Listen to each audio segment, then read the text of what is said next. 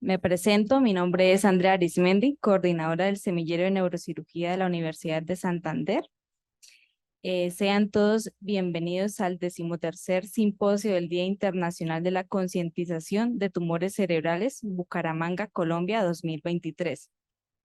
Agradecer a nuestra mesa directiva, doctor William Reyes, doctor Gabriel Vargas, a quienes nos acompañan de manera virtual, el doctor David Guerrero, doctor Alberto Dau, doctora Isabel Germano y doctor Mario Bueno.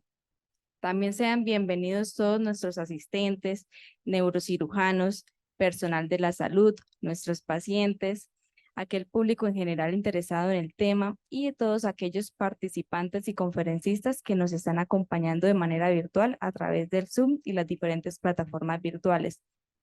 A continuación, leeré la agenda del día.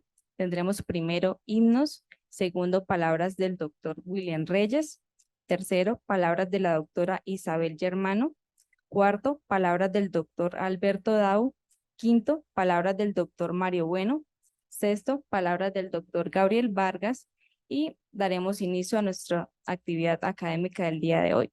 Entonces, por favor, colocarnos todos de pie para entonar los himnos, himno de la República de Colombia, himno de Santander e himno de la Universidad de Santander.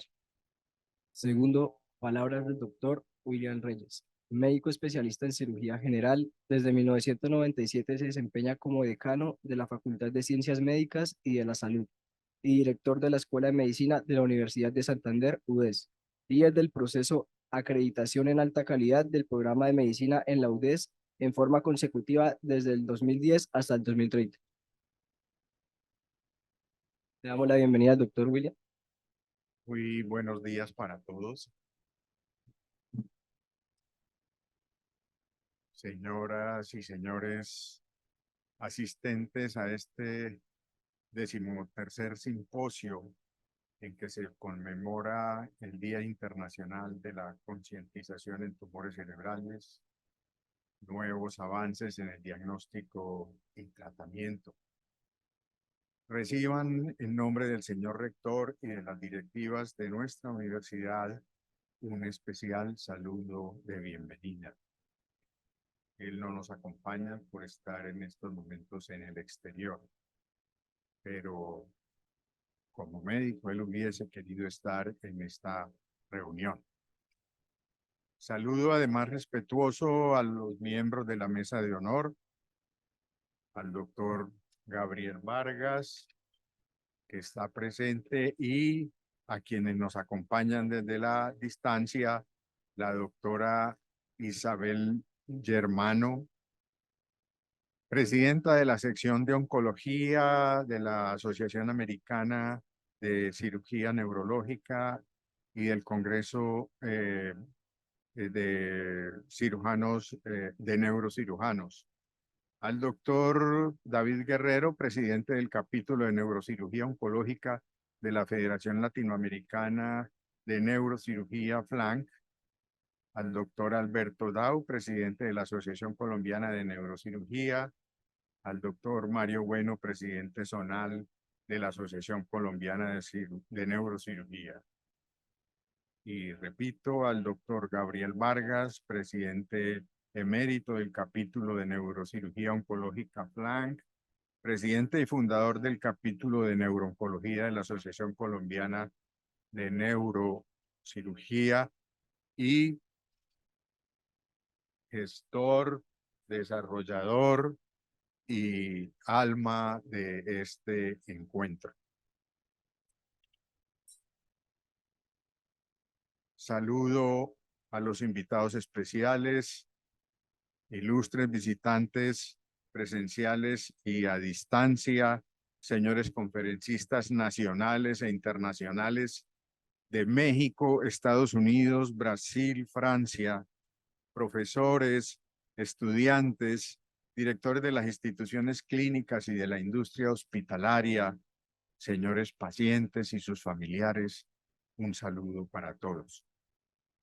Como en las versiones anteriores, la reunión cuenta con el respaldo académico de la Asociación Colombiana de Neurocirugía El capítulo de neurocirugía oncológica de la Federación Latinoamericana de Neurocirugía, la Society of Neurological Latin America y la Alianza Internacional de Tumores Cerebrales.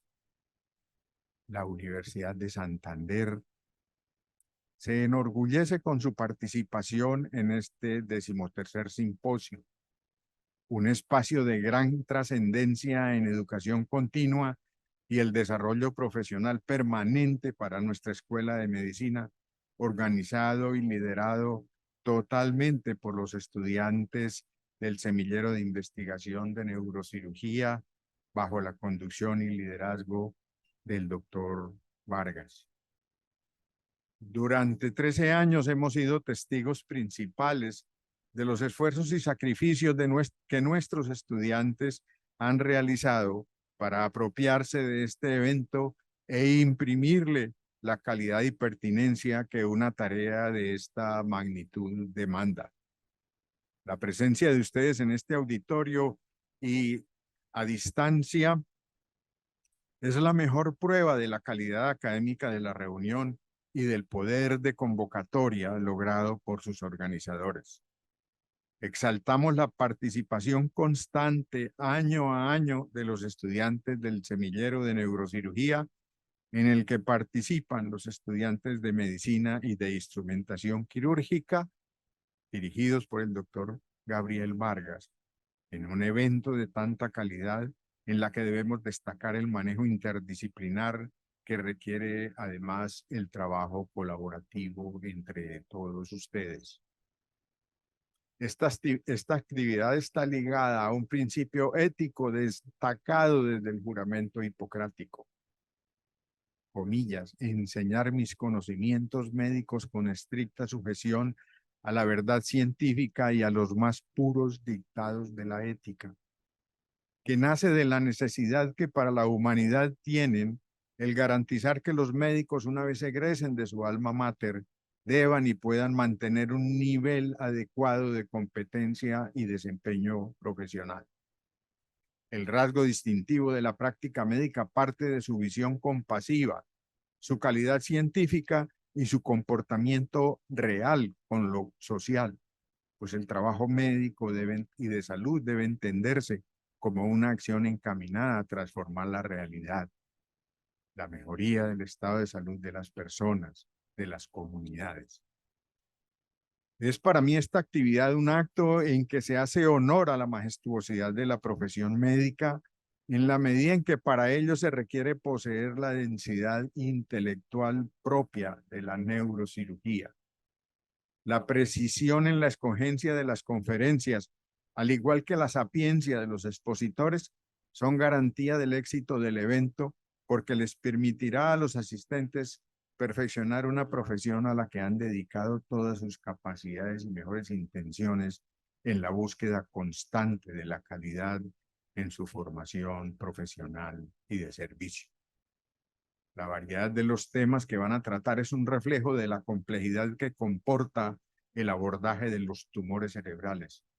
Concentran ustedes en este simposio las experiencias de un numeroso grupo de profesionales que desde sus disciplinas aportan al logro de los objetivos de la atención en salud, promoción, prevención, tratamiento y rehabilitación de las personas con o susceptibles de estos padecimientos. Compartir los conocimientos y los resultados del trabajo científico a nivel internacional demostraron en la pandemia que es la mejor forma de enfrentar los retos de la salud pública del planeta. Mucho de esto lo vienen haciendo ustedes desde hace 12 años. El conocimiento médico actualmente se modifica en meses. Es por lo tanto necesario, para alcanzar un desempeño profesional óptimo, la actualización permanente, razón más que valedera para que sean ustedes, los protagonistas, la academia, quienes asuman esta tarea para que obedezca a la satisfacción de las necesidades formativas de los estudiantes, los profesores y los egresados, con el fin de contribuir a la calidad, con calidad al bienestar de nuestras comunidades. Ustedes engrandecen la universidad y la profesión médica cuando con dedicación y esmero entregan sus exitosas experiencias a este público que demuestra gran compromiso con su autoperfeccionamiento. Nuestra convicción de los éxitos en este encuentro. Felicitaciones al comité organizador y un abrazo para todos. Nuestra universidad es su universidad. Muchas gracias.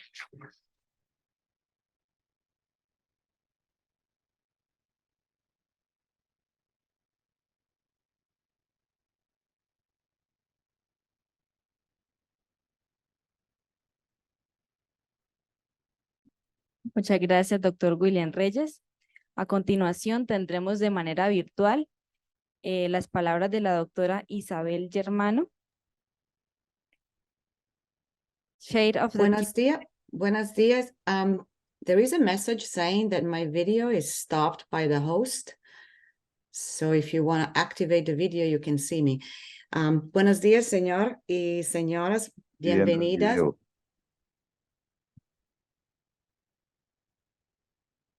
Good Spanish. Continue. Yes, so there is a message saying cannot start your video because your host has stopped it. So somebody there should allow my video Por to activar show. el video de la doctora Germano. Por favor, activar el video de la doctora Germano. Dice ella que allá le sale que no Un tiene mensaje, el ya. video. Sale un mensaje que dije que no puedo el video porque el host no me permite. Entonces, buenos días, señores y señoras. Bienvenido a todos los participantes. Un saludos más respetuoso y gracias al doctor Gabriel Vargas y al comité organizador para la organización de este evento interdisciplinar. This is a great opportunity to collaborate. The American Association of Neurological Surgeons, Congress of Neurological Surgeons section on tumor, of which I am the chair, the president, is really honored and happy to be part of this great day. Entonces, muchísimas gracias y bienvenidos.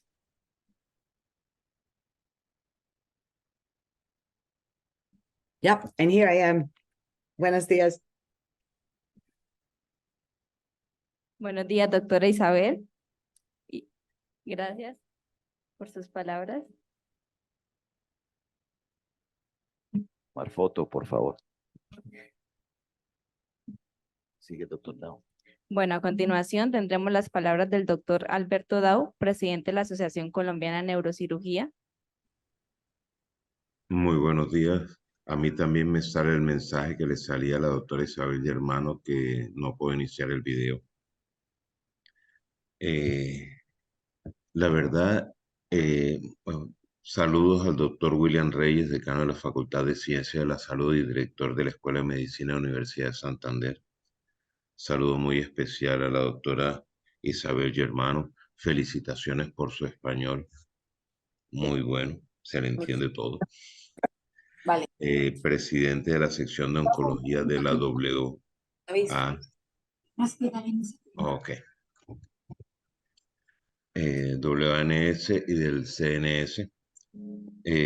Saludos al doctor David Guerrero, presidente del capítulo de neurooncología de la FLANC.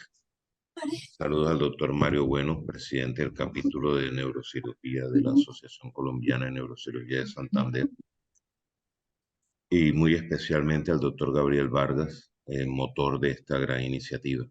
El conocimiento es algo que se debe compartir. Como apuntaba el doctor William Reyes, cambia de día a día, de minuto a minuto. Y esta oportunidad de compartir conocimientos es muy especial. Nuevamente agradecimientos al comité organizador y al semillero de investigación de la Universidad de Santander. Muy buenos días y esperemos aprovechar bastante. Gracias. Muchas gracias, doctor Alberto.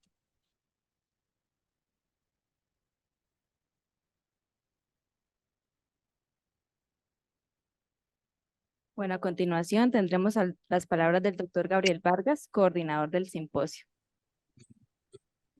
Bueno, muchas gracias a todos por la asistencia.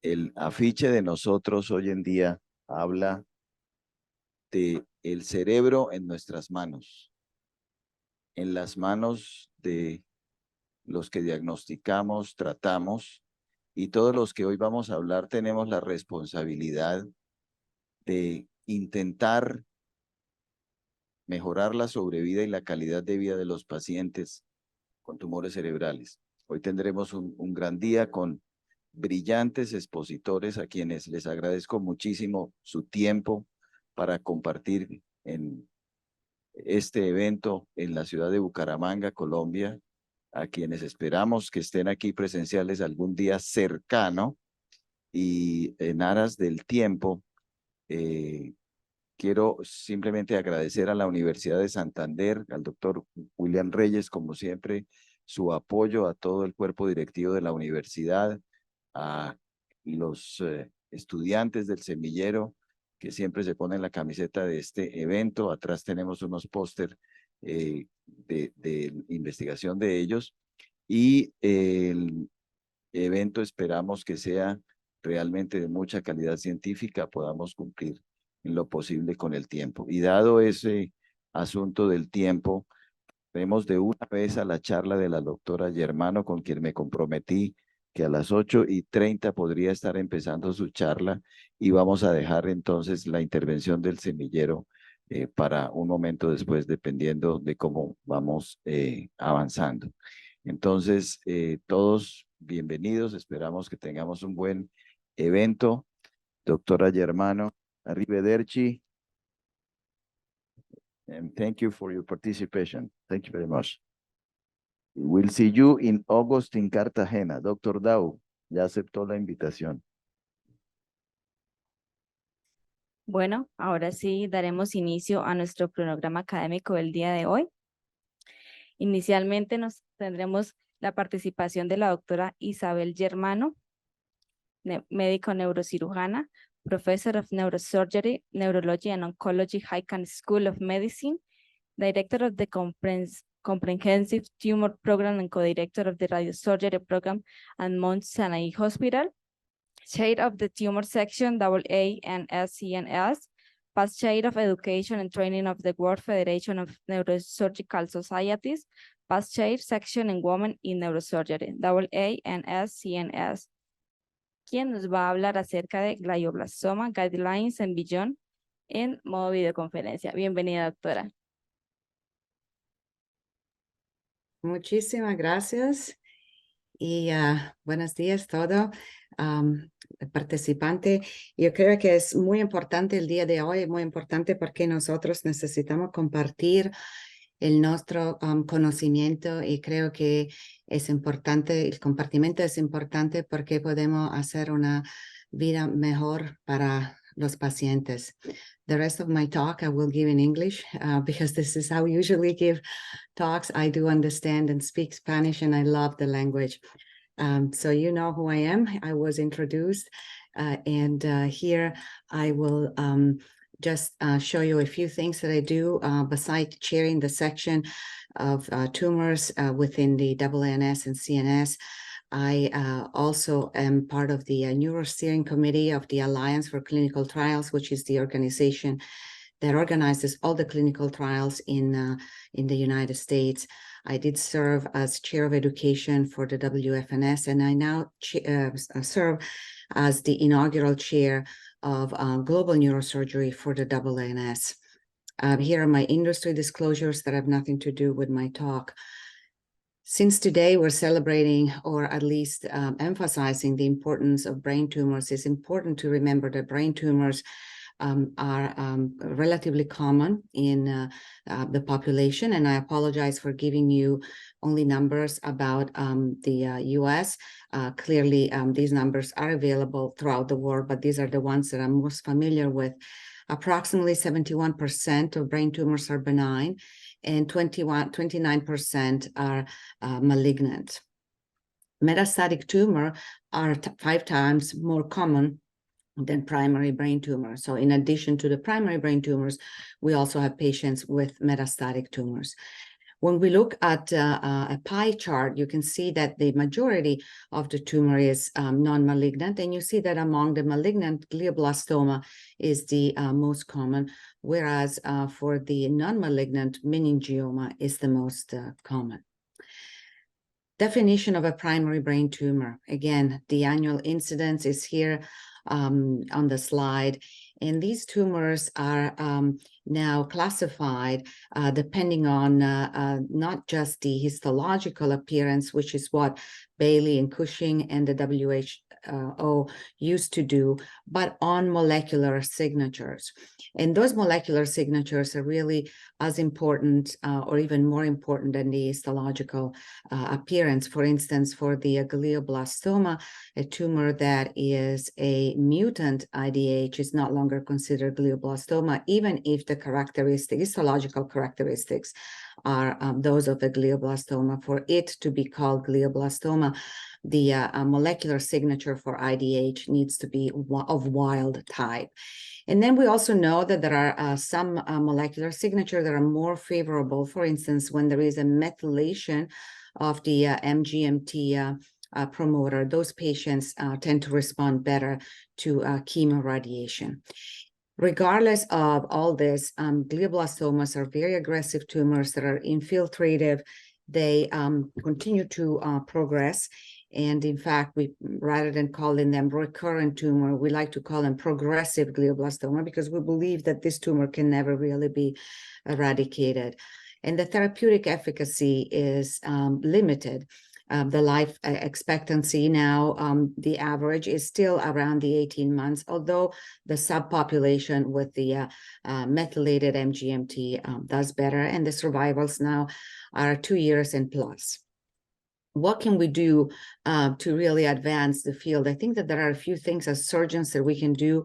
One is to engage in research, and I will just skip really briefly through these slides. I, together with other investigators, have been involved in looking at viruses and how these can perhaps help in killing tumor cells while respecting tumors.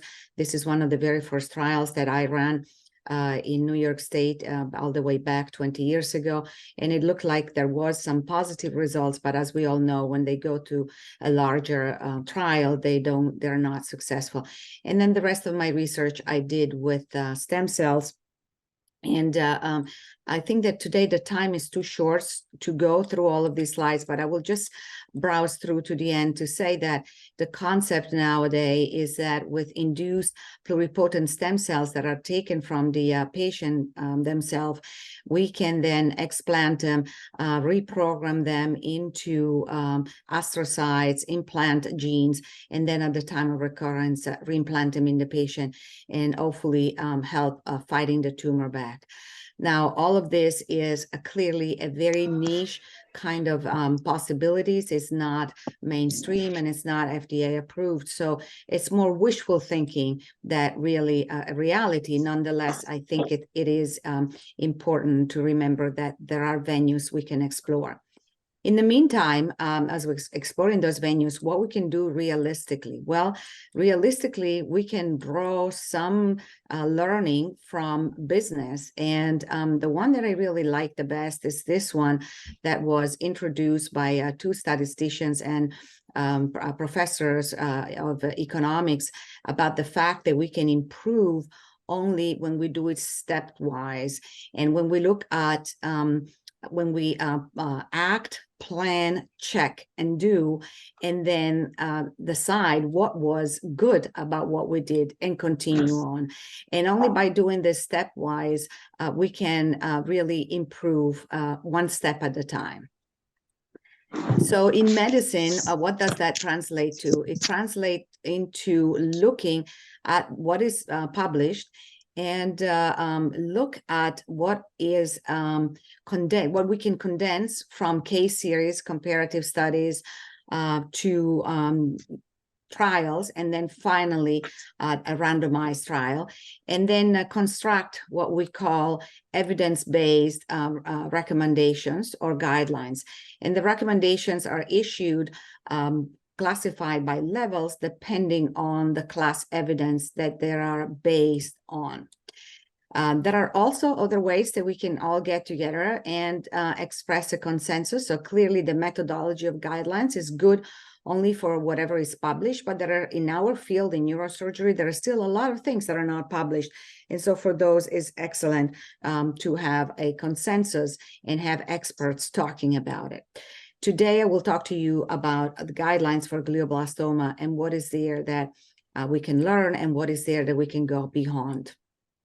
And so again, we stop when we start preparing the guidelines. Everything that is animal, we do not include. We look at case series, so we do not include case reports. And whatever is based on case series, we call it evidence 3, and the recommendation based on those is called the level 3 recommendation. And the principles are very well developed by the National Academy of Medicine, which also requires that these guidelines are renewed every 5 years to make sure that we are up to speed with the published literature.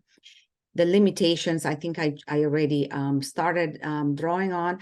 The geographical applicability is another very important limitation. So wearing my hat of global neurosurgery now, we are starting initiatives where we want to make sure that whatever guidelines are available in the literature are applicable to the geographical area. So we just started an effort with SNOSA that is the Sub-Sahara Society for Neuro-Oncology, and we're trying to see what are the principles that are applicable to that geographical area. And I would love to collaborate with you if you so wish to also see what is applicable for parts of South America because of Central America, because not all the geographical area might be the same.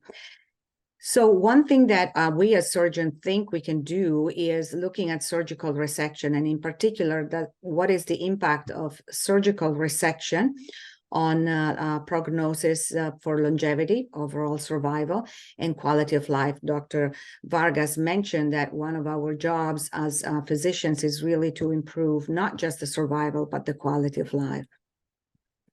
And so here is what we published recently for the progressive glioblastoma. We looked at more than 8,000 abstracts to come up with these recommendations. So it's a massive amount of work that is done with a team.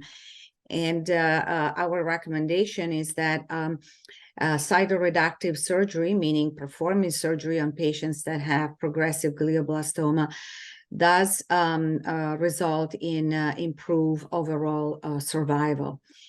This is something new because up until these publications, patients with recurrent or progressive glioblastomas, there was no really good data to say that they needed to be operated on. And here is an example of a patient that presents with this very large tumor. You can see is ring enhancing. There is a lot of what is referred to as vasogenic, as edema, whether or not this is tumor that is already infiltrating the brain or just edema remains to be seen. But we as surgeons tend to focus on the enhancing component. Her difficulty in speaking and right hand weakness is, so it says left, but it's actually right. Hand weakness is mostly because of the edema that is around the tumor. We can see if we overlap the homunculus that this tumor is really nested between Broca and the motor area and is affecting the phonation muscles. And here is the patient in my office 7 days after the surgery. I don't shave the hair. You can see that her hands are significantly improved, and also her speech significantly improved. And here is the postoperative MRI showing a gross total resection of the enhancing area. Why did she improve? She did improve because the tumor burden was removed without touching the two eloquent areas, Broca and motor. And here is how I do these surgeries with navigation. I do monitor, and as you can see, very small craniotomies. I don't use mannitol, so that doesn't interfere with the navigation. And then do my MRIs 24 hours after the surgery. Here's a cartoon showing that in the de novo glioblastoma, most of the times, it's really the deviation of the fibers as opposed to the infiltration and or the edema that is causing the deficit, and therefore the removal of the tumor is beneficial. What about imaging? What do we need to learn for patients that undergo surgery for recurrent glioblastoma? Well, sometimes even the not do is important as the one do.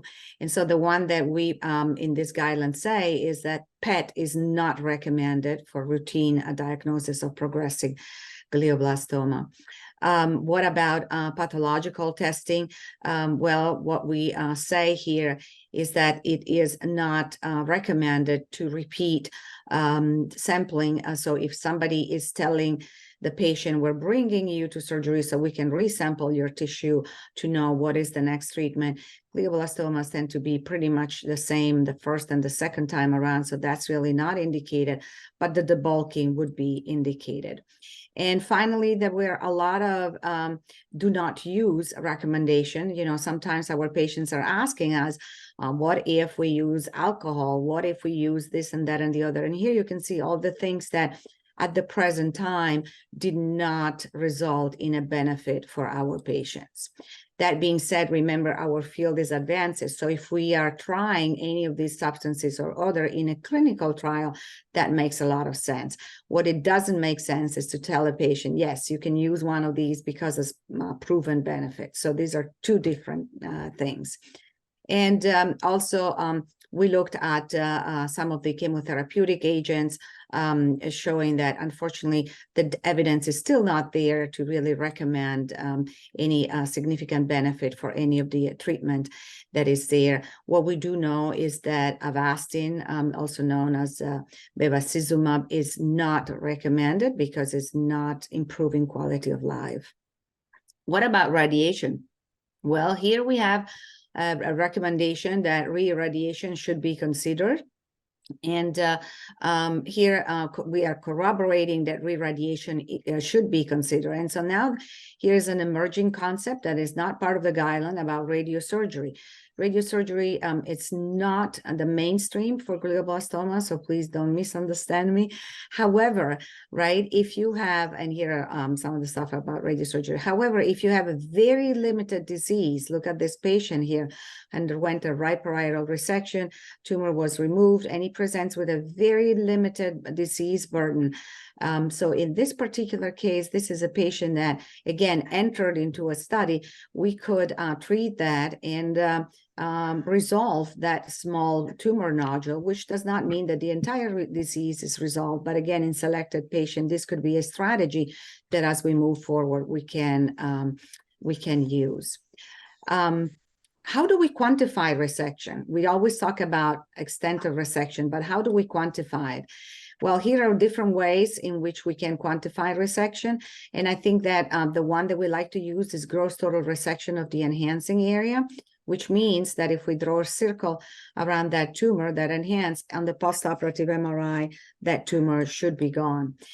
We do know that glioblastomas are infiltrating, and therefore what we call edema might in fact have, and does in fact have, cells that are infiltrating into the parenchyma.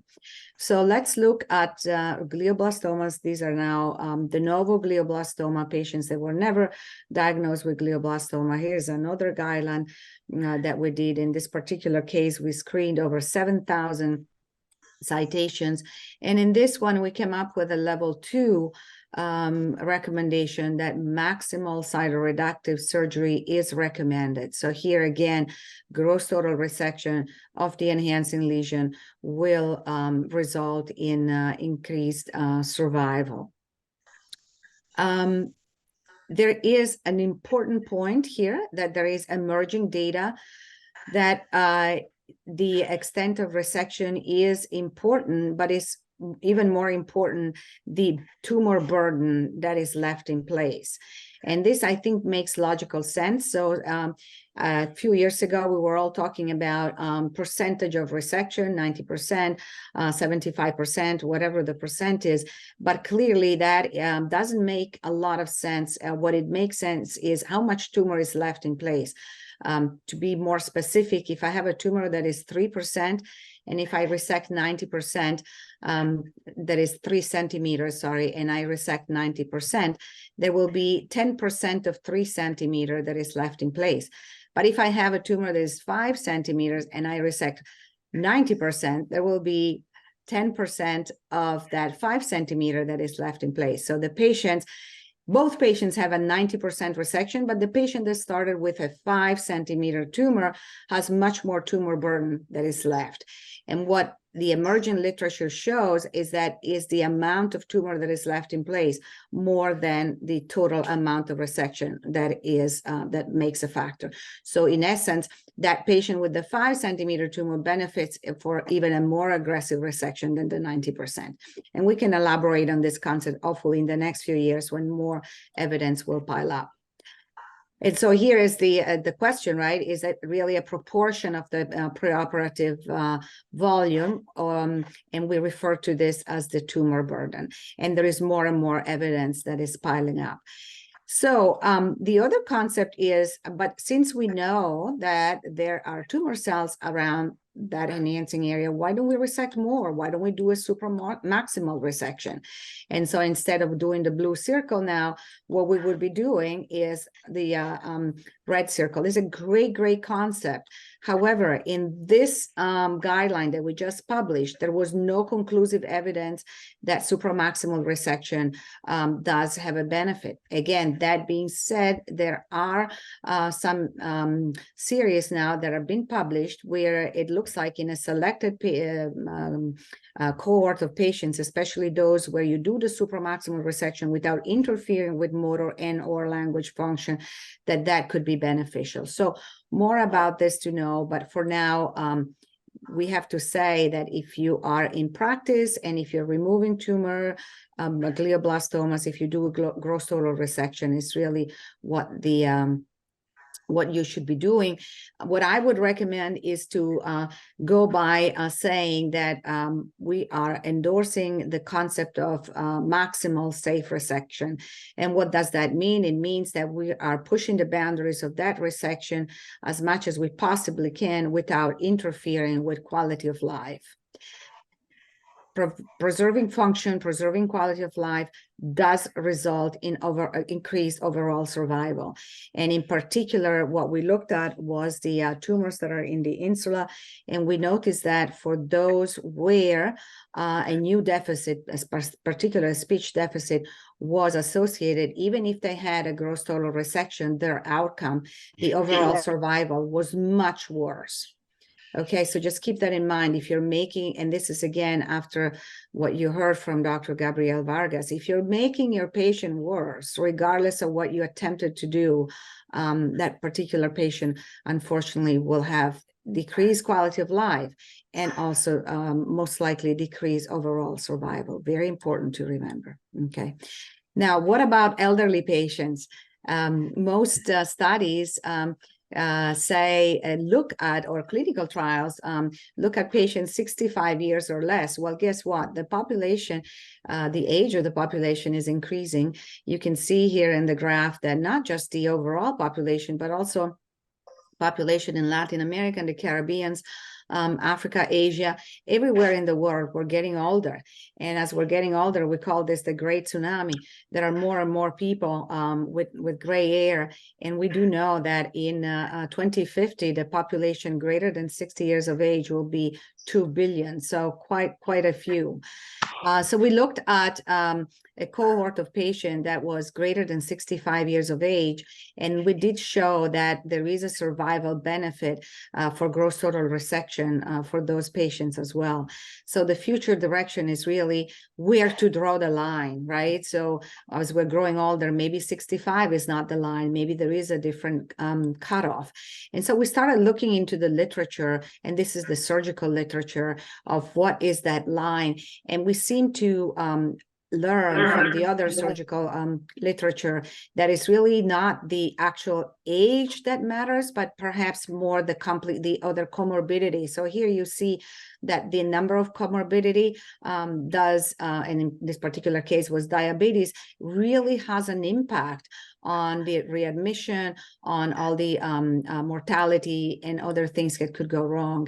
And one of our residents a few years ago looked at age and determined that for neurosurgery, at least in our patient population, an age greater than 80 was a risk factor, and older patients have more of those comorbidities. Another thing that is very important is remembering that the duration of the surgery has an impact on mortality. So 30 minutes, if you're older than 80, 30 minutes greater increment do increase mortality by 17%. So a nice, clean, fast surgery for the elderly is what we really need to do. And now finally, a few just slides on these very unfortunate scenarios where we have a butterfly glioblastoma. Well, up until recently, we used to say for these patients, unfortunately, there is no benefit from surgery, but our latest guidelines shows that for the front anterior butterfly, not the posterior, but the anterior butterfly glioblastoma, if you resect, there is an improved overall survival as opposed to the biopsy alone. Very few studies, so you see that in the slide, it's only 3, but so we need to kind of continue on along these lines. So the last 2 slides here are on how I think we need to proceed with the tumor resection. Is very important, not just not to hurt the patient, but it's important, very important, to preserve the function. The way in which I like to do this is to decrease retraction. Here you can see neurons in the laboratory that were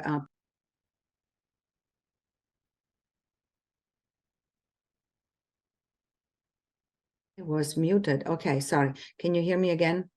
I was muted. I don't know when you lost me, but Yes. here I am again. Okay, so these are in the laboratory. They are retracted and they become. Please.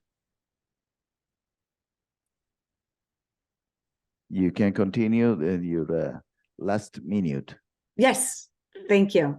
And so I think that the concept here is to deflate the tumor and then remove it. And so this is the last case showing you that instead of using a very large retractor, I do use this through a very small opening using the ultrasonic aspirator, removing large pieces. So at the end, the cortical impact is minimal. The resection is a gross total resection. And most importantly, the patient is doing well. And so with that in mind, remember also that we can update our images with the ultrasound. And I would like to thank you for giving me the opportunity to be here today. Muchísimas gracias. Thank you, Doctora Germano, for your participation. Hopefully we don't have time for questions, unfortunately, but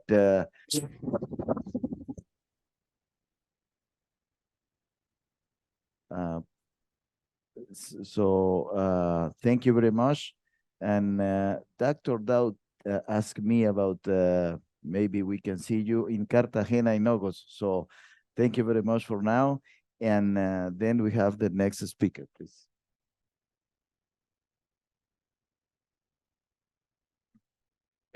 Buenos días. Good morning. Our next speaker would be the Dr. Noor Ul Huda Maria. She is the executive committee member of the tumor section of WLA and SCNS, member of the education committee,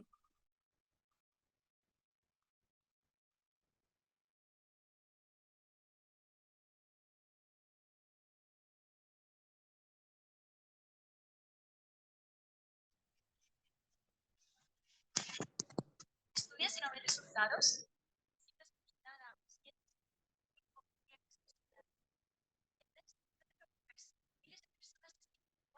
Cada día. La buena noticia es que esta vez la entrada de 4 clases podrás también estudiar de manera natural.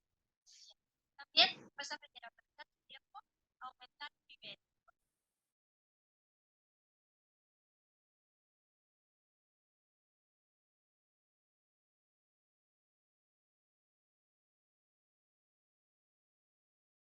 Dr. Maria, do you listen to me? Yes, now we can listen to you. Okay, Dr. Maria, go ahead with your presentation and salam alaikum. Walaikum salam. Thank you very much.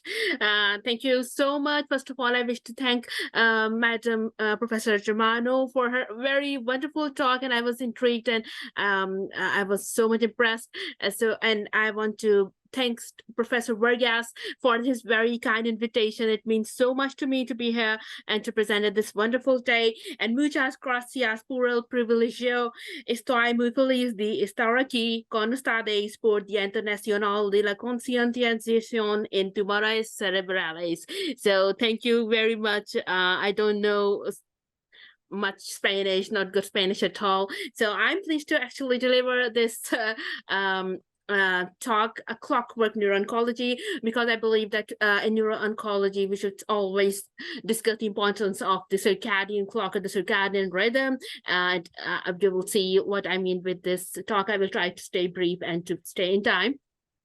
So basically, the circadian rhythm is a nearly 24 hours oscillation found in various physiological processes in the human brain and body that is regulated by environmental and genetic factors. And besides sleep regulation, it exerts control over metabolic regulation, metabolism, memory, consolidation, immune system, to name a few. And this is a very, rough diagram to show that how circadian rhythm is controlling everything. A few things basically which have been shown in this picture that includes our blood pressure, our sleep cycle, body temperature, our alertness, our agility. So these are a few things that have been mentioned, and how is it being, regulated. So the suprachiasmatic nucleus in the hypothalamus is the master regulator of the circadian behavioral rhythm and receives light and dark signals from the retina for entrainment. So even if the eyes are closed, it receives the signals of light. And you can see over here, when there is light, there's increase in serotonin, and in the darkness, there's increase in melatonin. And we will also discuss the importance of melatonin when we are discussing, tumors. So how does circadian rhythm influences? It influences so many different functions in the body. You can see it's another photograph that you can see. There's light and the non-photic stimuli that includes the timing of exercise, eating, sleep, and socialization that affects the circadian rhythm and how it has an output on physiology, behavior, neurocognition, and effect that basically affects all very important vital structure, vital function of the body. So here, if we are going to talk about circadian cycle, we need to talk about the zeitgebers, or zeitgebers, because it is so important to think about the risk factors of oncogenesis that we should have in our mind. So if we see what are the zeitgebers, circadian rhythm can be disrupted by trouble work on an underlying issue. So if we think that the body uses light and other signals, which are the zeitgebers, mean the time giver or synchronizers, to determine whether it is day or night, and to synchronize the circadian rhythm accordingly. And if we think that light is considered the most important zeitgeber for the circadian rhythm, even with the eyes closed, and in this very simplified version, you can see that there is an external 24 hours light and dark cycle with the photic zeitgeber, as well as other zeitgebers, including sleep cycle, physical activity, social time, and means, which is actually affecting our normal circadian cycle. Our normal circadian cycle is now affecting and synchronizing the cognitive functions, the temperature, melatonin secretion, metabolism, immunity, and inflammation. And it is very easy for us to see that if there is any interruption or disruption in these zeitgebers, it can actually lead to chaos in the body, and it may even lead to it has so many effects, but it includes an impact on oncogenesis, which I will discuss later, as the International Agency for Research into Cancer, IARC, has classified the night shift work as a category 2A for probable carcinogen, which means that there is some evidence that the night shift work could affect the risk of cancer, although more research is required.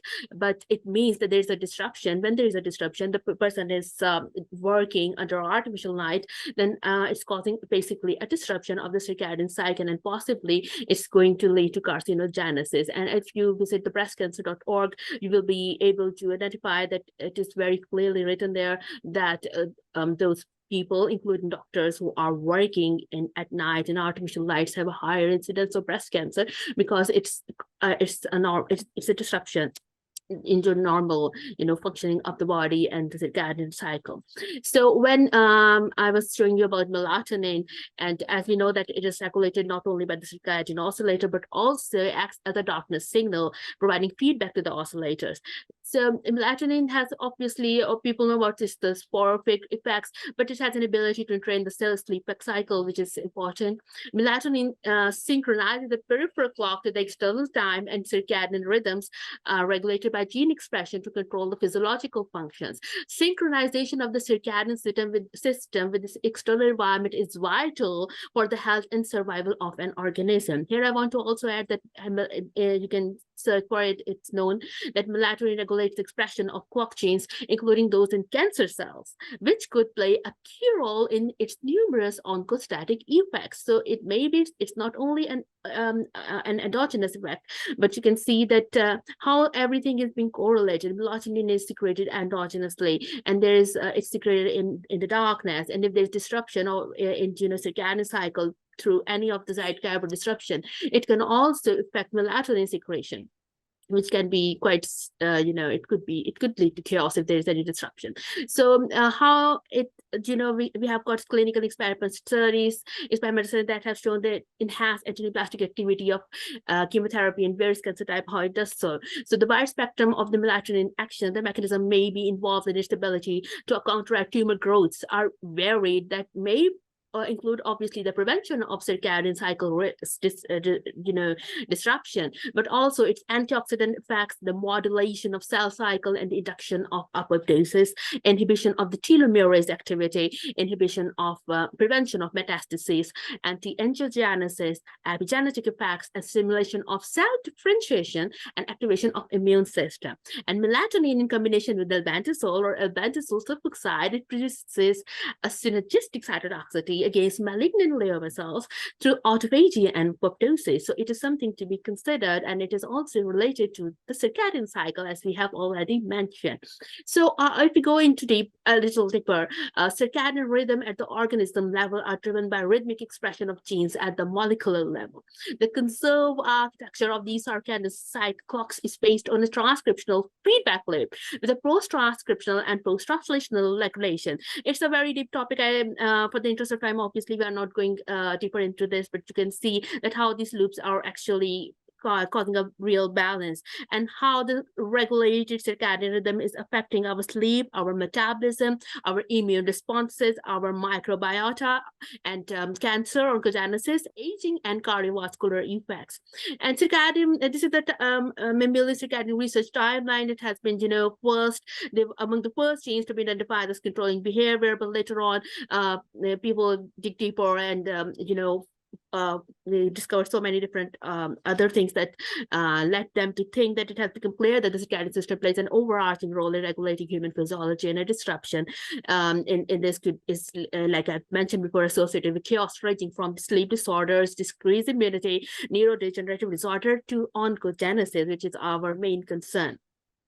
And the genetics, the core clock genes and the clock control genes, the core clock genes, the arsenal, clock purr, and cries, which govern the circadian rhythm, and the clock control genes that modulate the expression of the core clock genes, the ROR1s, NR1 and Ds, and the clock arsenal complex basically control the transcription of the purr and the cries, while accumulating purrs and cries in turn repress the clock arsenal with the assistance of timeless, and this negative feedback contributes to the formation of the circadian rhythm, and it's very important for these genes to be, to be working properly in that way.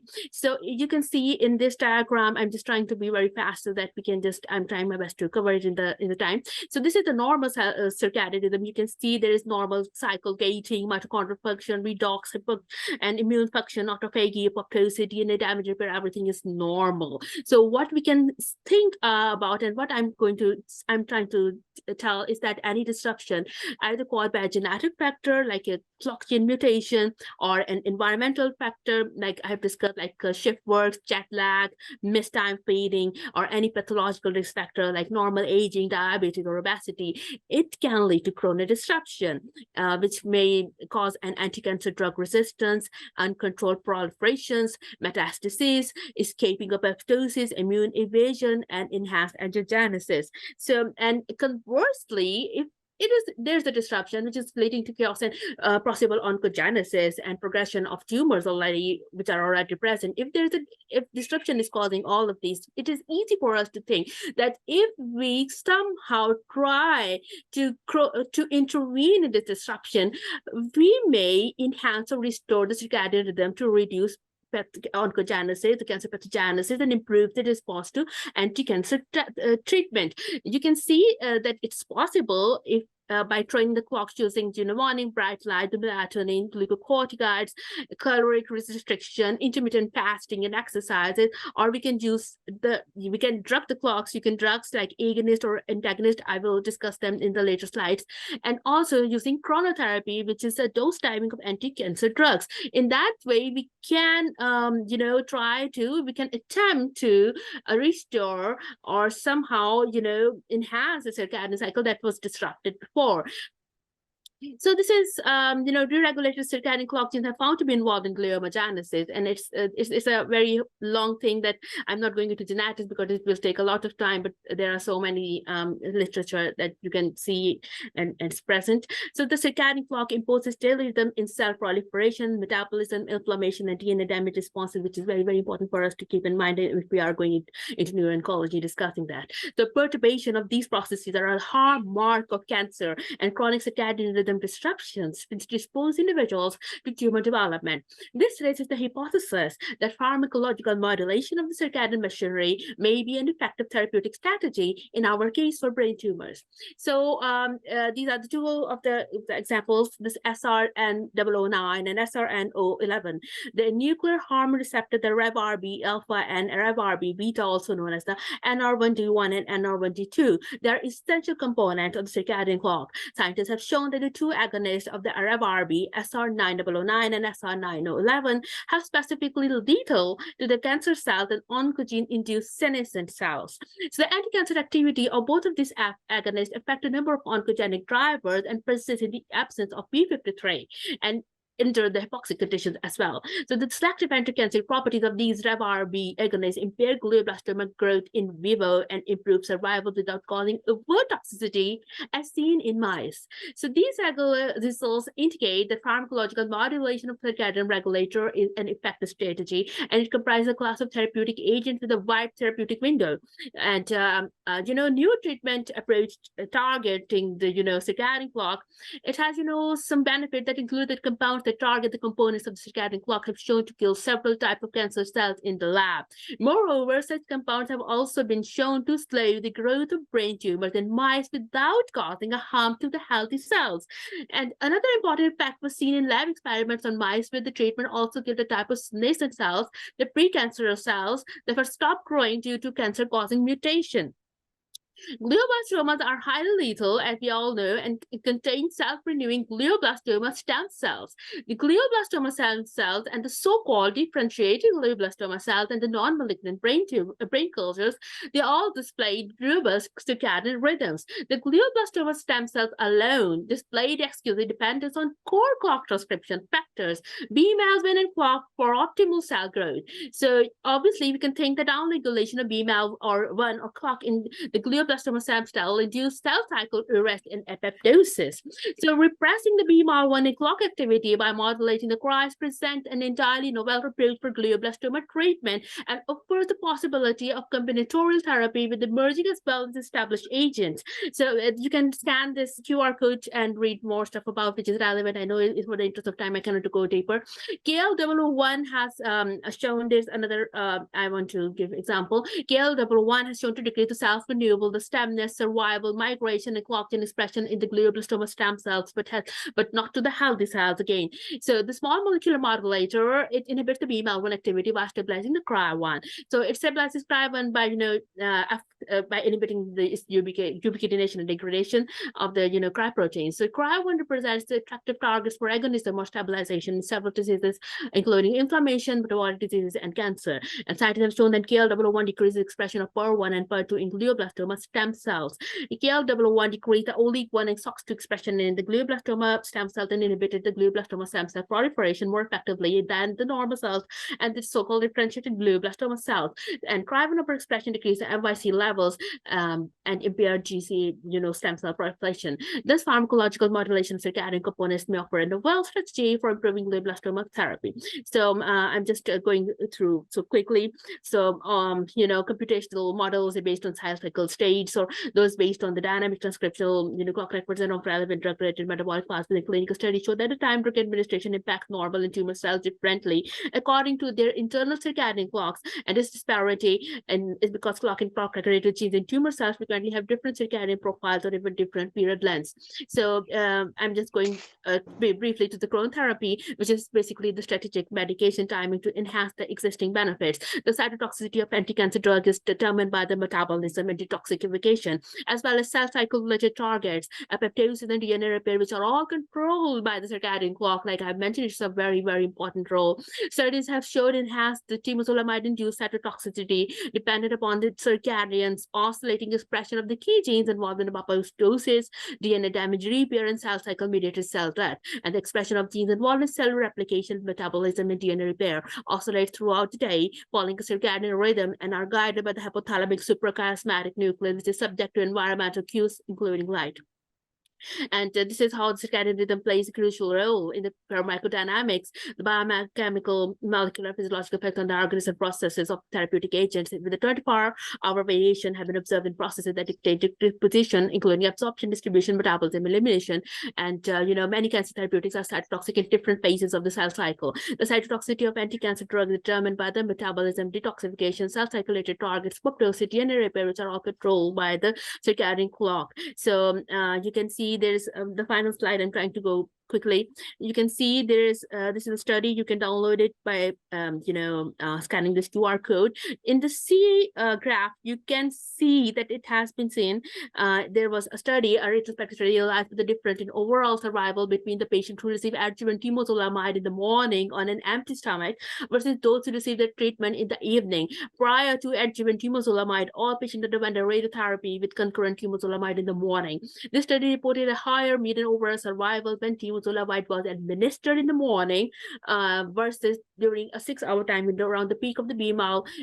Was administered in the morning during a 6-hour time window around the peak of BMAL1 protein expression. Given the mechanism of activity of temozolomide, this appears to a role of BMAL1 in the cell response to DNA damage.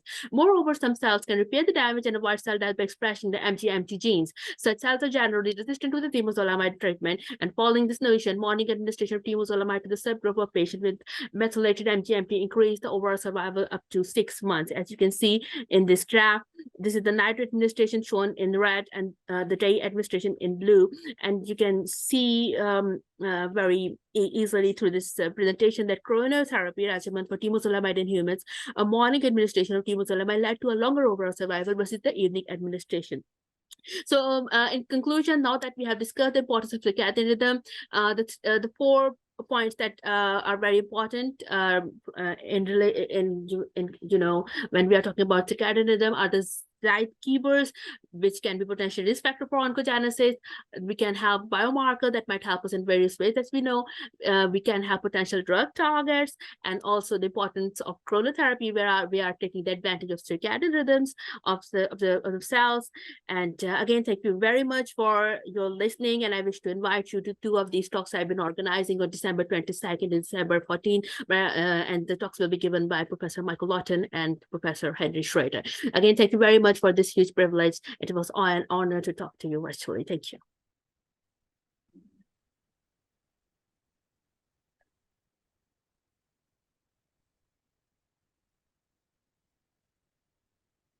Thank you very much, Dr. Maria.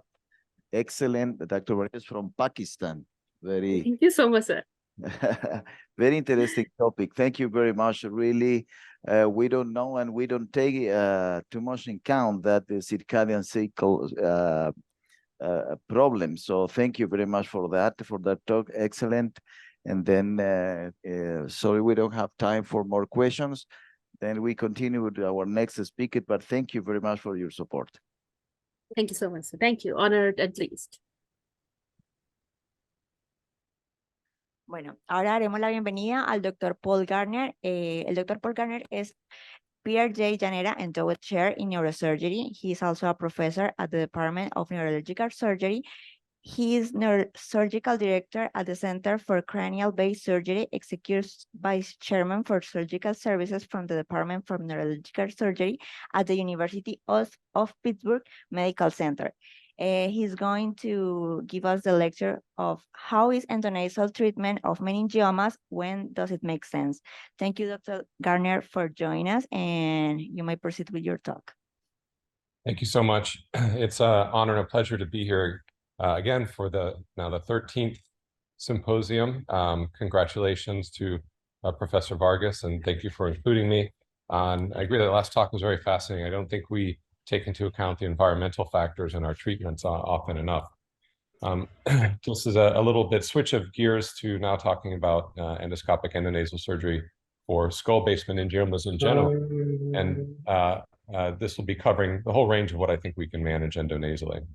So the endoscopic endonasal approach is, as we perform it, is surgery done with two surgeons working side by side.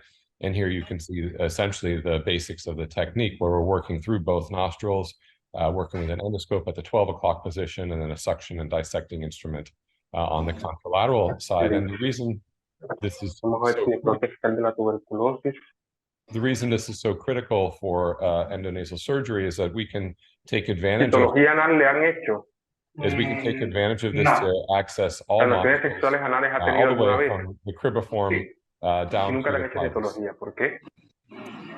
It's critical to be able to have both hands available so that we can use bimanual technique and use the same microsurgical dissection techniques we would use if we did a large open surgery. And so here you can see the basic concepts where we want to do internal debulking with extracapsular dissection, and countertraction with sharp and blunt dissection, and early neurovascular control. Here's an example of a tuberculum meningioma that would be treated this way. And here's one of the critical aspects of it. And here you can see removing the involved bone at the base of the skull. And one of the critical keys here is that we can truly do a Simpson grade 1 resection. If you look at the dura here, as we open it, the dura clearly has tumor involvement. So simply peeling tumor off and coagulating it does not guarantee that we'll get a complete resection. And the goal of any skull-based surgery or any meningioma surgery, especially in a younger patient, really should be to get a Simpson grade 1 resection. This kind of completeness of resection provides and the best long-term control. And I'll show some evidence along those lines that really proves that rate of resection makes a difference. Now, one of the tricks with doing the surgery is that all of the critical structures are displaced laterally by the tumor. So as we're working through the area and dissecting, we have to understand where the different anatomy will be. So inferiorly here, we find the pituitary stalk. We found one optic nerve on one side, and we sort of slowly work our way around. Initially, this can be kind of disconcerting because a lot of times we're used to seeing some of the structures up front, but this is also the advantage of the approach in that we don't have to manipulate any of the critical structures. And here you can see that careful microsurgical resection with internal debulking and extracapsular dissection. And then just as we work around it, you can see the other optic nerve and the chiasm come into view. And you can see the attachment here on the distal dural ring at the medial optic canal. Here's looking out the medial optic canal to clean any of this involved dura. And you can see the tumor involvement of the dura here. So the radicality of resection that we can achieve is really much greater. Here's the final view. And you can see at the end here how all the little perforators coming off of the superior hypophyseal artery have been preserved, as well as the vasculature of the anterior cerebral arteries. And then, of course, vascularized reconstruction with the nasal septal flap has been a key aspect of this surgery. Here you can see the postoperative visual fields and resection. And we looked at our very early experience up in 2011, just to get some idea of where we do well and where we don't do well with this surgery. And I think this holds quite true even now. Tuberculum is really the most common, but they can often extend onto the planum, and they quite often extend into the optic canals. Importantly, if you look at this, a slide of a picture from our morgue, you can see that the tumor really comes on the inside of the nerve, and it extends into the medial optic canal far more often than it would extend lateral to the optic canal. Of course, these patients usually present with visual loss. And in our own series, we were able to get not just a gross total resection, but Simpson grade 1 resection in 80% of cases, and are among the remaining able to get a near total resection in the majority of them. So what about lateral extension to the optic canal? This has often been criticized as one of the issues, but the truth is, again, these usually extend into the medial optic canal and not laterally. And the medial optic canal, as most ear, nose, and throat surgeons know, is actually very well accessed through the posterior ethmoidal sinus as well as in the sphenoid sinus. And so we can quite easily resect tumor going into the optic canal. Here's a classic case of a tuberculum tumor with optic canal invasion. And we'll do a nice wide exposure, and you can see our ability to decompress the optic canal. And this is one of the first steps, just as you would do if you were doing this through an open approach, is to do a decompression of the optic canal as an early step. And we can decompress it all the way out to the optic strut. There's a piece of the optic strut being carefully removed between the carotid and the optic. And then once we resect the tumor here, again, using the same technique where we use internal debulking and extracapsular dissection, one of the things you can tell here is that we've also been able to devascularize the tumor early on. And again, you notice we're not just reaching in and pulling the tumor out or counting on it being soft. Here's just taking some specimen, but very careful microsurgical dissection using 2 suctions. We can use 2 suctions, or we can use even little microdebriders. Here's, again, debulking the tumor with scissor. And you can see how much of this optic canal is involved. Now, an important rule is, remember, the ophthalmic artery will come off inferiorly into the canal. And so we always want to open at the superior aspect of the canal when we open into the optic canal. So here you can see that opening. This little, you can use a scissor or a little hook blade to open into the canal, and then carefully dissect from superior to inferior to remove all of the involved dura. And you can see involved dura here going all the way out to the optic strut.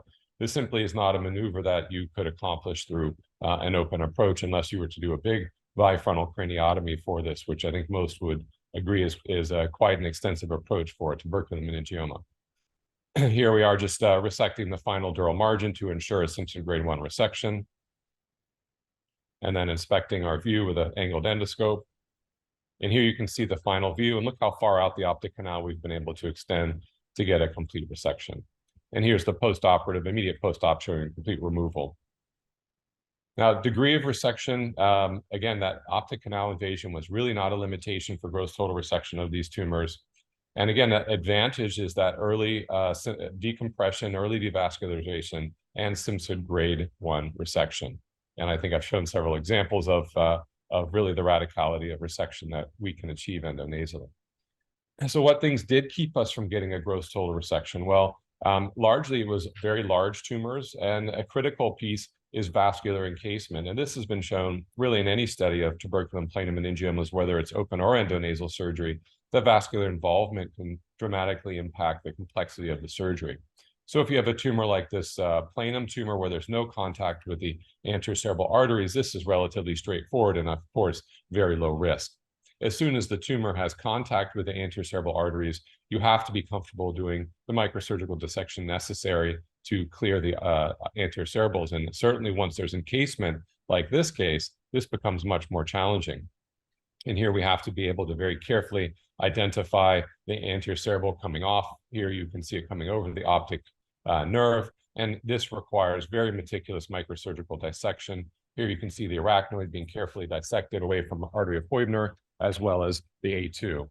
But again, with this meticulous dissection, the constant dynamic endoscopy, and maintaining this constant view, and here completely decompressing the optic canal again, we can safely get a complete resection and preserve anterior cerebral vasculature.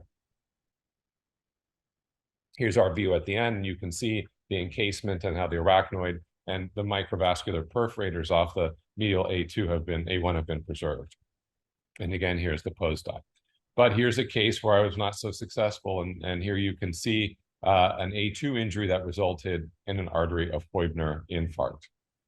So this is always the concern. If you look at recurrence, and I'll talk about this a little more, we only had a very low rate of recurrence, and especially in the setting of gross total resection. and generally didn't need much other treatment. You can see here our rates of gross total resection improving over time in the dark column, despite having still increasingly complex tumors. Symptom relief, perhaps the most important piece, is visual outcomes. That's the whole reason we're operating on these. And here you can see that vision improved in 86% of cases, only deteriorated in less than 4%. And that is certainly better than most of the published literature. The trade-off for this has been CSF leak with a higher rate, even in the post-flap era, up to 16%. And here you can see, again, those recurrence rates. Now, again, so I think that with the goal of gross total resection and visual improvement, endonasal surgery avoids brain retraction, has an advantage for the optic outcomes, but does have a risk of CSF leak. Now, is there any really true evidence other than, single papers we might present? Well, this is an international tuberculum cellular meningioma study that was recently published. You can see 40 sites, almost 1,000 patients. We were one of the contributing sites to this. But what you'll see here is TS here is endonasal or transsphenoidal. And you can see here, there is a greater visual worsening in patients with transcranial approach at 11% versus 7%, but the same rate of gross total resection. So able to achieve the same resections. CSF leak rate was higher with an endonasal or transsphenoidal approach, and this is almost inevitable because of the Simpson grade 1 resection. The trade-off for that is that actually a transcranial approach had a much higher risk of recurrence. So a lower risk of recurrence of almost 1/3 with a transsphenoidal or endonasal approach. So it clearly provides a more radicality of resection, and that ability to provide a Simpson grade 1 resection is significant with an endonasal or transsphenoidal approach. So there is, I do think surgeons need to be trained with both, and you need to follow your own learning curve, but there is a decreased recurrence after endonasal surgery with that trade-off or increased CSF leak.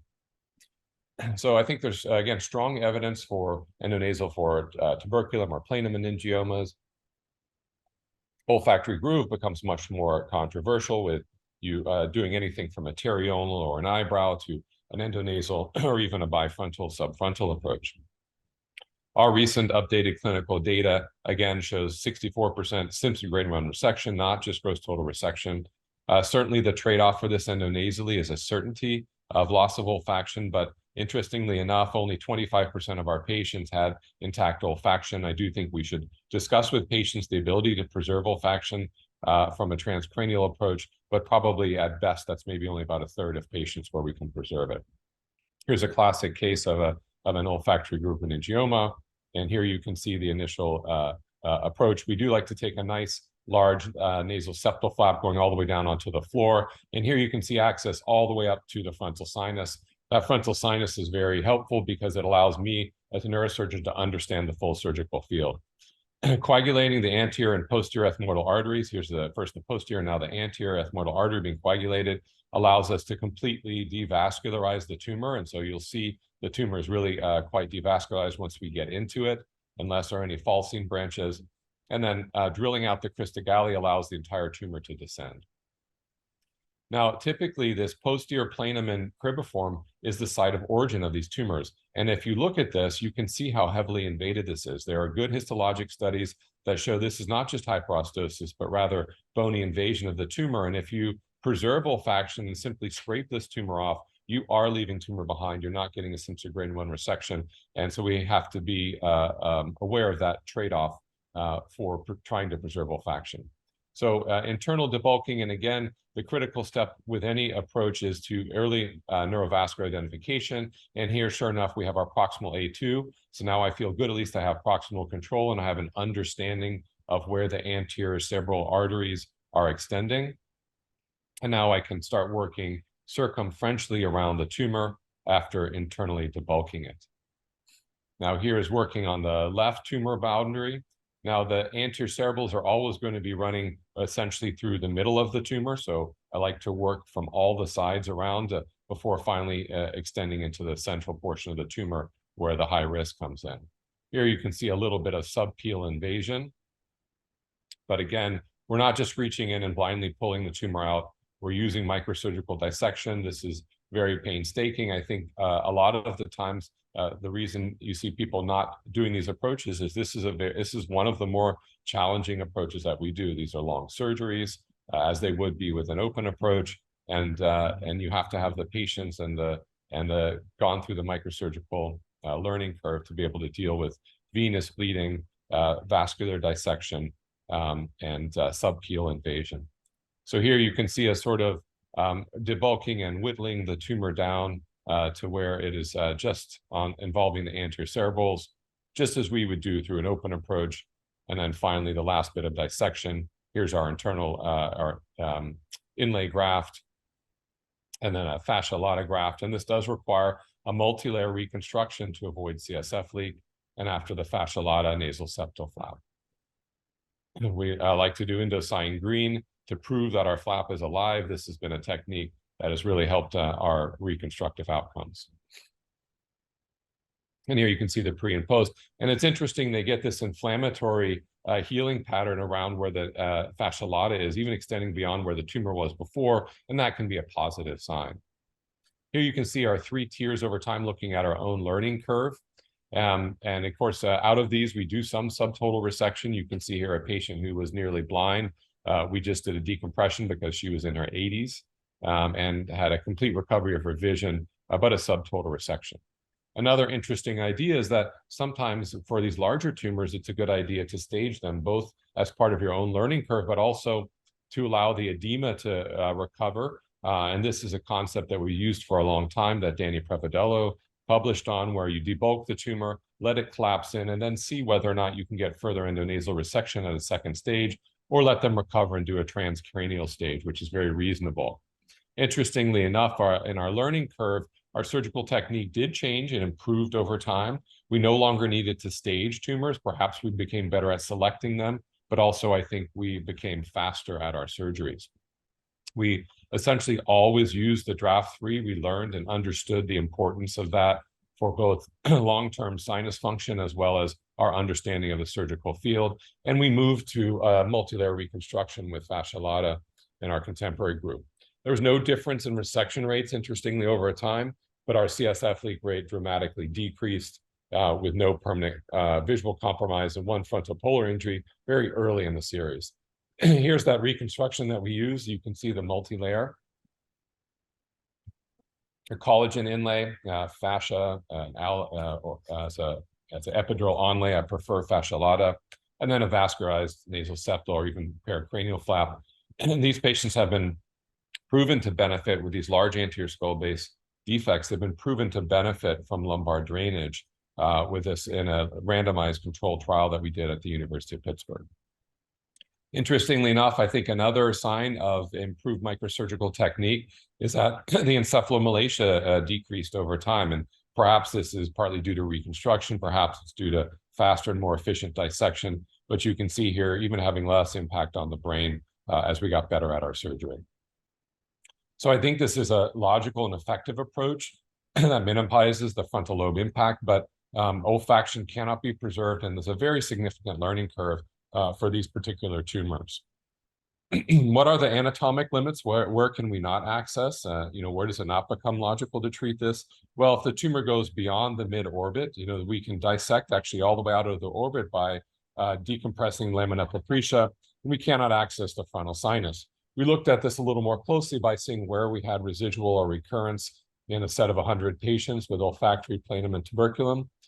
And where we had residual, of course, it makes sense. These are the anatomic limitations. So the lateral half of the orbital roof was a limitation, superior lateral compartment of the optic canal, and of course, extending onto the anterior clinoid. Not crossing the nerve really is the golden rule. Finally, if you think about it, trying to get anteriorly up to the anterior falx, if a tumor is crawling up the anterior falx on the posterior table of the frontal sinus, probably it's better approached through an open subfrontal or bicoronal craniotomy because we can only access so high up the falx. So we know we have these limitations. This has a difficult learning curve. It requires 2 surgeons. So why do this endonasally? What's the point? Well, if I showed you this tumor, no one here would hesitate to say, well, obviously the approach you should take is directly to the base of the tumor. This is logical. This is the root of the tumor. This is how you get the best resection and ensure that we don't get a recurrence. Well, I would argue this is exactly the same tumor just turned upside down on top of the sinuses. And so the same logic applies for accessing the base of the tumor, getting the most complete resection and not disturbing the brain is to come transnasally. Looking at this, the theory again would be that we have less frontal lobe impact. And we looked at cases done across a couple of institutions, skull-based centers, very experienced surgeons to look at the impact on the frontal lobes. And we did case comparisons, so exactly the same size tumors with exactly the same size edema. And you can see here, there can be impact on the frontal lobes, even the best of hands. There can be greater encephalomalacia, less recovery of the frontal lobe, and we saw overall greater change in the frontal lobes radiographically when we looked at this endonasally. So there certainly seems to be a radiographic impact. We can't say that the neurocognitive impacts are there, although we have a current study ongoing, which is showing less impact from minimally invasive approaches. And so I think the concept is holding true. Another cost of brain retraction or brain contact is seizures. When reviewed in our own center, endonasal versus open surgery for extraaxial tumors in the same location, the skull base, patients undergoing endonasal surgery, we do not even treat them with prophylactic anticonvulsant because the risk of seizure is really quite low, only 1%. Whereas 3% of open surgeries have that risk of seizure, and this was significant. So there certainly is something about not touching the lateral cortex that helps preserve brain function as well. The golden rule, again, is do not cross the nerve. So for these anterior cranial-based tumors, these are cases I would do through an open approach where they're lateral to the optic nerve or completely involving the carotid. And these are cases I would do endonasally, even if they're coming endonasal and bulging over the optic and the carotid, they can be accessed with a wide exposure. And then, of course, there are some cases where it really is a toss-up or they may require more than one approach. Moving much further down to the other extreme, we talked about olfactory. The clivus, of course, is an area that we have pretty direct access to. Again, these modules extend all the way from the frontal sinus down to the upper cervical spine. And the transclival margin is a very direct, transclival approach, rather, is a very direct approach. You can see it's really straightforward that what our access is. And we have access all the way from the top of the clivus behind the pituitary, all the way down to the foramen magnum with these direct midline approaches. We can, of course, extend this laterally with an understanding that below the paraclival carotid arteries, we can really start to extend. And this comes to play when we start dealing with petroclival meningiomas. Now, we're not talking about petrous meningiomas, or we're not talking about laterally based petroclival meningiomas, which of course should be approached from an open approach, such as a retromastoid approach. Instead, we're talking about true petroclival medial to the trigeminal with great impact on the medial aspect of the brainstem and most of the tumor medial to the cranial nerves. And this indeed, again, is that concept of not crossing the nerves, where if we think about the cranial nerves as ringing around the area of the clivus, if a tumor is medial to those nerves, we should approach it through a medial approach. Now, obviously, we have to deal with the pituitary if we're talking about the upper clivus. And so initially, we would just sort of try to peel tumor down, but then along with Juan Fernandez Miranda, developed a much more elegant way of accessing the posterior clinoid, working through the cavernous sinus, even preserving or sacrificing the inferior hypophyseal, and that allows us to dissect the posterior clinoid. And in dissecting the posterior clinoid, we can then access tumor that is behind the pituitary. Here, we're working with an angled endoscope to remove the dorsum and the posterior clinoid. And this is the kind of resection that allows us to get then all the way up to the mammillary bodies and the third nerve and the basilar artery. Here you see the post-op result. Again, not a gross total resection, but a subtotal to near total resection with achieving the goal of decompression. When we looked at our very early experience comparing endonasal versus lateral retromastoid approaches and going back and forth, obviously these are slightly different tumors.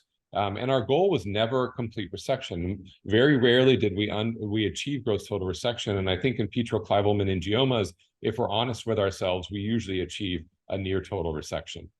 Even some patients like this who had a very massive tumor, the whole goal here is initially to relieve their symptoms. And you can see the amount of midbrain compression, and the initial decompression allows relief of symptoms.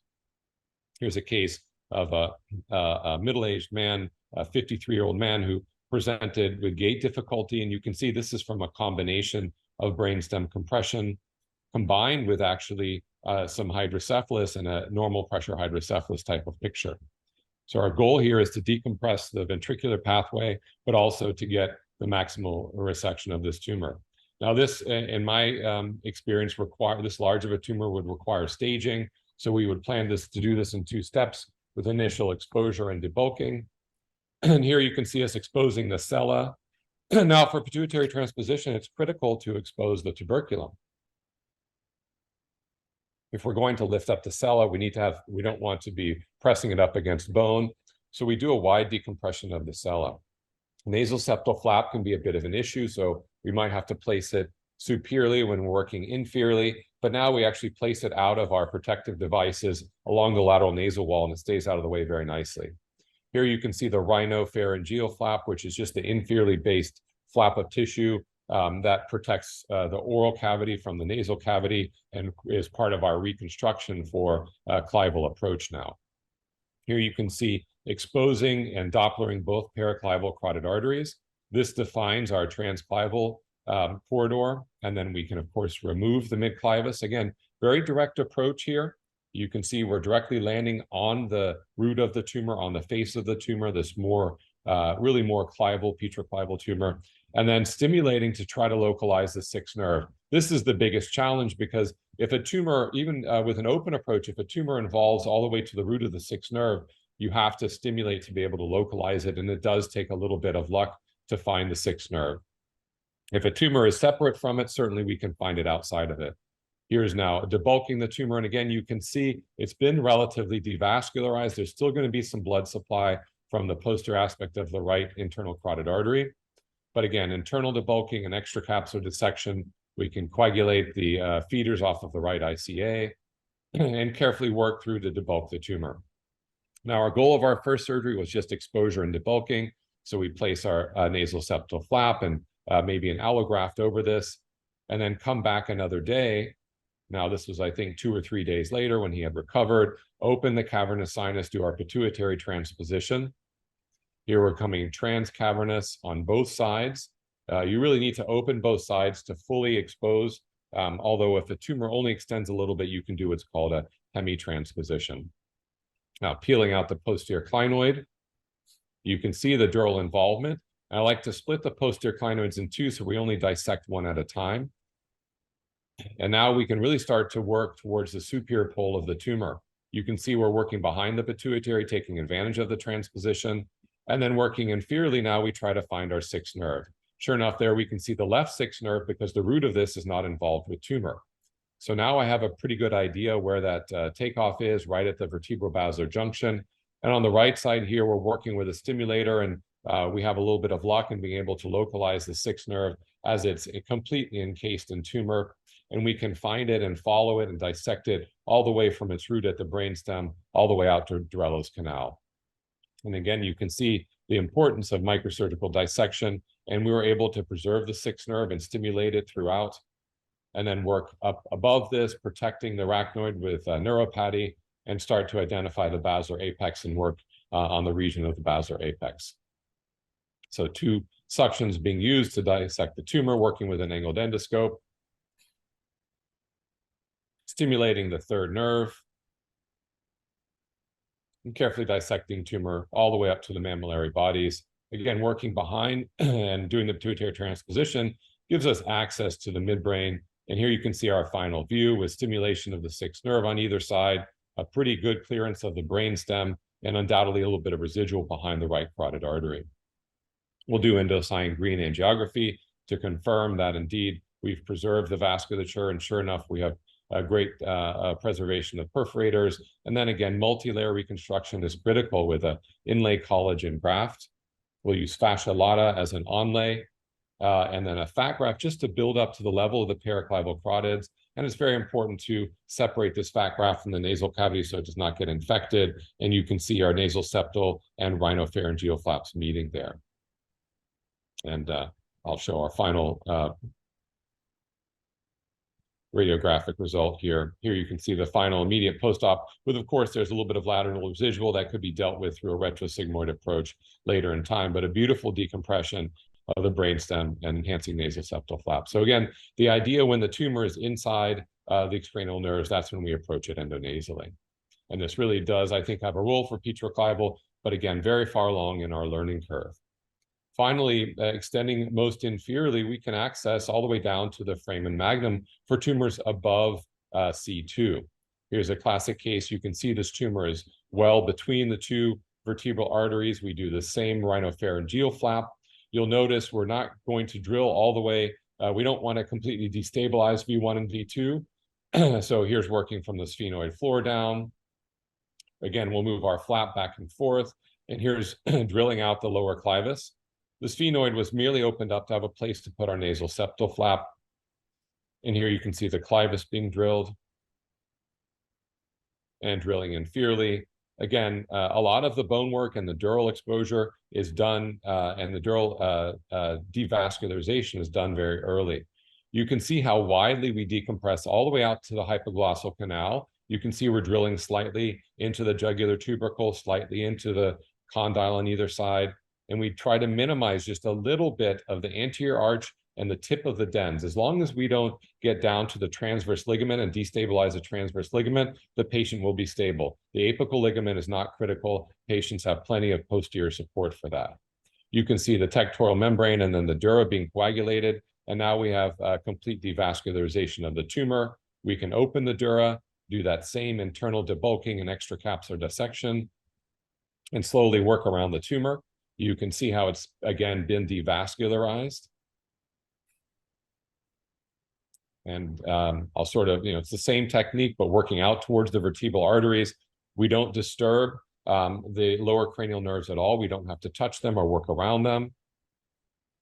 And here we can get a wide resection of the involved dura now that we've localized our vertebral artery, and make sure that all of our dural margins are cleared. And here's our final view with the lower cranial nerves untouched because they were lateral to our approach, as well as the vertebral arteries nicely preserved with a complete resection of the tumor. Here we can see our post-operative MRI, and here's the bone removal that we achieved, just a little bit of the tip of the dens. And in doing this, we're able to preserve the stability of the upper cervical spine and the craniocervical junction. Of course, the far lateral approach is often used for skull-based meningiomas, and it's important to understand which one is a better use. And here you can see the tumor is lateral to the lower cranial nerves, or for the most part, and lateral to the vertebral artery. So this is a tumor I would do with an open far lateral approach. And the only nerve then we have to deal with is 11. You can see the vertebral artery right here has been identified and had a loop placed around it. And then we'll do a typical dissection of the tumor. And when I'm done, I like to use an endoscope here. Here you can see peeling tumor between the 12th and the 11th nerves. Again, there still is some cranial nerve manipulation, but we were able to get a nice resection. And working with an endoscope, I can try to peel even more of that dura under direct visualization right above the vertebral artery where it enters, and able to get a more complete resection. So there certainly is a trade-off. You have to understand which approach is better. If you have a midline tumor that is more superior, where it's medial to the cranial nerves, this is going to be better for endonasal. But if it's off to the side, if it's paramedium, especially if it's inferior below the craniocervical junction, then an open approach is obviously going to be better for these type of meningiomas. In the end, regardless of the skull-based meningioma, there's a very clear learning curve. Here you can see in black here the most difficult learning curve, which is the level 5 cases. At our institution, we never even attempted these for 5 or 6 years, and certainly didn't start doing them in any volume for a long period of time. This is our proposed endonasal skull-based surgical learning curve. And you can see many of us will only get to level 3 with pituitary and extradural surgery. But meningiomas really fall in this intradural and even carotid and vascular dissection level. And these level 4 and 5 cases, this is our own validation looking at our own cases and the level of these cases. And you can see that level 4 and 5 have longer duration of surgery, larger blood loss, and they have higher complication rates. In the end, I think that meningioma is at the extremes of endonasal axis, all the way from the anterior skull base, all the way down to the upper cervical spine, can be accessed or are ideal. The concept is that they displace the nerves laterally, and so we're directly accessing them. But these are intradural tumors. They require vascular dissection and understanding, and you have to respect your own learning curve, just as you respect the anatomic boundaries of the nerves. Craniotomy and endonasal are still finding their way together to figure out where they play together, but they really are complementary approaches and should be able to be used by skull-based surgeons interchangeably, ideally. Again, it's unfortunately not able to be there in person, but always invite you to Pittsburgh for the Pittsburgh course. Here you can see the dates, and we'll be announcing them for 2024 soon. And everyone should feel free to join this free educational website, the Skull-Based Congress, which has all kinds of cases and a lot of anatomic knowledge in there. And of course, it is a great forum for asking questions and submitting cases. And then finally, a new textbook with authors from all across the world, looking at different vascular considerations, from open approach to endonasal approach, reconstructive flaps, vascular surgery, etc. Again, thank you again for the invitation, and congratulations on a fantastic conference.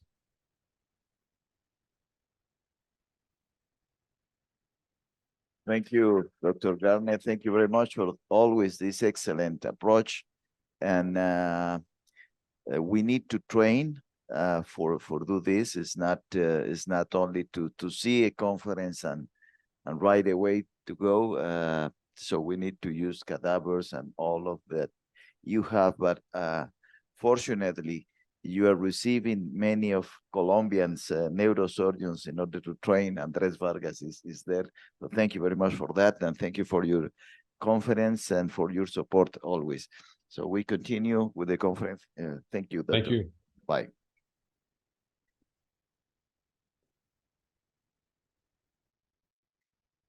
Listo. A continuación, vamos a tener al Dr. Hughes Dufault. He is PhD Neurosurgeon Doctor Honoris Causa, Professor and Chairman, Department of Neurosurgery, Guy de Chulac Hospital, Montpellier University Medical Center, Director of the Team Brain Plasticity Human Stem Cells, and Glial Tumors, National Institute of Health and Medical Research, Institute for Neuroscience of Montpellier. With his topic, long-term survival and quality of life after connectome guide resection in patients with low-grade glioma, a 25-year experience based on 1,300 awake surgeries with cognitive mapping and monitoring. Dr. Dufault, c'est un honneur pour nous d'avoir votre participation pour renouveler l'an. Vous pouvez commencer, s'il vous plaît? Merci beaucoup. Thanks a lot for your kind invitation and for giving me again to share my experience about 25 years of now awake surgeries in patients harboring a low-grade glioma, and with new slides in comparison with past year. Even if, of course, I will start by telling you that low-grade gliomas are not benign tumor and that growing systematically, and they will become malignant if left untreated, with a median survival. And when I started around 6 to 7 years, explaining why I decided 25 years ago to be more aggressive, but also to operate earlier. And you will see now that for the first time in the literature, we were able to show more than 20 years of survival, but also with a preservation of quality of life in 99% cases for at least 15 years, I mean, in patients able to work. So to achieve this goal, what we did is, as I said, to remove the tumor as early as possible, including in patients with incidental discovery of low-grade glioma, but mainly to do maximal resection, including supratotal resection if functionally feasible, according to a better understanding of the connectome of this patient at that time. In other words, we have definitely to understand, of course, that localizationism does not exist. There is no one area corresponding to one function, and Broca's area is not the area of speech. Okay. Once we have understood that, we can go very quickly toward the dynamic organization of the networking brain and to play with it in order to remove more tumor while preserving the quality of life. And this is the reason why, since the beginning, I tried to use this potential of so-called brain plasticity in order to remove low-grade glioma located within so-called eloquent areas, like in this example, in the left frontal lobe, while preserving not only language and movement, but also cognition, emotion, and then behavior of patients enjoying normal life for more than 15 years. Nonetheless, we have to be aware about the fact that neuroplasticity has some limitation, and we have to be objective by doing neuropsychological examination systematically before and after each treatment, and especially before and after each surgery. And by doing that, you could be surprised that patients enjoying a so-called normal life before any treatment and harboring a low-grade glioma in the vast majority of cases discovered because of seizures, at the objective cognitive assessment have no normal neuropsychological scores, and especially regarding, as you can see, language, memory, attention and processing, executive functions, emotion, personality.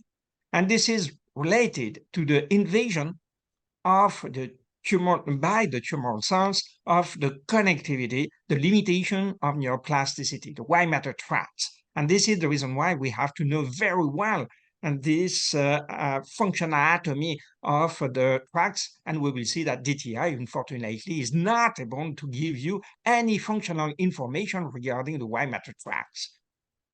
So we have to do systematically, if you want to push the resection, and of course not just to remove the core of the tumor itself, otherwise no impact on the natural history of the disease. But if you want to give a chance to your patient to live 20 years, you have to remove more the peritumoral zone and then to do a mapping at the individual level. And definitely, I will say again that fMRI is not able to differentiate the critical areas which cannot be resectable, otherwise patient will exhibit permanent deficit versus activations which could be removed because compensable. So that means that in fact we did not make any progress in the past 10 years in functional imaging clinical implications. And of course, this is a beautiful tool regarding the research. This is the same thing for DTI. I know that there are many software today telling you can operate the brain according to these beautiful images. No, this is totally untrue because DTI is not a function. And because if you ask to experts in this field in the world, not neurosurgeons, but experts in tractography, they will tell you that with the same data set, they will not reconstruct the same imaging. That means that today, this is a very good didactic and tool for science, but not into the operating theater. So we have to wake the patient and to be connected directly to the connectome of the patient in real time by doing electrical mapping, both at cortical and subcortical level. And then by doing, of course, anatomofunctional correlation, thanks to a real-time cognitive assessment of the patient throughout the resection.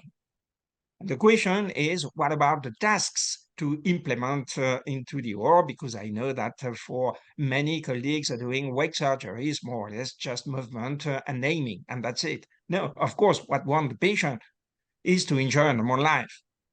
And you will see once again that more than 94% of our patients are able to return to work, which is unique in the literature. Why? Because we take into consideration the wishes of the patient before surgery, and especially the job, hobby, lifestyle, and so on. But also the environment. I know that the law is not the same for driver, for instance, for driving in Colombia versus in France. And because I receive patients coming from 5 continents, of course, I have to adapt to medical legal issues, but also the cultural aspect, the languages, and so on and so on. But in fine, the most important is to preserve this connectivity, because I really re-insist throughout this talk that if you cut the pathways, then the patient will not recover, which is full of common sense. So you have to do a connectome-based surgical resection and not to try to remove the tumor, which does not exist because it's a diffusion of tumoral cells, but the vast majority of the brain, not critical for the function in this patient at a time, knowing that in a few years, the connectome of this patient will change. So into the war, I have the habit to show this slide, and I think I will continue until my retirement. I do not need any methodology, technology, robot, DTI, fMRI, microscope, and so on, your navigation into the operating theater, because this is a limitation of thought. This is dangerous if you would like to remove more and to preserve the quality of life in 99% of cases. So I do not understand why the vast majority of patients are not proposed for awake surgery when they have a tumor in the right so-called non-dominant hemisphere. Why I understood, I'm sure it's the same thing for you, that you need both hemispheres in order to be yourself. If it's true for us, it's true for our patients. This is true for complex movement, for the spatial cognition, for driving, as I said, but for social cognition, in order to continue to be connected emotionally to others, for executive functions, to do many things simultaneously, otherwise it's impossible to make a decision, but first of all, for emotion and personality. So when we are totally objective and when you do a cognitive assessment after your surgery, you can see that some patients continue to exhibit some degrees of cognitive deficits. We have to be objective before and after. It should be done systematically in the world for all patients. Otherwise, we are just subjective, and I can say, okay, my patients are well. But we have to demonstrate that. So in order to really demonstrate that they are well, we decided to do a multitasking into the operating theater to recreate, to mimic at least, the normal life. I mean, in the normal life, we are doing many things simultaneously. And we ask to the patient to move, but to speak simultaneously. To speak by combining semantically, as you can see here, a pyramid with a palm tree.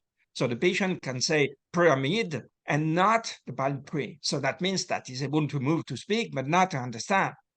But also self-evaluating, I think that I made a mistake or not, and everything just in 4 seconds. So it does not increase the duration of surgery. This is the reverse. On the condition that the patient will continue to do the task without any rest. So for 1 to 2 hours. And then you will also monitor the sustained attention. So the higher level cognitive functions. And then it's possible to stop earlier, not because the patient is not moving or not speaking, but because he's not able to do everything simultaneously. And at that time, maybe the risk is to leave a little bit more tumor, but as I will demonstrate, we will come back in a few years later, thanks to mechanisms of neuroplasticity occurring between the first and the second surgery, but also between the second and the third surgery, and so on and so on. And in the meantime, the patient will enjoy a perfect normal life. And of course, you will increase the median survival, as you have seen, beyond 20 years. An example, just how I do it very quickly. A patient with big paralimbic left low-grade glioma incidentally discovered in medical doctors, so he would like to enjoy normal life and not just to avoid to be hemiplegic and or aphasic after surgery. So my habit is to do a wide urban flap in order to have a positive mapping and to be absolutely sure that I have no technical issues regarding the electrical mapping. So that means that about more than 1,000 awake surgeries, the rate of aborted surgery is simply 0 if you have a very good methodology. So when I stimulate, you can imagine on the other side of the field that the patient is moving, speaking, combining, self-evaluating, everything simultaneously, not I move, then I speak, then I understand, and so on and so on. No, everything simultaneously, and then you have a beautiful cortical mapping telling you now you can resect, in this example, the left inferior frontal gyrus, including the so-called Broca's area, even if you will leave, in this example, the number 5 at the level of the dorsolateral prefrontal cortex, namely the interactions between the ventral semantic pathway and the dorsal phonological pathway. So very quickly, you see that I will calculate the cortical surface because I know that at this level, it's not critical for the function, knowing that the patient continues to do multitasking throughout the resection, and that's it. I will never coagulate anymore. Then I will do a subpial dissection into the contact of the Sylvian fissure. Never I will split it, and never I had any vascular problem for 20 years now, because I'm not into the contact of the vessels, so no spasm. And you can do it very quickly without microscope. And very quickly, in approximately 10 to 15 minutes, you are at the level of the surface of the insula. And of course, it's not dangerous because you did the mapping and the patient is monitored in real time. So the question is now where to stop in the depth. And of course, the answer is the connectivity, which is the limitation of neuroplasticity. So I'm sure you have here understood that we can go a little bit faster. And everything will be referred to the lab of neuropathology, and they will benefit from 100% of the tumor removed. So now the question is how to remove the insula. And at that time, I will take the retractor to retract the surface of the insula, the pia mater, in order to go underneath and to resect the insula from inside, subpial dissection again. So never I will coagulate, never I will be into the contact of the Sylvian arteries.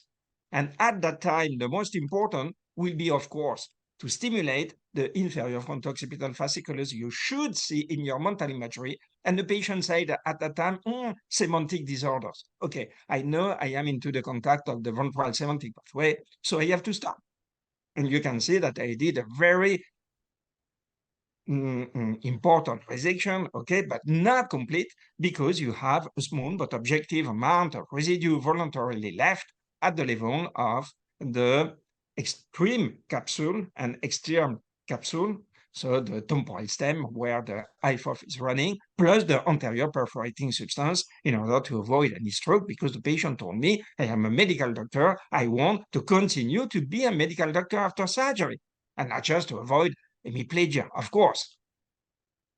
So this is possible with 99% of reliability only if you understand the brain, which seems logical. How do you want to operate the brain if you do not understand the brain? You will say by removing the tumor from inside. But if you remove the core, once again, you will never give the opportunity for your patients to live 20 years. So we have to change radically the understanding of the connectome. Very quickly, we demonstrated that Broca's area does not exist, of course, but it's true not only in Montpellier, but also in San Francisco, in US, but also in China with ideographic language. And finally, 2 years ago, the neurologists themselves started to acknowledge, maybe Broca's area is not the area of speech because it's possible to have sometimes, of course, a stroke within Broca's area and the patient recover. Sometimes, yes, if the connectivity is not damaged by the stroke. Otherwise, this is the limitation of neuroplasticity and the patient will not recover. This is true for language, this is true for judgment, calculation, what you want. I mean, to implement the tasks into the OR à la carte according to the wishes of the patient based on their own definition of their quality of life, which is full of common sense, but never done in the world. My question is why? Because we are first human being, and human being is emotion. You know that as a human being. So if it's true for you, it's true for your patient. So we have to be careful about the emotional processing too. To achieve this goal, we have to understand the connectivity. You cannot operate the brain if you do not know the functional anatomy. I know the functional anatomy. No, I will show you slides we published just 1 year ago demonstrating that we do not know the functional anatomy of very simple pathway like the XIII fasciculus. So we have to dissect. We have, of course, outside the operating theater to use DTI because this is a very good didactic and research tool, but not a good clinical tool. And we have to combine with intraoperative neurophysiology. Speaking about movement, to avoid hemiplegia is very easy. I did not induce a severe permanent hemiplegia for more than 20 years, but it's not enough to enjoy normal life. If a patient is a surgeon, if he's a pianist, if he loves sports, what we have to do is to preserve the negative motor network, so underpinned by the frontostriatal tract, the frontal ascending tract, and so on. And then you can decide to induce or not voluntarily a supplementary motor area syndrome. You will tell me, yes, but after SMA syndrome, you recover. I know that. I say that 20 years ago. But it's not completely true regarding complex movement. Once again, if you are a mathematician, maybe you do not need to have this perfect bimanual coordination. If you are a piano player, you need. So just explain that to the patient before surgery and adapt the surgery accordingly. This is true for the somatosensory feedback. Without feeling, we cannot run. So to help people, we published this year a new model of cognition, namely the consciousness of intention of complex action.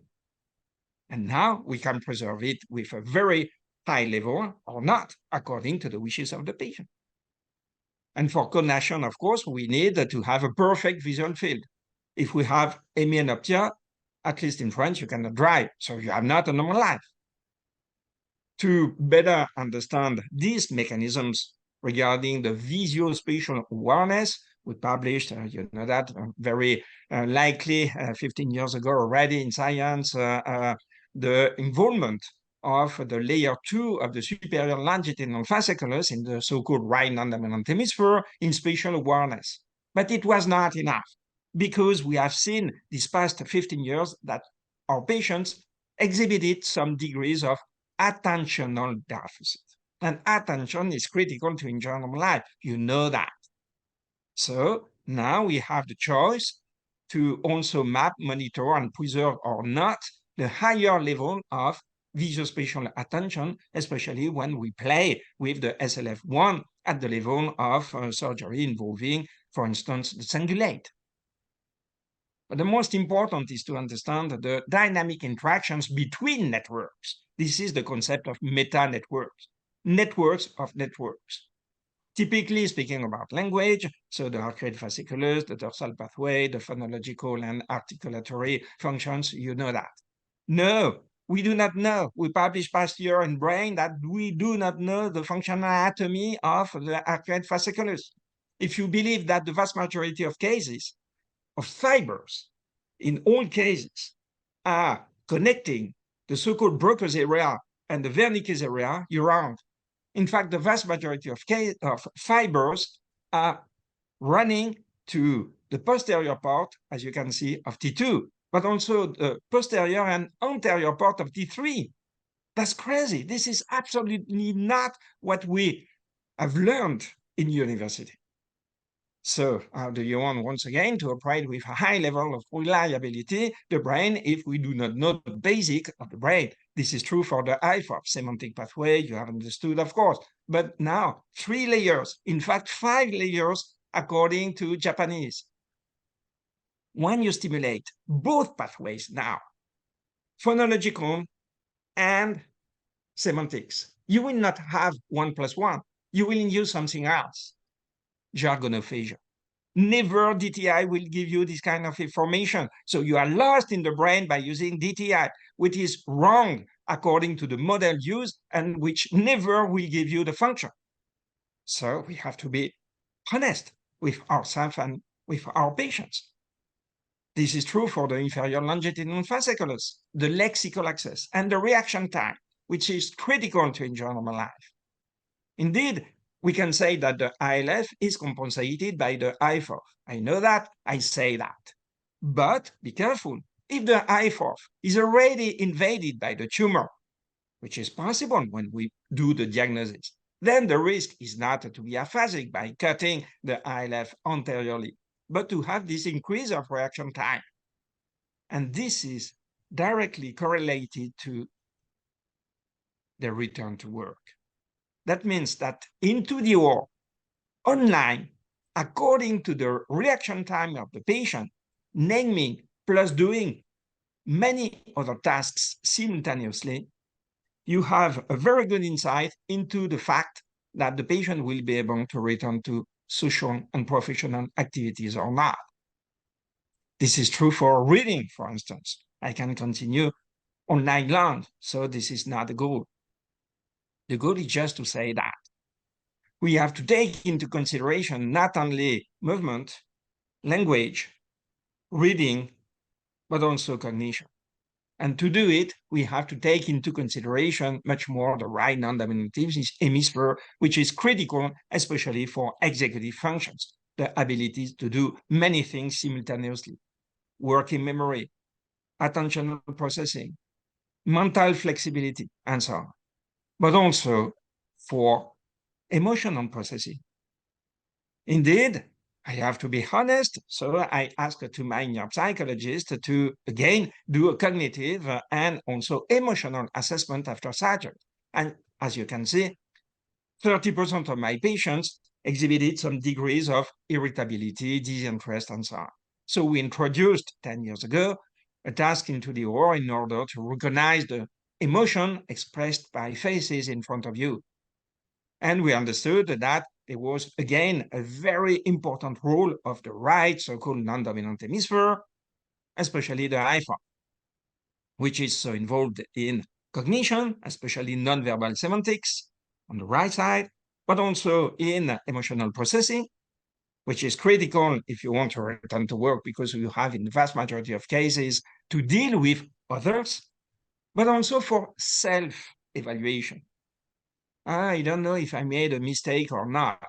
You cannot say that in normal life. You have to know. Otherwise, you are anosognosic. Of course, you are not a hemiplegic aphasia. You can say my patient is well, but never it will return to an active life.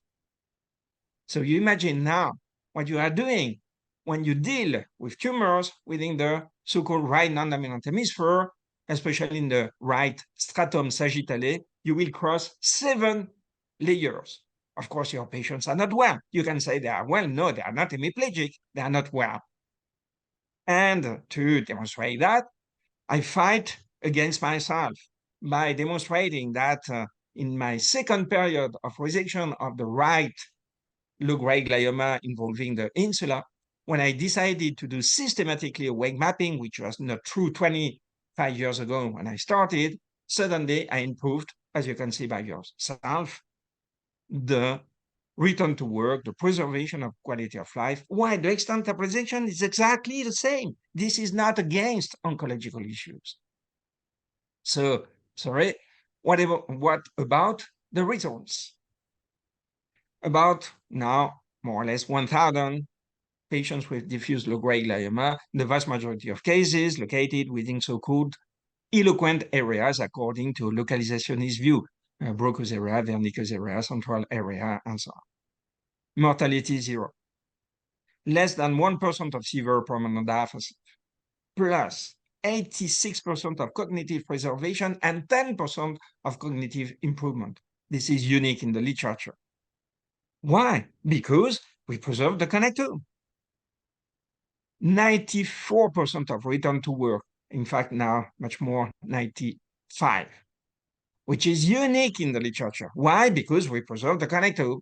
80% of positive impact on epilepsy. Okay, Dufault, you have good results regarding the quality of life of your patients, but what about the survival? More than 20 years. More than 23 years from the first symptom, with preservation of the quality of life for at least 15 years. So now we know what we have to do. You can tell me, yes, but it's a bias. It's because you operated on patients with some very small lesion. No, I published this year for the first time in Journal of Neurosurgery only patients with very big low-grade glioma, more than 100 cc. The results are the same, including when they have foci of malignant transformation in the middle of the tumor. So that means that these results are not related to the molecular pattern. So that means that you can change radically natural history of the disease, including in wild type low-grade glioma. This is possible only, of course, if you push the resection. So if you play with the dynamics of network, so with neuroplasticity, and first of all, we have to understand that in the contralateral side, when you operate, if the patient is more or less well, it's because there was an increase of the contralateral homologous area, volumetrically, but also functionally, with an increase of the functional connectivity. By doing that, you can remove as much as you want and to induce a SMS syndrome if the patient is telling you, I'm not a pianist. Okay, perfect. You will not be hemiplegic. You will have a transitory akinesia, aphasia, as you know, in fact, mutism, and the patient will recover thanks to the contralateral hemisphere by re-increasing the connectivity between both hemispheres, what means non-dominant. For the first time in the literature, we published this year the various pattern from the first surgery to the second surgery in patients who were reoperated on, so hundreds, and to see the modification of the map, allowing you to remove more tumor while preserving the quality of life. And the limitation is, again, the connectivity in the depth, the convergence of fibers. I tried to publish this paper in Journal of Neurosurgery just 1 month ago in order to explain that if you are in the depth, you are under microscope, you have the feeling to feel the tumor. I don't know what means. You cut just the red part of the IFOF, 2 millimeters, 2 millimeters. You disconnect 1/3 of the hemisphere in black now. This is the reason why your patient will not recover, will not be hemiplegic, but he will never return to normal. Knowing that, we can play very easily, I will say today, with the brain plastic phenomenon by removing, for instance, the so-called club of the hand in a patient who is a guitarist, the Wernicke's area.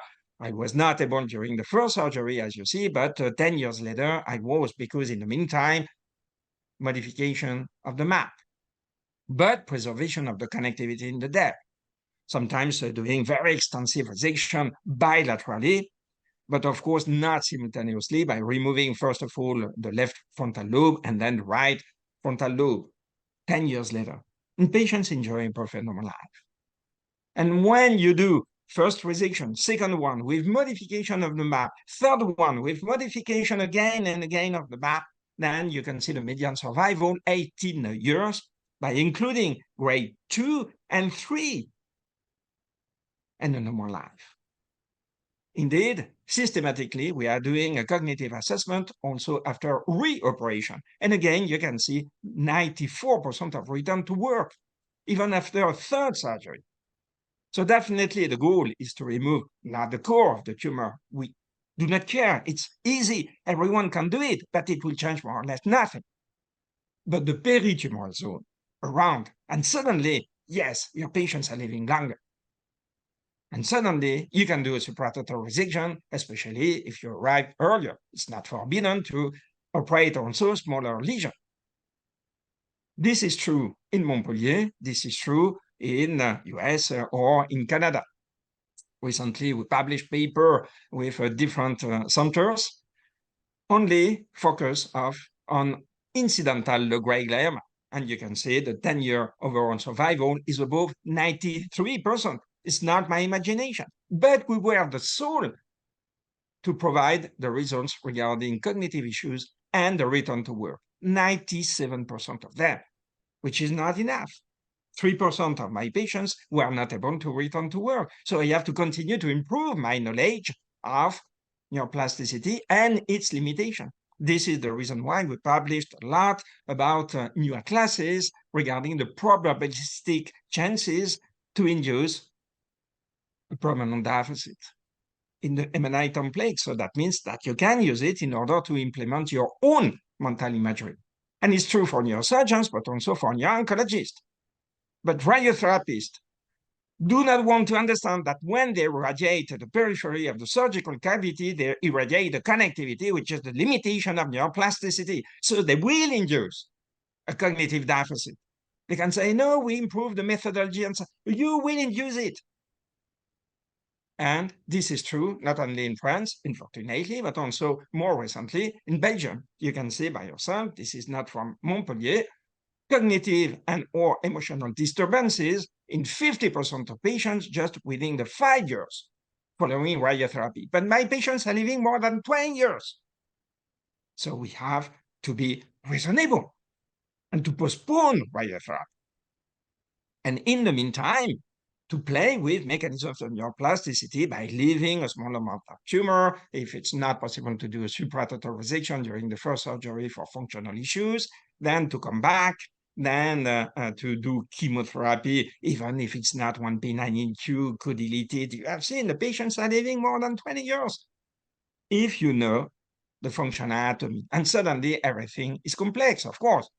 Just here, 16 functional domains. I mean, moving, cognition, semantics, verbal, non-verbal, phonology, but also mentalizing, executive function, attention, metacognition, and so on. We have to know that when we navigate in the brain. The navigator will not give you this kind of information. We have to understand that for our patient to return to normal life, we should play with the dynamics between hemispheres and networks. This is the reason why we published in the physiological reviews. So beyond surgery, oncology, or even medicine, the backbone of physiology, human physiology, that, of course, localizationism does not exist anymore. And by knowing that, you can predict with your small brain how much you will remove the tumor before to go to the operating theater. You can predict during surgery if the patient will return to work or not. You can predict after surgery if the patient will improve in comparison with the preoperative status thanks to a specific rehabilitation aiming at reinforcing the strongness between networks and not just, okay, the patient has some difficulties to find words, or we will rehabilitate language. No, beyond. And you can infinitely predict when to reoperate according to the natural history of the disease.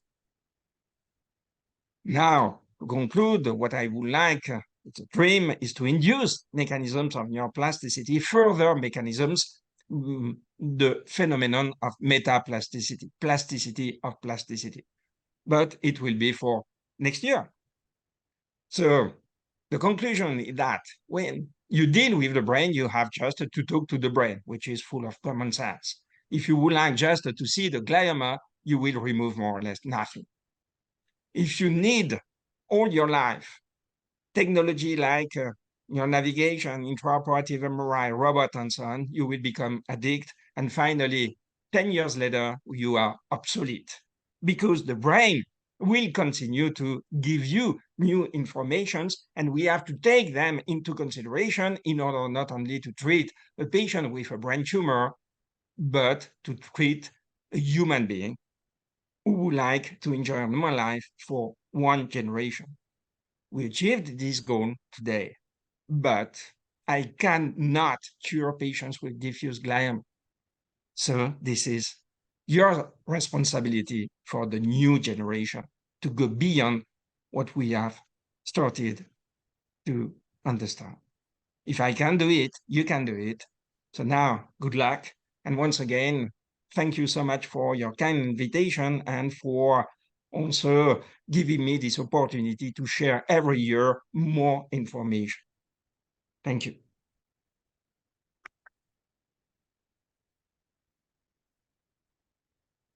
Dr. Dufault, what an honor, really, that you support this event every year. For us, it's very important to have your knowledge and your passion in order to do the best for patients. There are many patients that are here operating, not like you, but I learned from you some things that I try to apply to my patients. And in Colombia, many people try to do and to follow your teachings. So thank you very much. I appreciate that much. Please, a big applause for Dr. Dufault again, because this is excellent. And we have many people here, 90 people by Zoom, and we hope that we can learn at least a little bit of your teachings. Thank you very much. And we continue with your next conference, please. Thank you.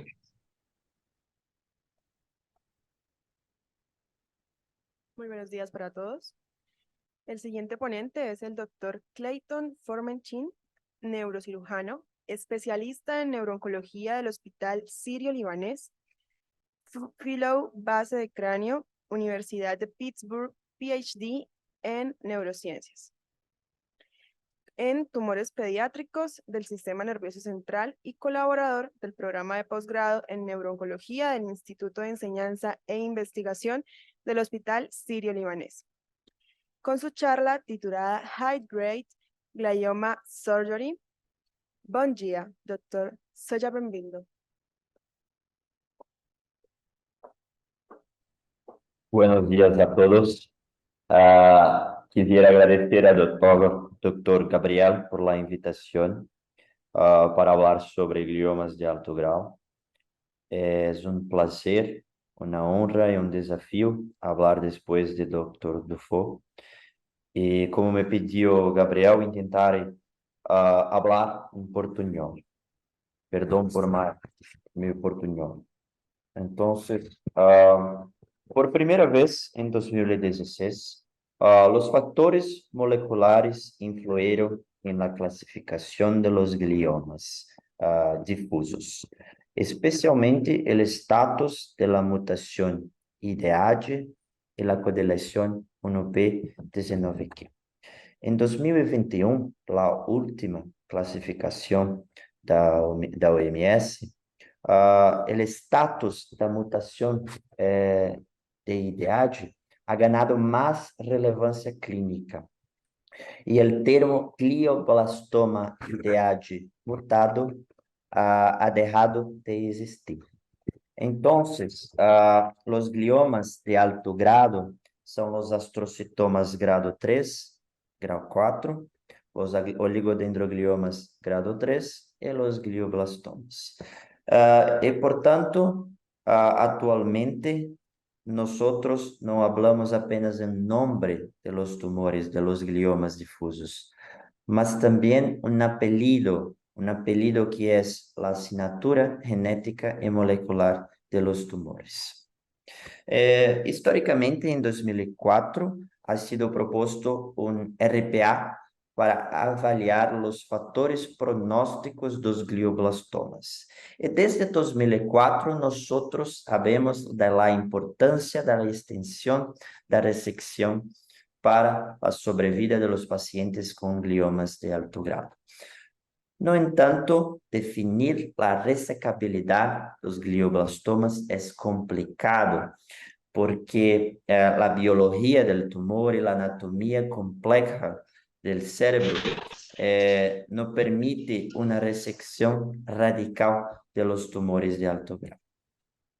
Históricamente, en 2001, un estudio de la Universidad de Texas intentaron encontrar un número mágico para la extensión de la resección de área capitante. Un estudio volumétrico, incluyendo 416 pacientes, y demostró un beneficio, una ventaja en sobrevida con la resección encima de 89% de la área capitante. Es importante hablar que en este estudio nosotros tenemos pacientes nuevos y pacientes ya tratados en una era antes del temodal. 10 años después, Um outro estudo da Universidade de Califórnia, incluindo 500 pacientes com todos tumores de alto grado,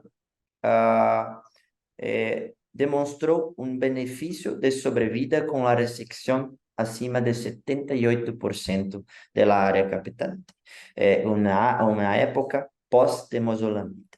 Para organizar os critérios de los estudios e a definição de extensão de resecção, em 2012, um grupo rano descreveu os critérios radiográficos para a definição da extensão de resecção. Então, nós sabemos a importância de ter uma ressonância com até 72 horas da cirurgia para descrever como uma ressonância de base, uma baseline.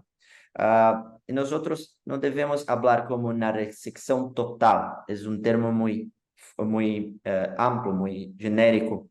Nós preferimos falar como uma resecção total da área que capta, que realça o contraste, ou resecção da área realçada e da área não realçada. A grande dúvida é, nós podemos fazer, se pode fazer uma resecção além da área captante? Podemos fazer melhor do que uma resecção, do que um gross total resection?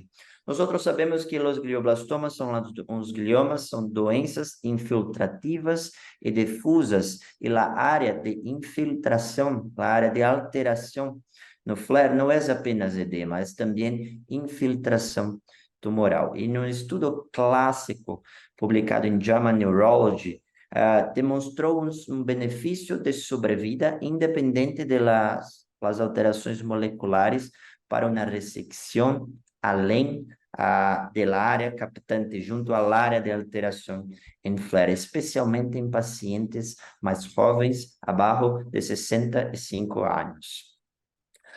Também temos um conceito para gliomas de baixo grau, que o Dr. Dufault sempre aplica em suas aulas, um conceito de ressecção supratotal, para mais do que a área de alteração de sinal em flare.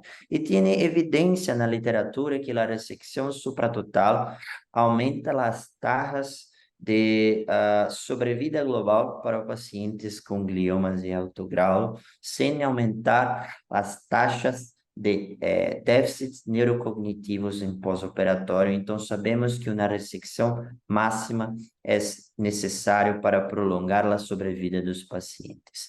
E para isso, nós temos uma técnica cirúrgica, como é descrito em Yazargio. Nós gostamos de uma técnica subpial, uma ressecção outside in, de fora para dentro da lesão. Então, a ressecção é circunferencial, guiada por surco, de surco a surco. Nós vamos além das margens oncológicas e nós utilizamos as margens funcionais para a ressecção máxima desses tumores. É importante uma avaliação funcional em todas as fases da evolução do paciente. E há descrito em 2017 os critérios NANO, Neurological Assessment of Neuro-Oncology Scale. São 9 domínios avaliados, 9 domínios neurológicos com uma pontuação de 0 a 23, e é rápido, nós conseguimos aplicar em aproximadamente 3 a 5 minutos, e é importante para acompanhar este paciente durante todo o seu follow-up. A grande preocupação com cirurgias agressivas é a taxa de complicações, o risco de paciente piorar. E nós sabemos que cerca de 40% tem uma piora no status de performance após 6 semanas da cirurgia, com déficits neurológicos aproximadamente em 15% dos pacientes e complicações em período perioperatório de aproximadamente 20%. E por que é importante? Porque as complicações são importantes porque atrapalham o tratamento adjuvante do paciente. É menos provável que este paciente receba a radioterapia ou a quimioterapia por conta do comprometimento neurológico. E os estudos falam que as complicações não interferem apenas na qualidade de vida do paciente, mas também na sobrevida global. Então, pacientes com complicações e déficits neurológicos têm uma sobrevida global pior do que o paciente sem complicações. Nosso objetivo atual da resecção dos gliomas é uma resecção máxima e cirúrgica. Nós trabalhamos com 3 pilares, com um planejamento cirúrgico, estratégias para uma resecção segura e estratégias para uma resecção máxima. E nós sempre nos perguntamos qual é a importância das técnicas de mapeio pré-operatório como uma ressonância funcional. Nós sabemos que a ressonância funcional é dependente do teste que é aplicado e tem uma baixa especificidade para a área, a região de linguagem. Então, é uma importante ferramenta didática, mas com pouquíssima utilidade clínica. Assim como a tratografia. Costumeiramente, os gliomas de alto grau têm as fibras, os tratos infiltrados ou eventualmente destruídos. É muito difícil ter uma informação clínica da tratografia. Nós sabemos que tem sim uma boa acessibilidade e especificidade para trato córtico-espinhal e é uma excelente estratégia para definição de acessibilidade da lesão, para definir melhor estratégia, melhor técnica e acesso quirúrgico.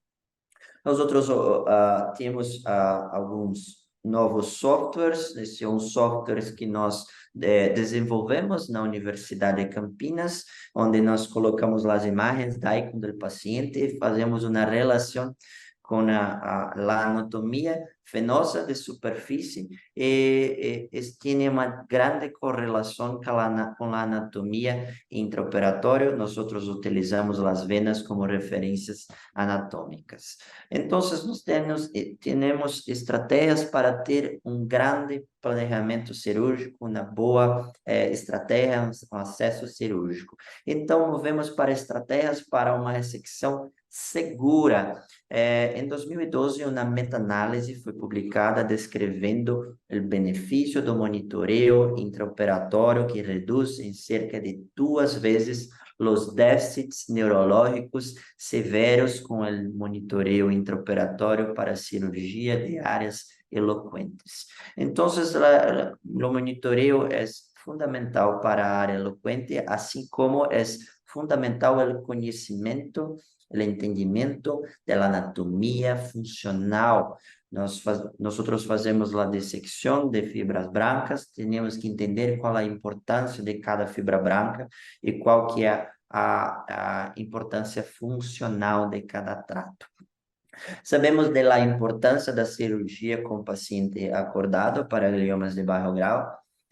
Para gliomas de alto grado, um estudo chamado GlioMap incluiu 1.047 pacientes com gliomas de alto grau e demonstrou um benefício de sobrevida global e sobrevida livre de progressão para pacientes com tumores em áreas eloquentes, especialmente em hemisfério esquerdo, e especialmente pacientes com bom status funcional e pacientes jovens.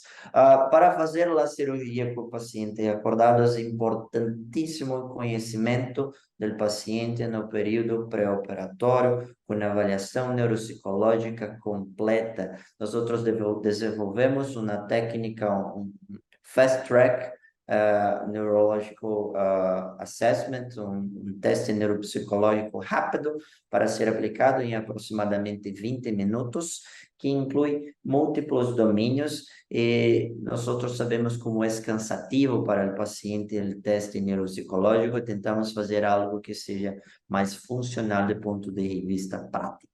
E como funciona a estimulação elétrica cortical? Nós sabemos que existe, como o Dr. Dufault falou, un conectoma y cada bloqueo en la conexión de un trato es responsable por bloquear la función cortical desta região. Então, é assim que a estimulação direta cortical funciona. Para a cirurgia de gliomas de alto grado, em geral, nós fazemos craniotomias maiores, porque o tumor costuma estar mais edemaciado.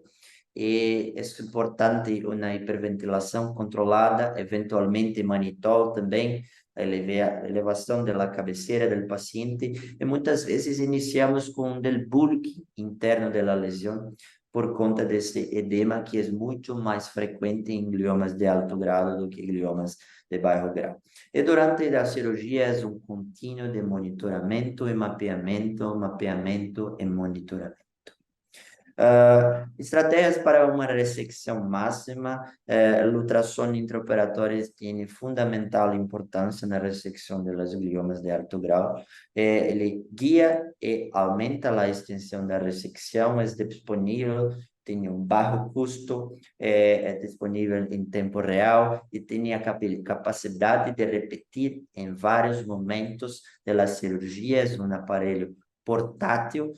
Nós conseguimos identificar o córtex da substância branca, o edema adjacente da porção cística, inclusive com uma boa correlação com a ressonância magnética. A ressonância intraoperatória também aumenta a extensão da ressecção, embora aumente um pouco de tempo de cirurgia, aproximadamente 30 minutos a mais de cirurgia, mas é uma boa estratégia para aumentar a extensão da ressecção. Temos algumas estratégias de ressonância intraoperatória, uma brain suite intraoperatória, ressonâncias fora do centro cirúrgico. Nós tínhamos uma possibilidade de realizar a ressonância next door como uma estratégia possível, factível de ressecção. Isto é um glioma astrocitoma grado 4 de ínsula. Nós operamos o paciente desperto, conseguimos ver um resíduo posterior em central core. Retornamos para a cirurgia, ampliamos a extensão da ressecção sem nenhum déficit intraoperatório. Devido à quebra da barreira hematoencefálica, algumas estratégias como 5-ala e a fluoresceína também ajudam na extensão da ressecção, mas é importante termos um conceito de ressecar de fora para dentro da lesão, não de dentro para fora, para ganhar na ressecção além da área captante através de margens funcionais, não apenas margens anatômicas. Então, este é o conceito geral da ressecção das gliomas de alto grau. Uma ressecção máxima é segura e nós devemos operar na segunda vez os pacientes. Essa é uma pergunta muito importante. Alguns estudos falam que sim, a primeira ressecção aumenta a sobrevida pós-ressecção e também uma melhor qualidade de vida para os pacientes na recidiva. Nós utilizamos algumas perguntas para decidir sobre o processo de tomada de decisão sobre a cirurgia ou não cirurgia, se o tumor é factível ou uma ressecção completa, se o paciente tem possibilidade de uma terapia adjuvante no pós-operatório, como são os fatores prognósticos. Existe a possibilidade de tecido para amostra genética, então é uma decisão multidisciplinar, não apenas de uma pessoa só. A importância do teste molecular é muito importante. É um paciente que nós operamos 3 vezes, fizemos uma pesquisa genética que demonstrou a fusão de NTRK e a ressonância 4 semanas após a injeção de larotrectinib, uma target terapia para esse tipo de fusão. Existe também um papel da ressecção para radiação, para radionecrose, especialmente para casos sintomáticos cujo corticosteroides não tratam o edema e com lesões que são acessíveis do ponto de vista quirúrgico. Então, nesses casos, nós consideramos la resección de radionecrosis. Es también importante hablar sobre el papel de terapia de bevacizumab antiangiogénico. Nosotros tenemos que esperar pelo menos 3 semanas para la cirugía por cuenta del problema de cicatrización. Entonces, una grande dificuldade, uma grande complexidade aos pacientes que estão em uso de terapia angiogênica. É importante falar que durante todo o timeline do tratamento dos gliomas de alto grau, incluindo radioterapia, temozolomida, com a adição de bevacizumab, tumor treating fields, vacinas, atualmente com terapia viral oncolítica, independente de todos os tratamentos, a cirurgia é o principal player no tratamento, o principal fator prognóstico, inclusive em gliomas de alto grau. Então, como mensagens para casa, nós sabemos que a extensão da ressecção é um importante fator prognóstico para gliomas de alto grau e utilizamos uma estratégia de ressecção máxima e segura através de estratégias ferramentas multimodais intraoperatórias. Podemos considerar reoperação para gliomas recorrentes com a radionecrose sintomática. Nós outros podemos ser, sim, devemos ser agressivos, considerando os limites funcionais. Gostaria de invitar a todos para a Lesnola, que estará em São Paulo em março de 2024. E mais uma vez, graças por la invitação.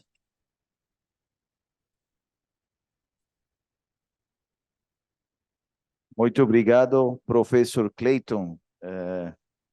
Excelente palestra. Muy agradecidos con la charla del doctor Clayton. Para seguir con el tiempo exacto, agradecemos a los conferencistas y las personas que están por Zoom pueden escoger el idioma en que quieran oír su charla. Doctor Clayton, muy agradecido de nuevo por su charla. Muy conveniente para nosotros como neurocirujanos en un campo latinoamericano, en un sitio como el Hospital Sirio-Libanés, compañía del gran amigo Marcos Maldown, haciendo grandes cirugías. Así que muchas gracias por su participación y por el apoyo para nuestro evento. Continuamos, por favor.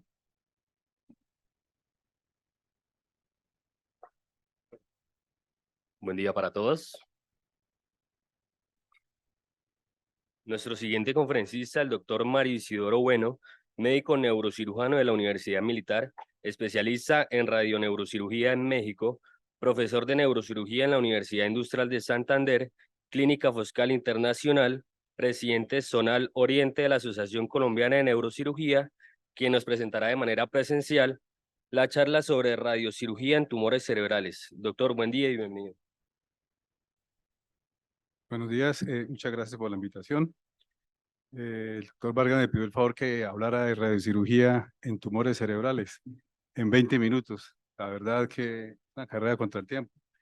Intentaré hacer lo que más pueda, hacer esta carrera del tiempo en ese tiempo que él me pidió. Entonces, primero definir, hay muchos estudiantes de medicina, listo, entonces yo quise hablar algo de lo que es realmente la radiocirugía para el nivel de ellos, porque ellos son los que realmente tienen acá la mayor volumen de asistentes. La radiocirugía es una modalidad terapéutica de la cirugía que utiliza unas dosis altas de fotones de energía dirigidos estereotácticamente a un blanco definido de forma tridimensional. Múltiples haces de radiación ingresan al cráneo por diferentes ángulos, casi 200 haces, y al final se van a centrar en el órgano diana, y realizando los objetivos muy similares a los que realiza realmente un bisturí a campo abierto. Se ha convertido últimamente pues, en una alternativa a la cirugía que ha avanzado en los últimos 20 años. Hay unos pilares para hablar de radiocirugía. La primera, pues, es una técnica que se hace en una dosis única. Hoy se habla de radiocirugía de 2 hasta 5 fracciones. En cada dosis de esas se utiliza una alta radiación que debe ir con una precisión submilimétrica y eso lo permite, por supuesto, la localización estereotáctica que lleva o el marco o una máscara para poder ofrecer una precisión justamente para el tratamiento. Permite, por supuesto, tratar lesiones que, como la imagen lo ven ustedes ahí, es un meningioma del ápex petroso en íntima relación con el caput de Meckel de un paciente que tiene solamente parestesias y dolor facial. En esta ubicación realmente hay dificultad técnica y tiene una morbilidad y una mortalidad que los conocemos, los que hacemos estos abordajes, y la radiocirugía permite hacer realmente un buen tratamiento de esta lesión, por supuesto con una preservación de muchas de las estructuras que están alrededor, para que se irradien lo menos necesario o que se irradien dentro de lo permitido. Para esto se necesita pues unos elementos para hacer la radiocirugía. Se necesita un TAC, una resonancia, un PET-CT. Si hacemos tratamiento de malformaciones, pues por supuesto panangiografía. Todas son cortes finos. Cortes hablamos de 0.6 a 1 milímetro de cortes. Se hace una programación de fusión de imágenes. Se utiliza, por supuesto, una guía de estereotaxia que va fija al marco de estereotaxia o una máscara termoplástica que se moldea al paciente. Se hace, por supuesto, con ayuda de unos físicos, una planeación de este tratamiento. Y finalmente se hace la entrega de la dosis de radiación, que depende de varios equipos. Hoy en día tenemos la opción de hacer con rayos gamma, que es el Gamma Knife. Si la dosis o la entrega de radiación es con rayos X o electrones, pues LINAC o un CyberNAT. Y si la entrega es con protones, tenemos el Proton Beam para hacer estos tratamientos. Todo esto, por supuesto, está la máscara ahí, con su guía estereotaxia y las imágenes, la fusión de imágenes, se hace un planeamiento que está ahí inicialmente dado por una delimitación de todas las estructuras que se deben proteger y, por supuesto, hacer la delimitación del órgano a tratar o tumor en 3D. Se revisan los planes, el histograma, se escoge el mejor plan que permita dar una dosis alta, una cobertura importante a la lesión y, por supuesto, que los órganos a proteger estén dentro de la tolerancia permitida para la irradiación y finalmente se entrega la dosis. Todo esto, pues los equipos han mejorado últimamente, todos los equipos de radiocirugía. Cada uno de los equipos han tenido ya modelos más nuevos que permiten, por supuesto, dar una mejor entrega de la radiación. Y hoy en día, pues con esa gama de equipos que tenemos, el Gamma Knife, el Trubin, el Proton Beam, el Ciclotones, CyberKnife y el nuevo, el SAP, realmente no hay hoy un estudio publicado que demuestre, listo, los resultados, alguna diferencia en los resultados de términos de efectividad, control de patología y efectos secundarios. La verdad, no hay. Se habla del Gamma Knife porque es el que tiene la experiencia de más de 60 años y con él se comparan los demás tratamientos que se hacen con otros equipos. Estas son unas imágenes de diferentes equipos. Es una metodología pues, que está finamente ya definida, que necesita un equipo multidisciplinario de neurocirujano, neuroradiólogo, radioterapista, técnicos, físico-médicos, todos que tengan una capacitación y entrenamiento especial para el tratamiento de la radiocirugía. Cada uno de esos participantes tiene en cada paso del tratamiento un objetivo especial. ¿Listo?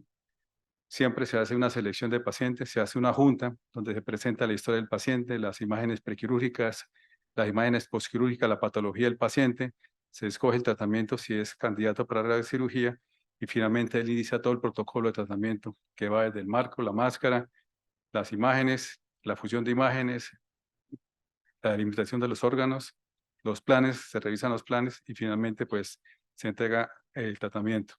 En cuanto a las indicaciones, realmente son varias las indicaciones. La indicación más importante hoy en día de la radiocirugía es de tipo oncológica, casi el 70% es de tipo oncológica.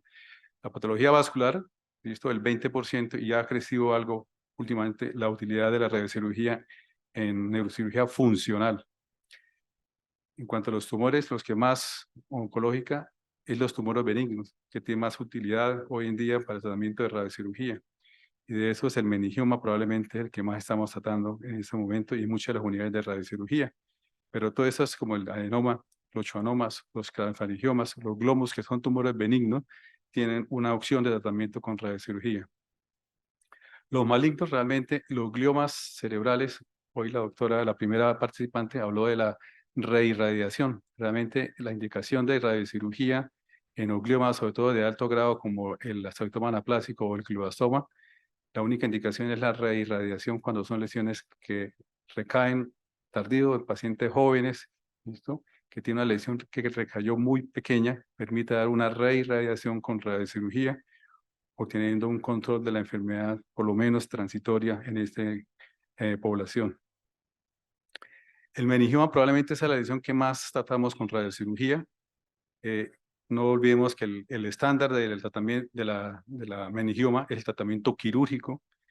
Por supuesto, tiene unas residuas el tratamiento de cirugía de los meningiomas que dependen de la extensión que se pueda lograr en la cirugía, o sea, el grado de Simpson. Ojalá podamos lograr un Simpson 1, que es la radical resección. Depende de la histopatología. Un meningioma típico tiene un riesgo de recidiva bajo, pero si hablamos de un anaplásico, que son poquitos, pero por supuesto se sube el grado de recidiva de estas lesiones. Si el meningioma es aislado, que es la gran mayoría, es bajo el riesgo de recidiva, pero si es sindromático, si hace parte de una meningiomatosis o una neurofibromatosis, el riesgo de recidiva es más alto. Y la evolución del crecimiento, un meningioma que observamos, si lo miramos a 5, 10, 15 años, todos van a crecer. A 15 años, hasta el 71% de las lesiones que observamos van a crecer en el tiempo. Históricamente se ha guardado el uso de la radiocirugía en los meningiomas para el residuo tumoral o para las recidivas tumorales de estos pacientes o cuando no son candidatos quirúrgicos. Pero hoy en día existe una fuerte evidencia del uso del meningioma como de primera línea de tratamiento en los meningiomas de la base del cráneo, como el seno cavernoso, región celar, región paracelar, que son lesiones en la base del cráneo que son de difícil abordaje quirúrgico, que tienen un riesgo alto de mortalidad. Hoy en día no podemos en esas cirugías lograr ni siquiera un Simpson 2 o 3. Nunca logramos un Simpson 1. Van a quedar residuos tumorales. Y en esos casos la evidencia habla que es mejor la radiocirugía ofrecer a estos pacientes. ¿Listo? Y ya hay evidencia a muchos años, como estas imágenes que tenemos a la parte superior. Esos meningiomas pequeños que escasamente son hallazgos incidentales o síntomas de parestesia o dolor. ¿Listo? Hoy se puede ofrecer un tratamiento de radiocirugía en dosis única que puede incluir desde 13 a 15 grays, lesiones pequeñas, con un buen control tumoral hasta el 95% y un buen control clínico del 95% en la mayoría de los síntomas de estos pacientes. La morbilidad es baja de 3 a 15% y mucha de ellas es suave o transitoria. La mortalidad es cero y la radiocirugía está guardado simplemente para los meningiomas típicos. Realmente los meningiomas atípicos o los anaplásicos no tienen ninguna evidencia, o la evolución natural y la radiobiología de estos pacientes, ellos les funciona mejor hacer un tratamiento de radioterapia fraccionada estereotáxica más que una radiocirugía. En cuanto a los meningiomas grandes, como estas imágenes que a veces no son candidatos quirúrgicos, ¿listo?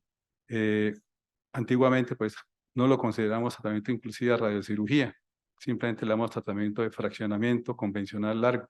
Hoy en día podemos hacer unos hipofraccionamientos con radiocirugía de 5 sesiones o 3 sesiones y permiten lograr, como la imagen que tiene ahí, un control tumoral casi igual, ¿listo? Que si hiciéramos una dosis única de esta lesión, que no se puede hacer justamente por el gran tamaño de estas lesiones tumorales que limitan a hacer un tratamiento único. La opción en estos casos sí lo podemos hacer porque no ponemos marcos, sino somos unas máscaras y permiten al paciente tratar cada día durante 5 sesiones y permiten lograr un control tumoral, que es estabilidad clínica también del paciente y control de crecimiento tumoral de estas lesiones de tamaño grande. Esta es una revisión amplia, 5.300 lesiones de meningioma en los pacientes. Y al final creo que concluye que la revisión es segura, duradera en el manejo de los meningiomas. Es costo efectiva, le da calidad de vida a los pacientes y realmente es una opción, sobre todo para los meningiomas de la base del cráneo, que es la gran mayoría de pacientes. En estos pacientes, pues, como esta, la gran mayoría de los que se trataron de esas 5.300 lesiones son meningiomas de la base del cráneo, lesiones pequeñas, ¿listo? Como estas imágenes, y permiten Si usted lo observa en el tiempo, esas imágenes se han revisado a 5, 7.5 y 10 años. Próximamente va a llegar este mismo estudio, ya la evidencia 15 años, con un control tumoral cercano al 90%. En cuanto a los chanomas, es la otra lesión que con frecuencia tratamos con neurocirugía. Los síntomas, como ustedes los conocen, son frecuentes la hipoacusia, el tinnitus y el vértigo. La gran mayoría de los que tratamos corresponden a meningiomas esporádicos y solamente un grupo pequeño, 10%, son los que son sindromáticos, que hacen parte de la neurofibrosis tipo 2, que tiene una evolución diferente, un tratamiento diferente, inclusive con radiocirugía. Todas estas lesiones, la velocidad de crecimiento es variable, va en un rango de 0,2 hasta 2 milímetros. Todas estas lesiones clásicamente, los otorrinos y nosotros mismos la hemos visto la evolución en el tiempo, y todas estas lesiones, si las observamos en el tiempo, hasta el 50-70% van a crecer a 5 años. Y durante esta observación que hacemos, esta lesión que creció, muchos pacientes han perdido la audición o tienen una audición ya no útil. Entonces, hoy la actitud de observar un schwannoma en un paciente no es buena, porque todos van a crecer mínimo en 5 años y en esa espera todos van a quedar sordos, doctores. Algo pasó. Se salió la imagen. ¿Quién me ayuda? Sí, no sé por qué.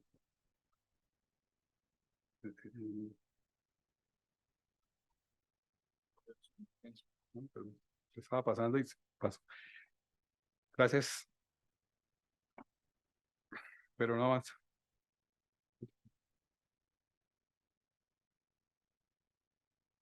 Bueno, ahora sí. Esta declaración clásica que hacemos de los meningiomas, Koch, la idea es tratar los meningiomas, los schwannomas pequeños, los grado 1, los grado 2, y se ha discutido los grado 3. El grado 4, el gigantesco, por supuesto, debe ser de manejo quirúrgico, y con mucha frecuencia debemos tratamientos híbridos. Si queda residuo, se le ofrece el tratamiento residual, radiocirugía a estos pacientes. En cuanto al target, la radiocirugía con schwannoma es el target ideal para radiocirugía. ¿El por qué? Porque es una lesión que es bonita, bien delimitada, extraxial, de bordes claros, que toma muy bien medio de contraste, que con la clínica y con una resonancia bien tomada, ¿listo? Tenemos una alta sensibilidad y especificidad para el diagnóstico sin ni siquiera tener una biopsia, y nos permite hacer tratamiento sin biopsia de un paciente con una lesión sugestiva en la resonancia y con la clínica evidente. La radiocirugía logra un buen control tumoral de los schwannomas, inclusive hasta 10 años, de un 90%. Y una conservación de la audición hasta el 70% de los pacientes. Complicaciones son bajas, 2% para el nervio del trigémino, unas parestesias que muchas de ellas pueden ser transitorias o mínimas, y un 1% para compromiso del par, que son los que están más cercanos al nervio, al tumor, que son las mioquimias faciales. Es seguro y costo efectivo, y en la actualidad es la primera opción para un COS-1 o COS-2 tratamiento con radiocirugía, sobre todo si tiene audición útil en el paciente aún. Lo último ahí es que a medida que ha pasado el tiempo, ha disminuido los tratamientos de schwannoma con cirugía y progresivamente han aumentado los tratamientos con radiocirugía. En el 2000, casi el 40% de pacientes eran de radiocirugía. Ya en el 2010, 58% son de radiocirugía. En el 2015, el 70% en Estados Unidos fueron tratados con radiocirugía, y el 2020, el 85% de los pacientes con schwannoma, COS-1 y COS-2, se les ofrece simplemente tratamiento de radiocirugía. Se ha invertido con el uso de la radiocirugía, el uso de la cirugía acá. El otro objetivo, aparte del control tumoral en un schwannoma, por supuesto, es la conservación de la audición útil. ¿Listo? Que eso depende del tamaño tumoral. Hay indicadores que nos ayudan a saber cuándo hay una buena conservación de la audición en el tiempo. Uno, el tamaño. Entre más pequeño se trate, mucho mejor. Dos, las dosis. Cada vez disminuimos las dosis con conservación tumoral. Y dosis de 12 gris permiten una buena control tumoral y la mejor conservación de la audición en el tiempo. Tres, si el grado de audición, entre mejor tenga el paciente audición al momento del tratamiento, él va a conservar en el tiempo después de radiocirugía, justamente. Y las dosis que recibe la cóclea, hoy las podemos medir, y entre menos se exponga la cóclea, dosis inferiores a 5 grays tienen mejor conservación de la audición. Todos estos, si los observamos en el tiempo, todos van a crecer. Esta imagen, en 2 años, cómo se duplicó. En año y medio también se duplicó el crecimiento tubular de un schwannoma. Estas son imágenes, ¿listo? La primera imagen de la izquierda corresponde al día de tratamiento, al año y a los 2 años. Han venido en disminución, por supuesto, el tamaño tumoral de esto. Y esa es, ¿cuál es la mejor opción hoy en día para un tratamiento de un schwannoma? La evidencia habla que, por supuesto, que los schwannomas de menos de 3 centímetros, hoy en día, el mejor tratamiento es la radiocirugía, porque tienen menos mortalidad, menos morbilidad, mejor conservación de los pares craneanos, que son los que más sufren la dosis de radiación, y es mejor calidad de vida del paciente a largo plazo y mejor costo efectivo. Los adenomas son las otras indicaciones de radiocirugía, representa el 15% de los tumores. Ustedes bien saben que hay 2 tipos de adenomas, unos que no son funcionales, que es el 30%, pero la gran mayoría son funcionales. En cuanto al tratamiento, pues la observación está indicada en ciertos adenomas oficiarios, aquellos que no son funcionales, hallazgos incidentales, pacientes asintomáticos, mayores con comorbilidades, pueden tener un tratamiento conservador, sobre todo en lesiones que son pequeñas. El tratamiento farmacológico está hecho para los adenomas funcionales, productores de proteína o hormona del crecimiento. El quirúrgico sigue siendo la primera opción en adenomas no funcionales grandes, o aquellos funcionales productores de hormona del crecimiento o ACTH. El objetivo del tratamiento de los adenomas con radiocirugía es básicamente el control tumoral, por supuesto, y la normalización de la secreción hormonal, mantener la función hormonal de la hipófisis y la preservación de la función neurológica, sobre todo la conservación de la agudeza visual y sus campos visuales. La imagen de la izquierda, pues, ustedes ven cómo el tumor en la hipófisis está cercano a milímetros de estructuras que son muy delicadas y muy sensibles, entre esas a la radiación. Y aquí la selección de la dosis es lo más importante. Una dosis que la toleren las estructuras, listo, que dependen de la distancia que esté en la lesión tumoral. Si es funcional o no es funcional, se escalona la dosis, eso todo el tamaño tumoral. Entre más pequeño sea la lesión tumoral a tratar, permite dar una dosis más alta y probablemente una preservación o conservación de las estructuras que están alrededor. Las indicaciones es la reacción incompleta de cirugía, los residuos tumorales que no son resecables quirúrgicamente, las recurrencias que con frecuencia hasta el 50%, cuando no son tratados por otras técnicas del control, múltiples cirugías, pacientes no candidatos quirúrgicos y, por supuesto, hoy en día pacientes que rehusan la cirugía. La radiocirugía permite tratamientos de tumores pequeños, con dosis pequeñas de 12-15 grays y lesiones aún más grandes que están ya cercanas a la vía visual, que la contactan y que inclusive la pueden comprimir. Ofrecemos tratamientos hipofraccionados a tolerancia de la vía visual. En los no funcionales se logra un control tumoral hasta el 98%, que se mantiene en el tiempo hasta un 90% a 15 años. El 40% disminuye de tamaño después de la radiocirugía en el tiempo y pueden haber un empeoramiento hormonal hasta en el 15-20% de los pacientes. El riesgo de neuropatía es del 1%. Esos son muchos pacientes que fueron tratados en esos estudios con radiocirugía, con un control tumoral del 90% y un control de la clínica del paciente. En cuanto a los funcionales, ya hay doble objetivo de control en estos pacientes. Uno, el control tumoral y dos, la normalización hormonal. Y para eso es más difícil hacer control de la parte hormonal. Y por supuesto necesitan que se escalone la dosis. Para ello utilizamos dosis más altas, de 20 a 30 grays, que hace a veces difícil tratamiento con esto.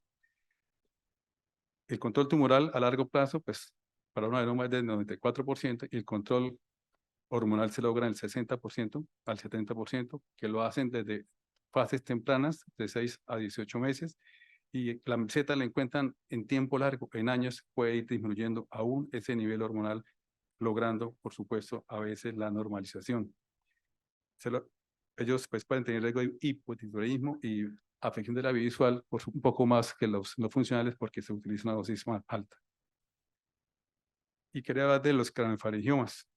Un minutico. Es una opción para tratamiento de recidivantes o residuales del craniofaringioma con buen control tumoral a largo plazo. Por cuestión de tiempo, pues por supuesto dejaremos acá. Entonces, muchas gracias por su invitación y estaremos pendientes si hay alguna pregunta posteriormente. Muchas gracias.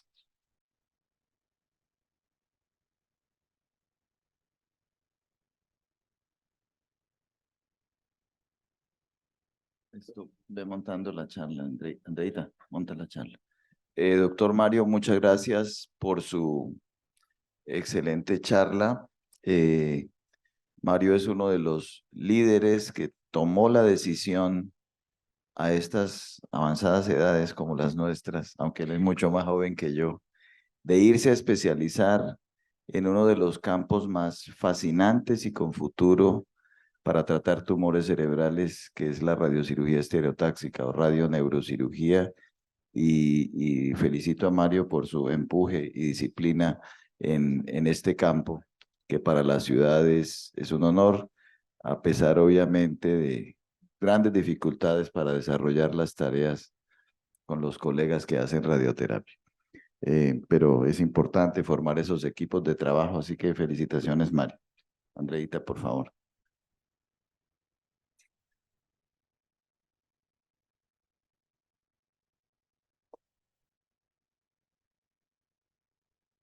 Buenos días. Ahora tenemos el honor de contar con la presencia de la doctora Jordina Rincón Torroella, médico neurocirujana, Fellow in Cancer Research and Neurosurgical Oncology, Professor of Neurosurgery, Johns Hopkins Hospital, Co-Director Brain Tumor Genetics Lab. La doctora Rincón es una neurocirujana joven que tiene múltiples publicaciones y está involucrada en múltiples proyectos de investigación de tumores cerebrales. A continuación, nos presentará de manera presencial la ponencia de pasado, presente y futuro de un tumor cerebral definido molecularmente. Bienvenida, doctora Jordina. Muchas gracias por esa presentación tan generosa. Muchas gracias a la UDES por tenerme aquí hoy y sobre todo al doctor Vargas Grau por organizar esta increíble celebración de los tumores cerebrales y de la neurocirugía hoy. Como hay muchos estudiantes aquí, no está avanzando.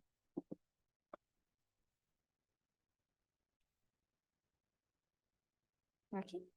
Pensé que sería bueno presentar un poquito mi trayectoria para que me acompañen en mi entrenamiento en neurocirugía y ahora como neurocirujana en Johns Hopkins.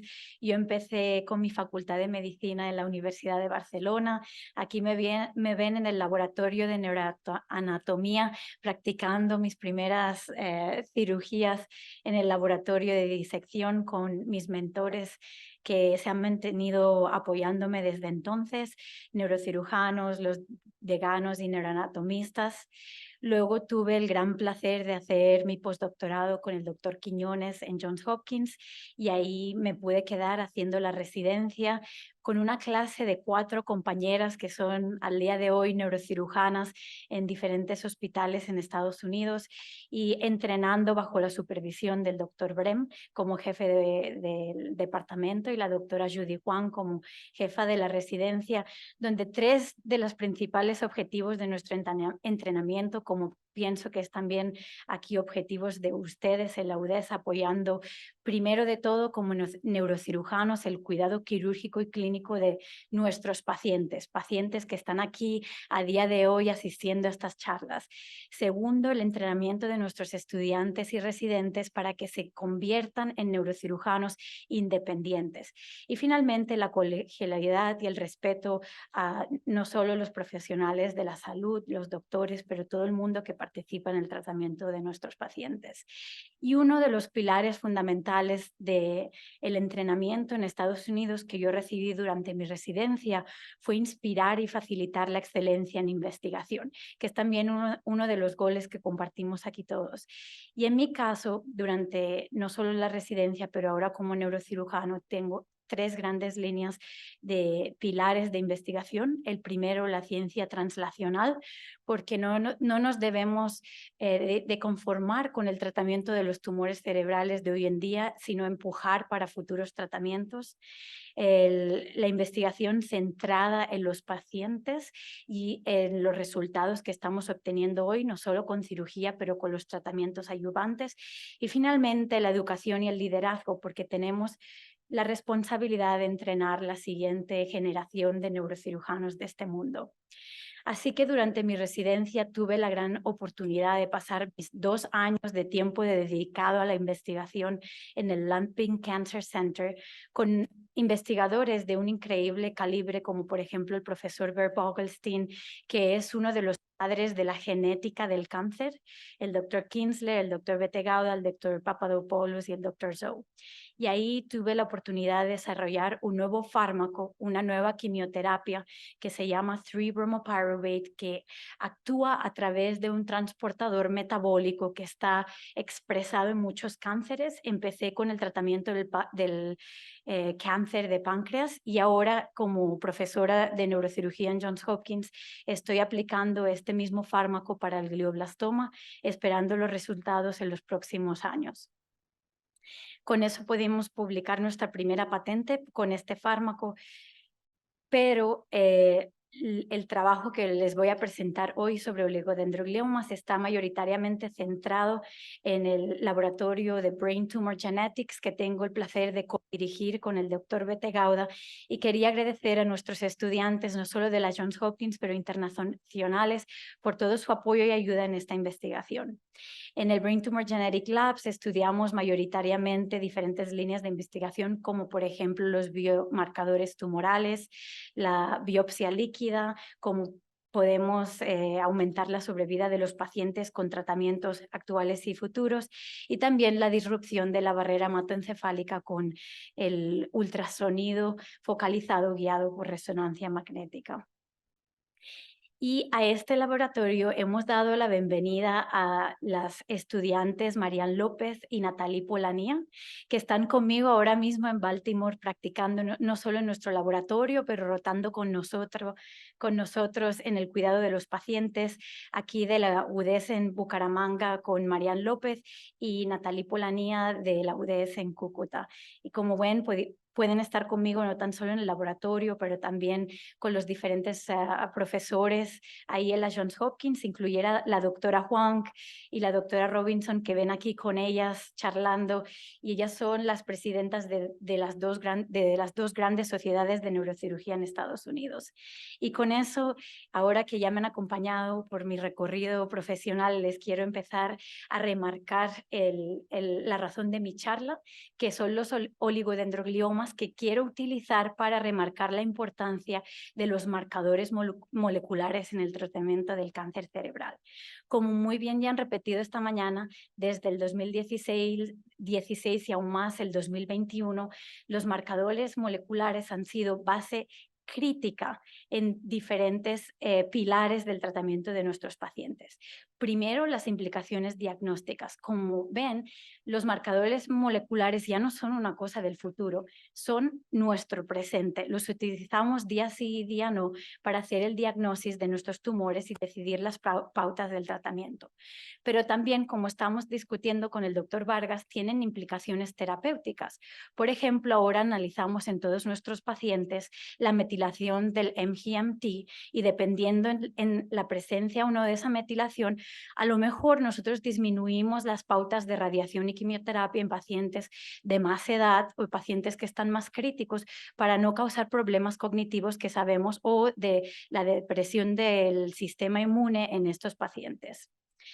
Como algunos de ustedes deben saber, también ha habido un estudio crítico que se presentó en el New England Journal of Medicine en agosto, donde nuevas terapias diana contra la mutación de la IDH han presentado resultados increíbles en el aumento de la sobrevida de pacientes con gliomas de bajo grado. Y finalmente, los marcadores moleculares son bases para nuestra investigación y tienen implicaciones en la innovación, como por ejemplo este estudio que realicé con el equipo del doctor Betegauda, donde nosotros encontramos estos marcadores moleculares en el líquido cefalorraquídeo, así que con esperanzas que en el futuro nuestros pacientes, a lo mejor en el seguimiento de sus cánceres cerebrales, no necesitan más cirugías para diferenciar cosas como la progresión o la pseudoprogresión en tumores como respuesta a la radiación y quimioterapia, sino que pueden tener una biopsia líquida en sangre o el líquido cefalorraquídeo para hacer ese seguimiento. Y ahora pasamos a hablar a los oligodendrogliomas. Como saben, este es un tumor excelente que ahora ya no se diagnostica histológicamente, sino a través de los marcadores genéticos y moleculares. Yo estoy basando mi tesis doctoral con la Universidad de Barcelona, el Hospital Clínic y la Johns Hopkins en los oligodendrogliomas con un equipo multidisciplinar, no solo de neurocirujanos, pero también neuropatólogos, radiooncólogos, oncólogos, nuestros estadistas, y también el equipo de estudiantes que nos están ayudando, y estoy estudiando los oligodendrogliomas desde todas las perspectivas. La primera que os quiero presentar es el pasado. Como ya he dicho, los oligodendrogliomas eran antes caracterizados por esta apariencia histológica de huevo frito con el halo perinuclear, pero esto ya pasó a nuestro pasado, ya que ahora los distinguimos críticamente con la codeleción de los brazos largo y corto de los cromosomas 1 y 19 y la metilación de la IDH. Como ya hemos escuchado antes en otras charlas, por ejemplo, patología como el oligoastrocitoma ahora mismo ya no existe. Así que el diagnóstico de los oligodendrogliomas ahora es únicamente molecular a través de técnicas de FISH o de técnicas de inmunohistoquímica. ¿Y por qué esto es importante? Pues para los pacientes que están presentes, porque hasta un 5% de todos los tumores malignos van a ser oligodendrogliomas. Y nosotros sabemos que estos tumores, por algún motivo, tienen una respuesta mucho mejor a la quimioterapia y presentan una mejor sobrevida. ¿Por qué? Aún no estamos completamente seguros si esto es lo que queremos estudiar. Y aún no tenemos terapias completamente curativas para este tipo de tumor. Lo que hacemos hoy en día, basados en ensayos clínicos prospectivos, es en algunos casos empezar con observación, si el paciente es muy joven, los tumores pequeños, pero mayoritariamente ya se ha aceptado que el primer paso es la cirugía, complementada con radiación o quimioterapia, con terapia con PCV o con Temodar. Los dos ensayos prospectivos más importantes aparecieron en el 2013 con el grupo de estudio del tratamiento del cáncer europeo y de la radiación, que mostró que la radiación con PCV mejoraba la sobrevida de estos pacientes. Lo que pasa que el PCV es muy tóxico, con toxicidad hematológica muy severa en algunos de los pacientes, y estos estudios prospectivos se hicieron con el diagnóstico histológico de los oligodendrogliomas, no con el molecular. Se hizo a posteriori, una vez terminado el ensayo clínico que duró casi una década, el análisis de la sobrevida en estos pacientes. Así que un porcentaje muy pequeño, de hasta el 50% de los pacientes realmente tenían estos hallazgos moleculares. Así que el objetivo de mi estudio era críticamente estudiar los oligodendrogliomas, ahora sí que solo tenían la definición molecular, para ver cuáles eran las características pronósticas, la sobrevida, el impacto de la resección quirúrgica, el tiempo de las terapias adyuvantes y las diferencias en la sobrevida dependiendo en qué terapia adyuvante escogíamos. El diseño de este proyecto obviamente fue observacional y retrospectivo, sin intervención, y estudiamos los centenares de pacientes en la Johns Hopkins con criterios de inclusión de pacientes tratados desde el 2005 al 2021 con resección tumoral, porque necesitamos la confirmación de los marcadores moleculares, y excluimos los pacientes pediátricos. Con la ayuda de nuestro equipo de bioestadísticas y de epidemiología del cáncer en Johns Hopkins, hicimos un estudio de todos nuestros pacientes y obtuvimos una de los estudios con más número de pacientes con oligodendrogliomas definidos molecularmente, pudiendo conseguir una potencia estadística donde se pudieran hacer comparaciones significativas. Y lo primero que hicimos fue publicar, aquí sí en conjunto con el doctor Vivas Buitrao y con la UDES y con la Universidad de Barcelona y la Universidad de Johns Hopkins, el background, la introducción a esta tesis doctoral donde nosotros estudiamos todos los estudios que se han hecho hasta ahora y propusimos nuestras hipótesis de estudio para el futuro. Comparamos las diferentes guías para el tratamiento de estos tumores que incluyen la guía de la Sociedad Americana, Europea y el NCCN, donde, como dije, empieza con la cirugía y el diagnóstico molecular, sigue con la radiación y la quimioterapia, pero aquí sí empezamos a ver algunas diferencias. Por ejemplo, las sociedades americanas incluyen no solo el PCV, pero el temodar en el tratamiento adyuvante de los oligodendrogliomas, pero las europeas no, solo incluyen el PCV, que es lo que se ha visto en los ensayos prospectivos. Así que queríamos continuar haciendo una encuesta a los diferentes profesionales para ver si esta teoría de las guías en realidad se refleja en la práctica clínica de los profesionales. Entrevistamos a más de 66 profesionales en 4 sociedades diferentes, la mayoría neurooncólogos y neurocirujanos con muchos años en su práctica clínica, y fue interesante que todos dijeron que hubo una buena evidencia para el manejo tanto clínico como oncológico de estos pacientes, pero luego cuando específicamente preguntamos cuál era su quimioterapia de elección, había, como pueden ver, una variedad de selección, incluyendo que algunos raramente utilizaban el temodar para oligodendrogliomas, pero otros lo utilizaban muy frecuentemente. Luego pasamos a la presentación de viñetas clínicas para ver activamente esa diferencia.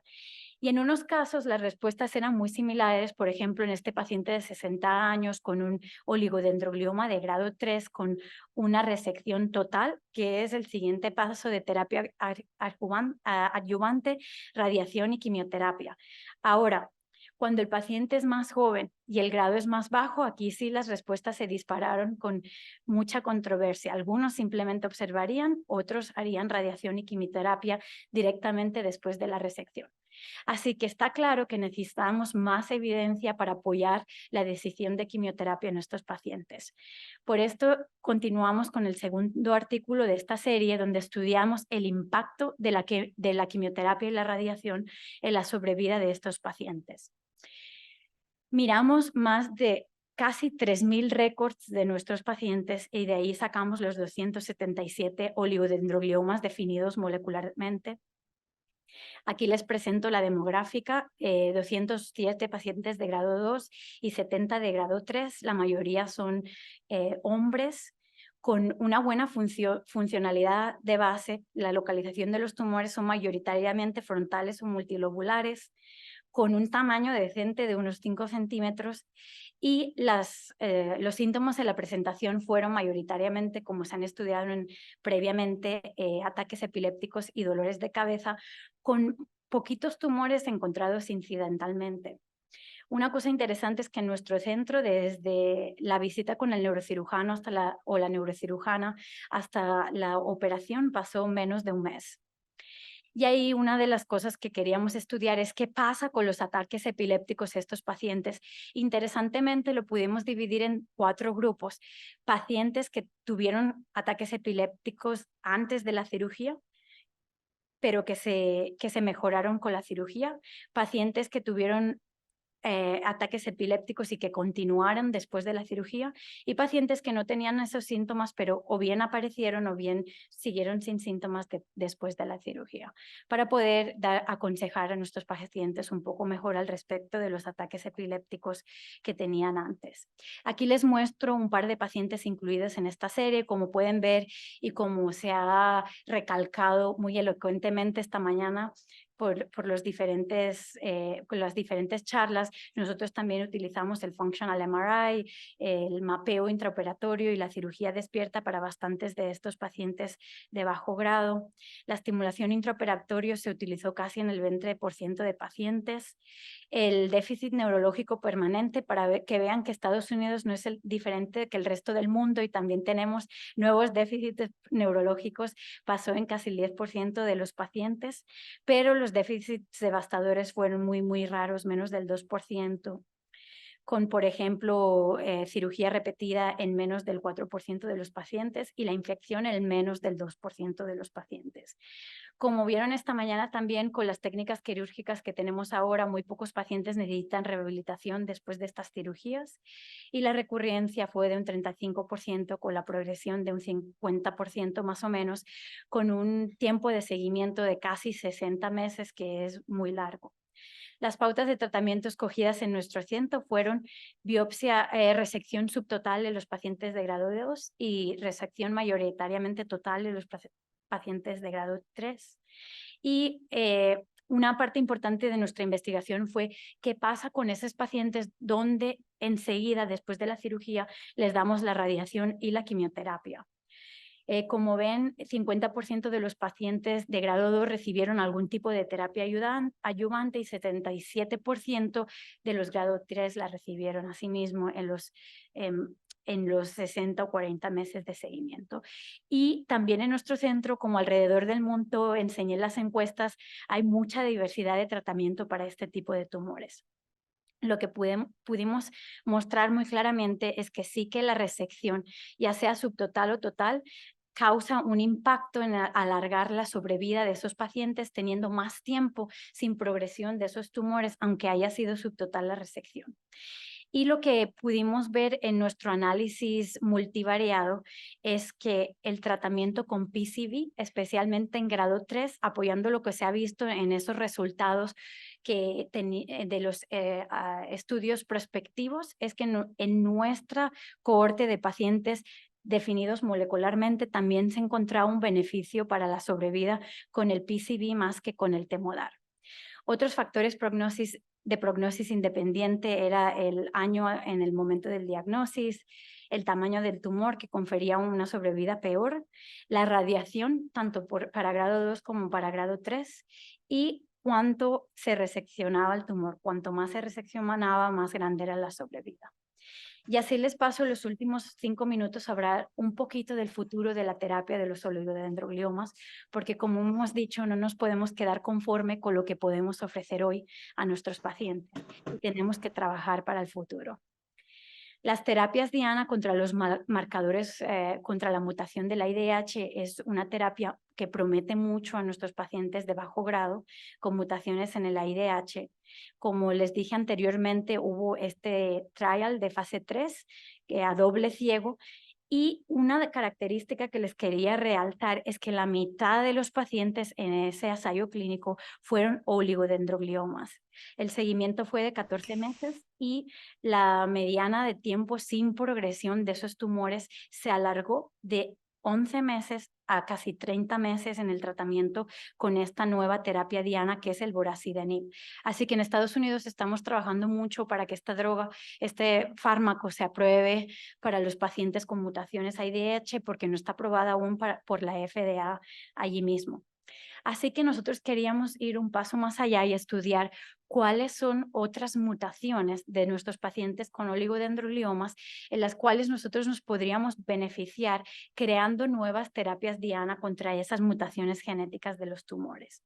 Estudiamos la misma cohorte de 277 pacientes y desde el año 2017 lo que hemos estado haciendo es con un trocito del tumor de nuestro paciente que de otra forma se iría para la basura, lo hemos estado mandando en todos nuestros pacientes para la clasificación genética. Hacemos secuenciación de ese trocito de tumor de más de 400 genes para cada uno de nuestros pacientes. Y lo que hicimos es, en nuestros pacientes de oligodendrogliomas, estudiar la asignatura molecular de los pacientes que tenían cambios genéticos en sus tumores. Como pueden ver aquí en una gráfica muy confusa, pero se la voy a aclarar muy rápidamente, el azul es los genes que no tenían mutación. Así que pueden ver muy rápidamente que los oligodendrogliomas tienen una carga de mutaciones muy pequeñita, que es lo que creemos que les confiere a estos pacientes una mejora en el pronóstico comparado con otros tumores gliales como el glioblastoma, que tiene una carga de muchísimas mutaciones. Y aquí analizamos en los 95 pacientes que tienen la secuenciación entera del panel molecular, cuáles eran los 10 genes con más de 8 pacientes con una mutación. Y aquí los pueden ver. Encontramos el CIC, el FUBP1, el promotor del TERT y unos cuantos más que tienen alistados con menos cantidad de mutación. Pero les quiero específicamente hablar del CIC y el FUBP1, que se han visto en el pasado definidos, que se encuentran en esos brazos de los cromosomas 1 y 19 que se encuentran alterados en los oligodendrogliomas. Por lo tanto, tiene sentido que se encuentren mutados en este tipo de pacientes. Y aquí tienen la asignatura molecular de esos 95 pacientes. Así que, en conclusión, encontramos que los oligodendrogliomas tienen poca carga de mutaciones, así que es importante estudiar esas mutaciones que son presentes, que podrían ser posibles dianas terapéuticas. La mayoría de mutaciones no tienen un impacto que veamos nosotros en nuestros estudios en la sobrevida de los pacientes, a excepción de la mutación en el CIC, que sí tuvo una asociación con peor sobrevida. Así que sería una buena diana terapéutica para futuros fármacos contra el oligodendroglioma. En resumen, como les he intentado remarcar, los marcadores moleculares tienen implicaciones ya no solo diagnósticas o prognósticas, pero también para el tratamiento de nuestros pacientes. Específicamente en los oligodendrogliomas necesitamos un nuevo sistema de clasificación de grado. Como han explicado anteriormente, grado 2 contra grado 3 no explica las diferencias en sobrevida de nuestros pacientes. La radiación sigue siendo de alta importancia en oligodendrogliomas, como han explicado anteriormente, es muy importante que tengamos en cuenta en el tratamiento de nuestros pacientes. Y para la quimioterapia, en los oligodendrogliomas de grado 2 no se encontró una asociación significante en el uso de la quimioterapia y el tiempo de progresión, pero esa sí fue muy impactante en los pacientes con grado 3. Los oligodendrogliomas tienen baja carga de mutaciones genéticas, la mayoría no tienen un impacto en la sobrevida y estamos esperando ensayos que están ahora activos, prospectivos como el CODEL y los tratamientos con terapia diano como les he mostrado con la mutación de la IDH. Muchas gracias a la UDES, al doctor Vargas Grau por la invitación. Tengo soporte para mi investigación desde el Instituto Nacional de Neurología de los Estados Unidos y quería aquí agradecerle a todos mis mentores y compañeros que me han ayudado a estar aquí. Les quería hacer un poco de publicidad del libro que publicamos con nuestras compañeras, que es el libro de consultas neuroquirúrgicas, sobre todo para los estudiantes. Quisimos poner a la práctica lo que nosotros habíamos vivido al día a día como residentes y sobre todo gracias a mi familia catalana, mi familia colombiana y aquí a mi esposo, el doctor Tito. Muchas gracias por todo su apoyo. Cualquier pregunta que tengan.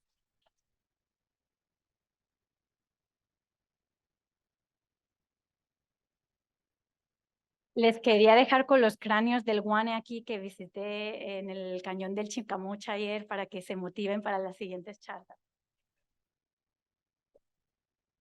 Pioneros en craniotomías, los guanes. Doctora Jordina, en realidad cuando Tito me dijo que había la posibilidad de que viniera, tuve el honor de conocerla hace más o menos 11 años. Cuando aún trabajaba en el laboratorio de investigación en Johns Hopkins con el doctor Quiñones. Y es un ejemplo para todos nosotros, porque ella se hizo en España y se fue allá a trabajar, a luchar con muchísimo sacrificio por años. Las metas no se logran caminando rápido. Hay que caminar despacio, con mucha seguridad. Así que en realidad no te imaginas lo grande que ha sido para nosotros el verte acá. Eres una neurocirujana joven, pero con muchísimo avance en pocos años.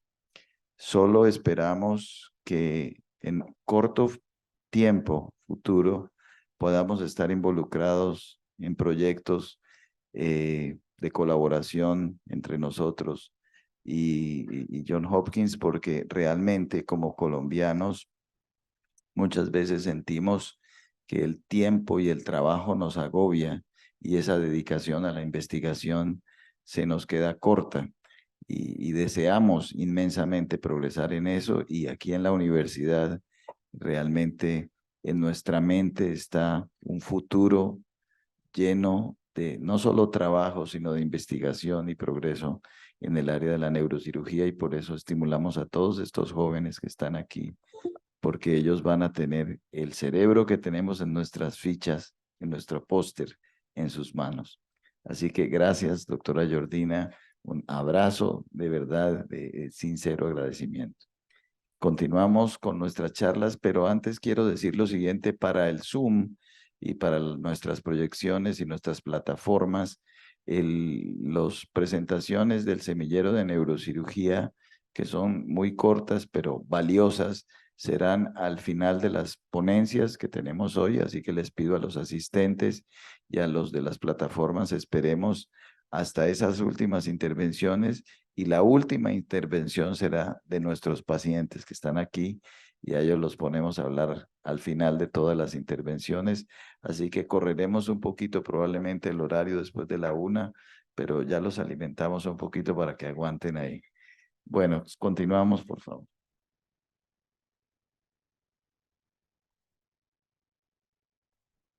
Muy buenos días. Bueno, damos la bienvenida al doctor Jesús Insuasti, prestigioso oncólogo clínico de nuestra ciudad, un distinguido oncólogo internista y profesor de la Universidad Industrial de Santander, miembro activo y respetado de la Asociación Colombiana de Hematología y Oncología, de la Asociación Europea de Oncología Médica, de la Asociación de la Sociedad Americana de Oncología Clínica y de la Academia Nacional de Medicina. El doctor Insuasti ha sido una figura clave con su experiencia en diversas investigaciones en el campo de la oncología. Sin más preámbulos, damos la bienvenida al doctor Jesús Insuasti.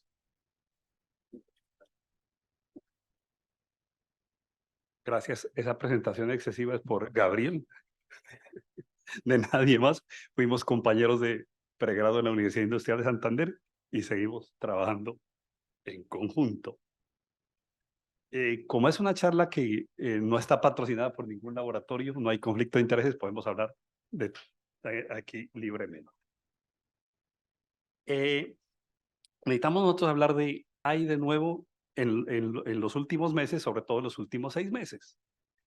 Hablamos de dabrafenib más trametinib en gliomas pediátricos. Entonces, sobre todo estos pacientes que tienen la mutación V600.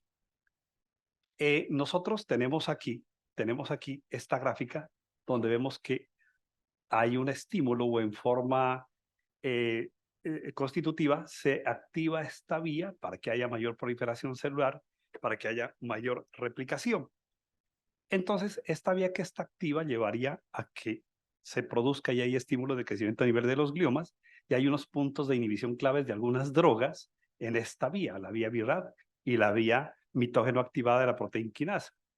Entonces, eso es uno de los pasos que se ha descubierto, y aparece esta publicación reciente de septiembre del mes pasado. ¿Qué muestra esta publicación? Que en glioma pediátrico de bajo grado, estas mutaciones, la BRAF V600 condujo a una supervivencia libre de progresión más prolongada, se demora más tiempo en progresar la enfermedad y mostró menos eventos adversos que lo que sería la quimioterapia convencional. Estas son medicamentos que se dan por vía oral. Vemos nosotros que los gliomas de bajo grado pueden albergar esta mutación, y también se sabe que no son tan buenos respondedores a la quimioterapia como uno esperaría, la quimioterapia convencional. De ahí la necesidad de conocer más qué otros cambios pasan en los tumores que puedan ser utilizados como blancos terapéuticos. Ya nosotros, a través de otros tumores como los melanomas, se había descubierto que contar con esta mutación del tumor presentaba gran actividad terapéutica utilizando este tipo de fármacos.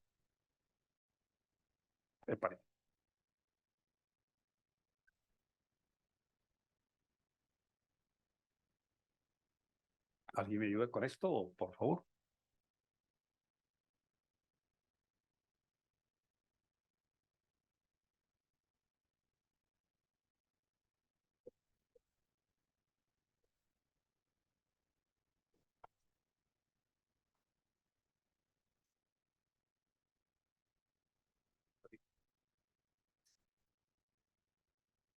Ya viene.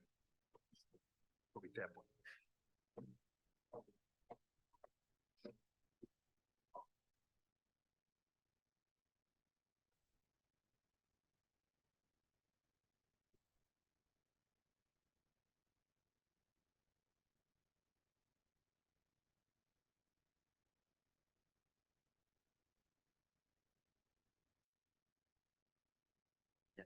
Ok, ok. Desea.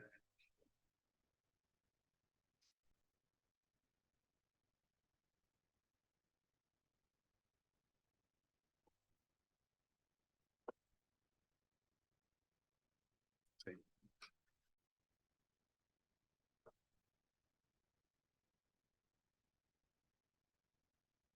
Como en el fútbol me toca estos momentos de descuento.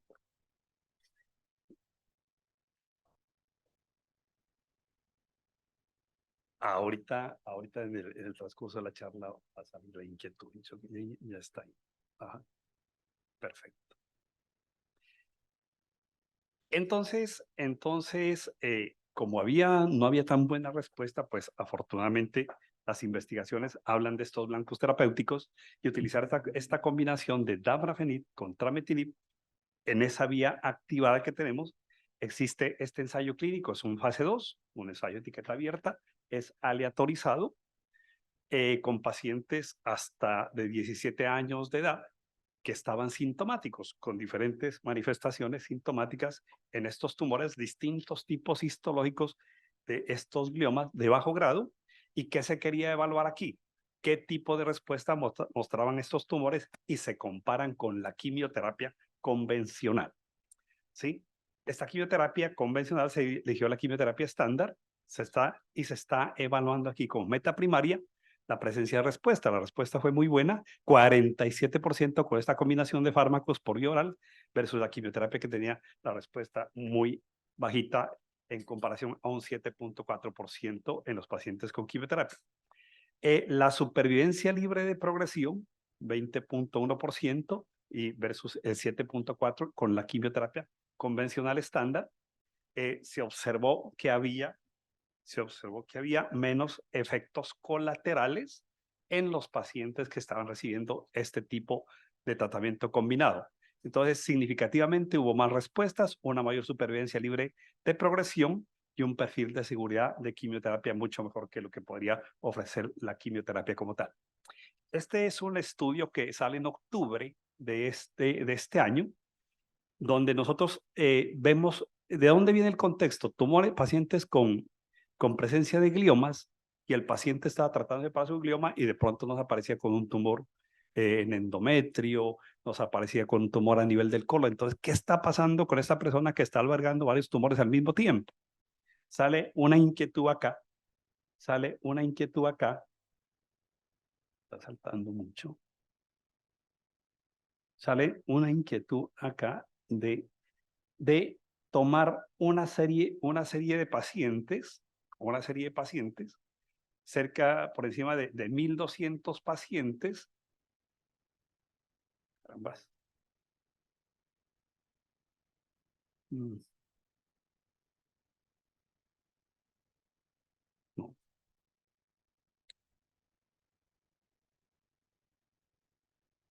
Yo no sé si la pueden pasar de allá a la diapositiva, yo lo voy diciendo, ¿se puede? ¿No?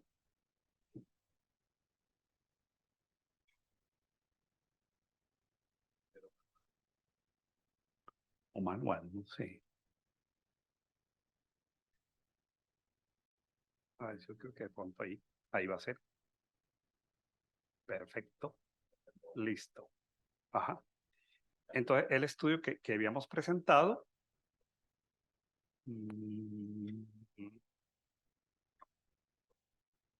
No. Sí, seguramente para hacerlo con manual.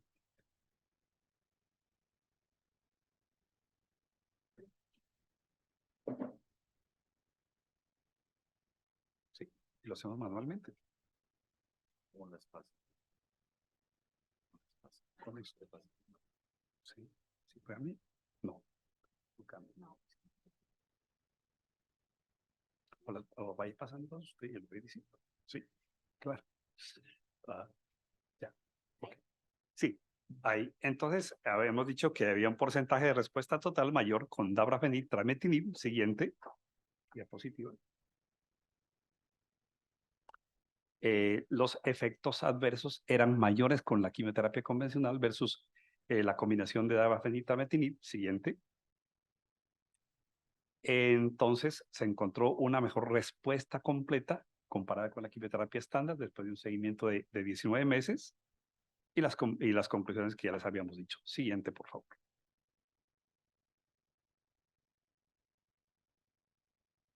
No, no pasa. Ya. Entonces, decíamos de la inquietud que puede haber este tipo de pacientes que tienen un glioma y aparecen otro tipo de tumores simultáneamente. Siguiente. Entonces, seguimos ahí. Encontramos que, vamos aquí a recapitular un poquito, que tenemos pacientes que pueden haber alteraciones en el DNA, esto a título de ejemplo, y que pueden haber errores en la reparación. Siguiente. Al haber errores en la reparación, se llaman un poco de mecanismos que ayudan a la reparación para que se corrija ese defecto que se está presentando en el DNA. Siguiente. Siguiente. Entonces, si nosotros tenemos un defecto aquí en el DNA, al llamar más proteínas, van a haber reparación en esa zona alterada. Siguiente. Y vemos que incluso se puede tomar fragmentos de cromosoma normal para ayudar en esa reparación. Siguiente. Y se corrige el problema. Pero si hay déficit en esa reparación, al haber déficit en esa reparación, hay problemas, está predisponiendo para que haya un defecto molecular para que haya mayor proliferación celular. Siguiente. Todos sabemos, empezamos desde nuestra formación básica en primaria, que las bases nitrogenadas tienen su correlación adenina, que puede estar con timina, guanina con citosina. Esa sería la formación normal de la molécula de DNA, pero en algún momento eso puede estar alterado. Si hay una alteración, hay mecanismos que ayudan a reparar ese déficit. Siguiente. Entonces, hablamos del concepto de inestabilidad de microsatélites. Los microsatélites se presentan fragmentos de disminución o aumento en la longitud de microsatélites en el DNA tumoral si lo comparamos con el DNA normal. Siguiente.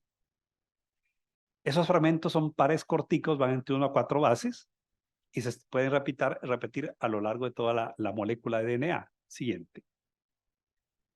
En un momento dado, ellos pueden sufrir alguna mutación. Si no se repara, entonces eso puede llevar a inestabilidad microsatelital a nivel del DNA.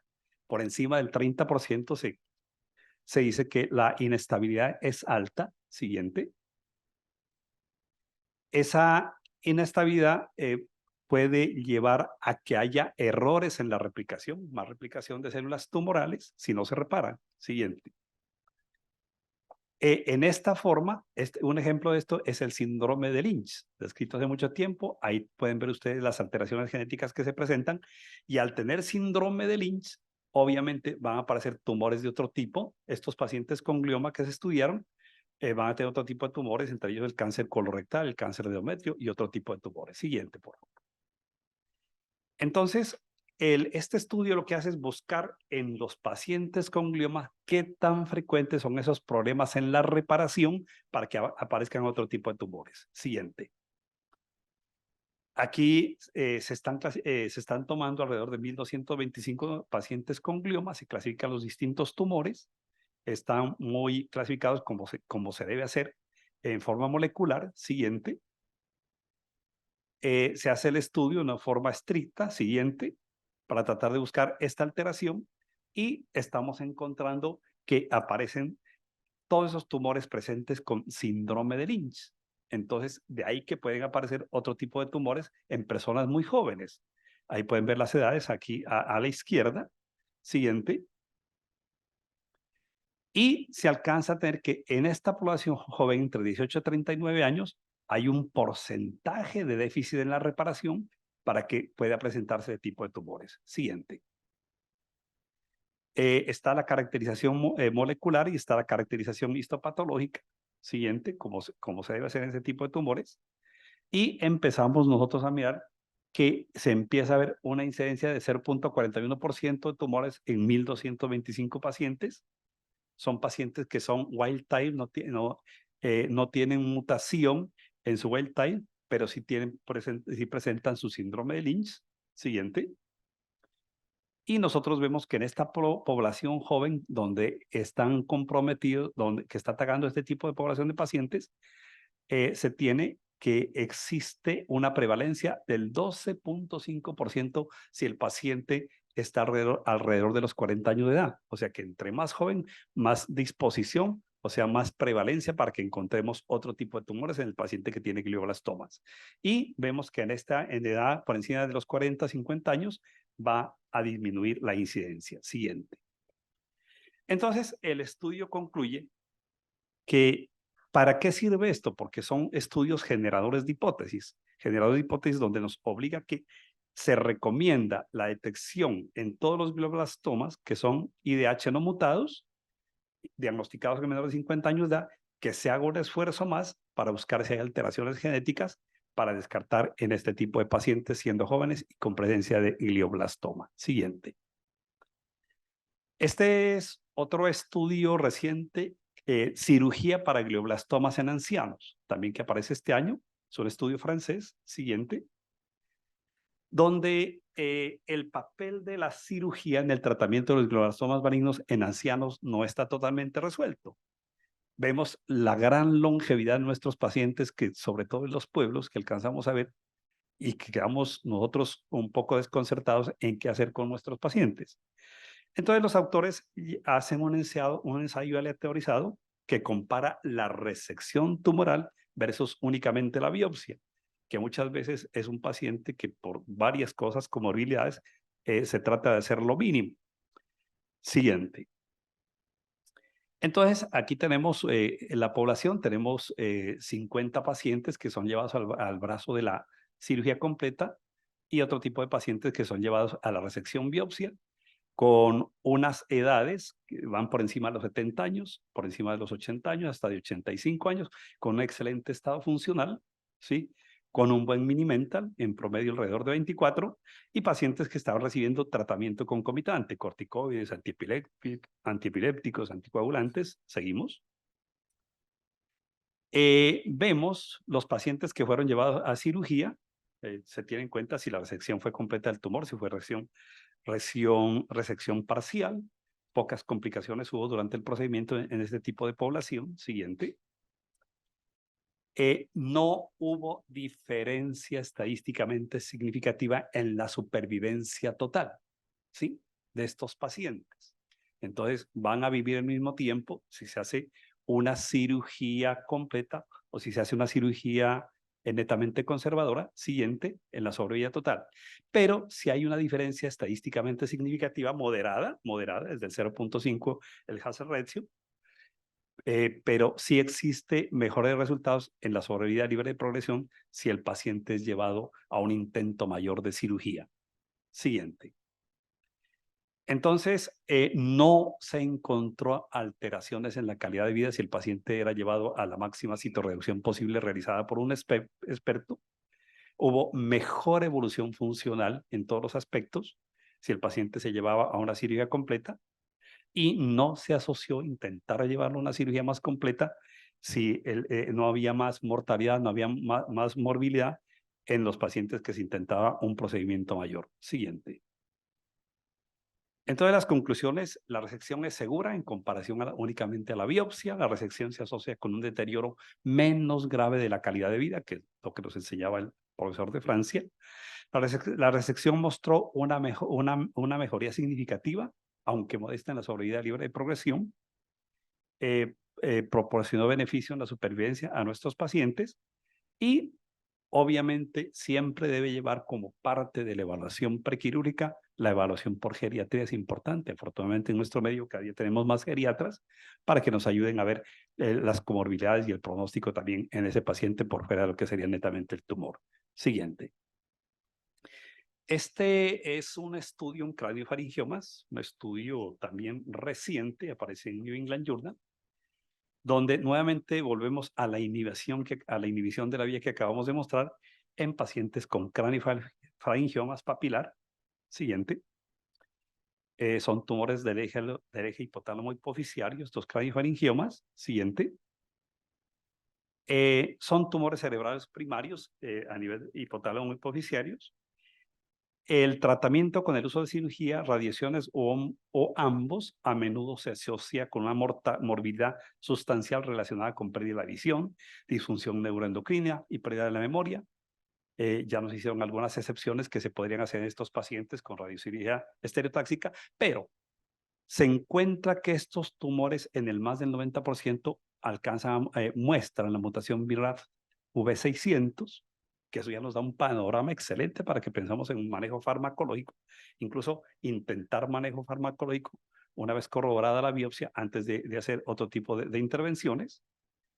Entonces, hacen falta más estudios, es cierto, pero esto es una forma también, son estudios que nos llevan para que se sigan haciendo más ensayos. Siguiente. Destacamos la alta presencia de la mutación viral en craniofaringiomas. Siguiente. Y la reducción volumétrica, o sea, la respuesta está alrededor del 91%, únicamente con manejo farmacológico. Siguiente.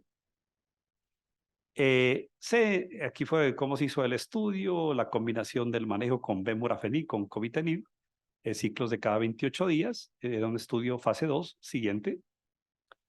La meta principal era evaluar la respuesta a los 4 meses. Siguiente, determinados en forma radiológica. Siguiente, por favor.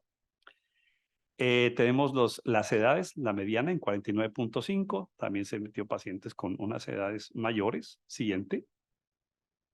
El tipo de resección que requirió los tumores que habían sido previamente operados y que fueron sometidos a tratamiento. Siguiente. Y la respuesta que fue alrededor del 94-91% en la mayoría de los casos con el manejo farmacológico. Siguiente. Vemos la respuesta en esta curva de nadadores, la gran respuesta que se obtiene en tan poco tiempo. Siguiente. Con una supervivencia libre de progresión de 87%. Vemos esta curva acá arriba, es impresionante, a los 12 meses, de cómo se mantienen los pacientes con buena respuesta. Siguiente. Hubo, obviamente, efectos colaterales propios de estos inhibidores de tirosina quinasa, que ya los oncólogos hemos aprendido a manejarlos en base a la práctica que hemos tenido con melanoma. Siguiente. Y las conclusiones es que para la mayoría de los pacientes con craniofaringioma se debe determinar la mutación BRAF. Se debe hacer una prueba terapéutica con inhibidores BRAF-MEK. Y las decisiones después de 4 o 6 ciclos, pues depende del tipo de respuesta que se obtenga, la edad del paciente, comorbilidades y los riesgos de la cirugía como tal. Otra esperanza que nace en la terapéutica para este tipo de pacientes. Siguiente. Nos acaba de hablar la doctora Jordina de vorasidenib en pacientes IDH mutados. Este estudio se presentó ahorita en agosto, fue reforzado en ESMO ahorita hace como 15 días. Excelente, fue de los estudios renombrados en ESMO. Siguiente, en Madrid. Aquí recordar un poquito, porque hemos hablado de IDH. Entonces existe un metabolismo normal de deisocitrato. Este metabolismo ocurre con isocitrato de hidrogenasa, que pasa a alfa-ketorulato. Esto es la vía metabólica normal. Si hay mutación, aquí esquemáticamente, como muta, es menos verde, se cambia a rosado, para poder entender esto. Ya forma en menor cantidad alfa-ketorulato, pero arriba hay un titular que dice: cuando perder significa ganar. O sea, existe la mutación, pero el hecho que exista la mutación lo vuelve más sensible terapéuticamente. Entonces, esa terapéutica es la que es donde se va a aprovechar para hacer el tratamiento de estos pacientes. Siguiente. Entonces, los gliomas son el tumor maligno más frecuente, primarios a nivel de los adultos. Siguiente. Los inhibidores de isocitrato de hidrogenasa son de gran interés en el tratamiento de estos gliomas. Siguiente. Siguiente, por favor. Vorasidenib es una droga que está en proceso de investigación. Yo creo que hay presión a nivel mundial para que aprueben este fármaco a nivel mundial. En Colombia nos va a llegar mucho después, ahorita en esta época sí que menos. Siguiente. Siguiente. Es un ensayo fase 3 que ya nos lo presentaron. Siguiente, por favor. Entonces, es el estudio conocido como el estudio Índigo, 331 pacientes mayores de 12 años, con gliomas con una mutación IDH grado 2, que sea un tumor residual, que es el tumor que se está repitiendo, que no ha recibido tratamiento previo, solamente la cirugía. Siguiente. Este es el fármaco, vorasidenib, se compara con el placebo. Siguiente. Vemos nosotros aquí esta curva, muestra la gran diferencia. La meta primaria para supervivencia libre de enfermedad. Vemos aquí la diferencia comparada con el placebo. Muchas veces lo que limita la aprobación de los productos, por lo menos en la legislación colombiana, que es el INVIMA, es que los productos que se van a utilizar, las moléculas a utilizar terapéuticamente, no muestren buen impacto en la sobrevida total. Entonces, es muy difícil que ellos aprueben si no hay impacto en la sobrevida total. Con la supervivencia libre de progresión, la estamos logrando con este producto, pero ellos necesitan que demostremos que de verdad hay impacto en la sobrevida total, únicamente en la sobrevida libre de progresión, o sea, el tiempo que el paciente está estable y no progresa. Siguiente. Siguiente, por favor. El tiempo que está el paciente en tratamiento para que yo escoja otra terapéutica porque fracasó va a ser más prolongado en pacientes que reciben vorasidenib. Siguiente.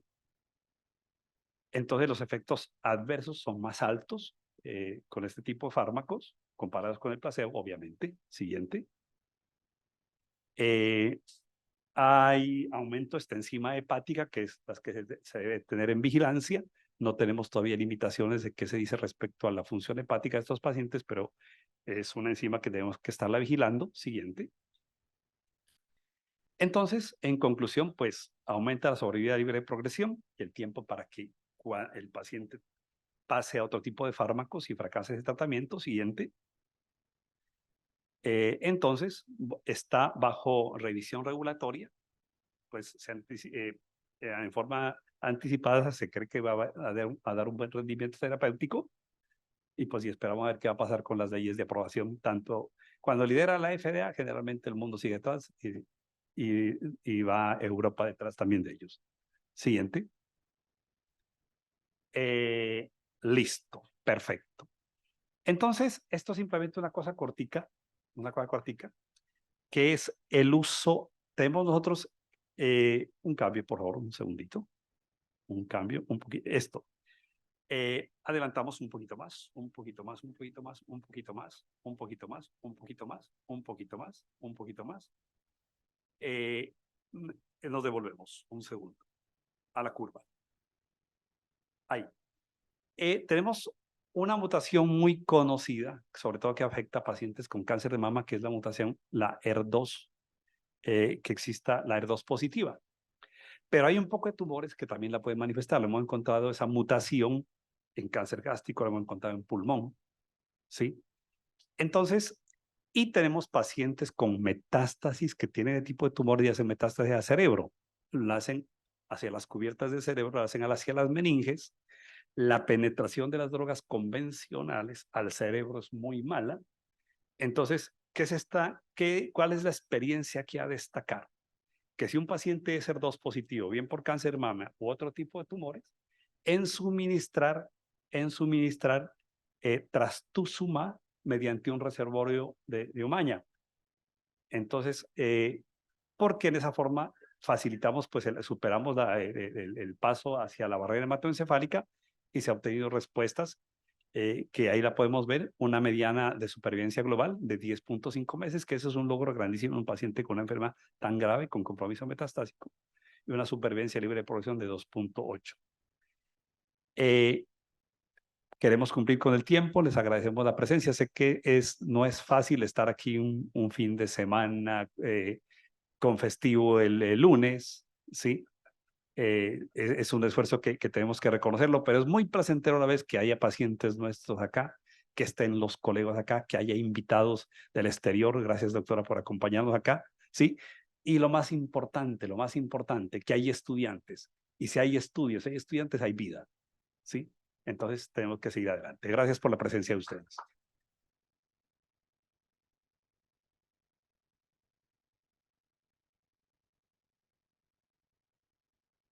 Bueno, gracias al doctor Insuasti. Digamos que la oncología es nuestra futuro. Siempre desde que somos cirujanos, desde que yo era residente, los neurólogos nos decían, algún día ustedes van a dejar de operar porque alguna droga va a haber que va a matar ese tumor y esperamos que eso sea así. Realmente todos queremos que en algún momento no haya que abrir la cabeza y todo sea con medicamentos, pero el problema es que estos tumores tienen inteligencia artificial, Chucho. Y esos hijuemadres tumores les estudian una molécula, otra, y de pronto una variación aquí. Ellos se dan a la manera de seguir creciendo y por eso es importantísimo el papel de oncología, el papel de la investigación, porque algún día podremos acabar con esta enfermedad. Debemos continuar, por favor, con nuestras conferencias. Muchas gracias, doctor Insuasti, por su participación.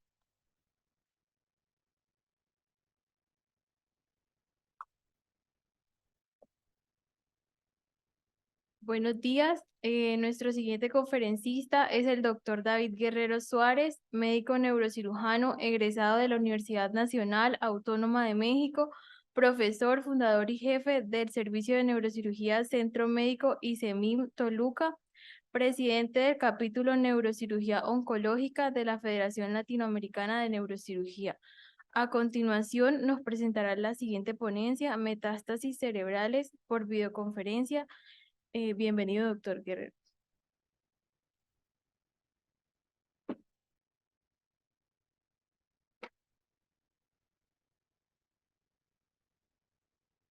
Pongamos, por favor, la charla del doctor Guerrero y démosle audio y video, por favor. Doctor Guerrero es el presidente del capítulo de neurooncología de la Federación Latinoamericana que apoya este evento y muy amablemente nos colaboró con esta charla. Por favor, pongamos la charla del doctor Guerrero.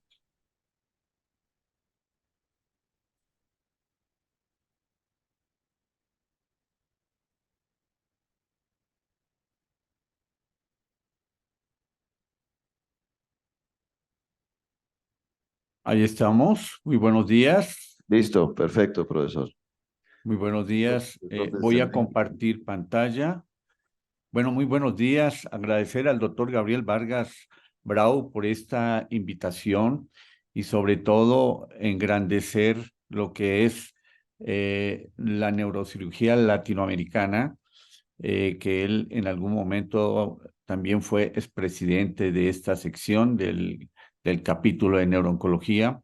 De tal manera que una felicitación por este 13º Simposio, Día Internacional de la Concientización de Tumores. Creo que es un mensaje muy importante el que se ha expuesto con grandes ponentes y mucha felicitación. Es parte de la academia que exige la FLAN y para la FLAN es un orgullo tener socios, líderes como es el doctor Gabriel. Creo que, a ver, vamos a ver.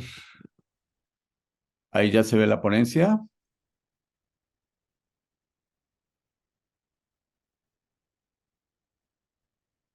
Perfecto, profesor. Puede comenzar. Muchas gracias.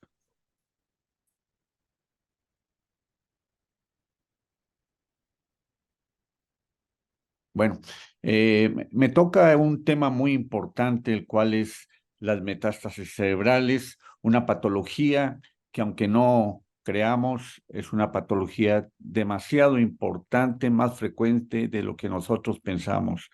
Es una lesión que se presenta en más de 170,000 casos al año.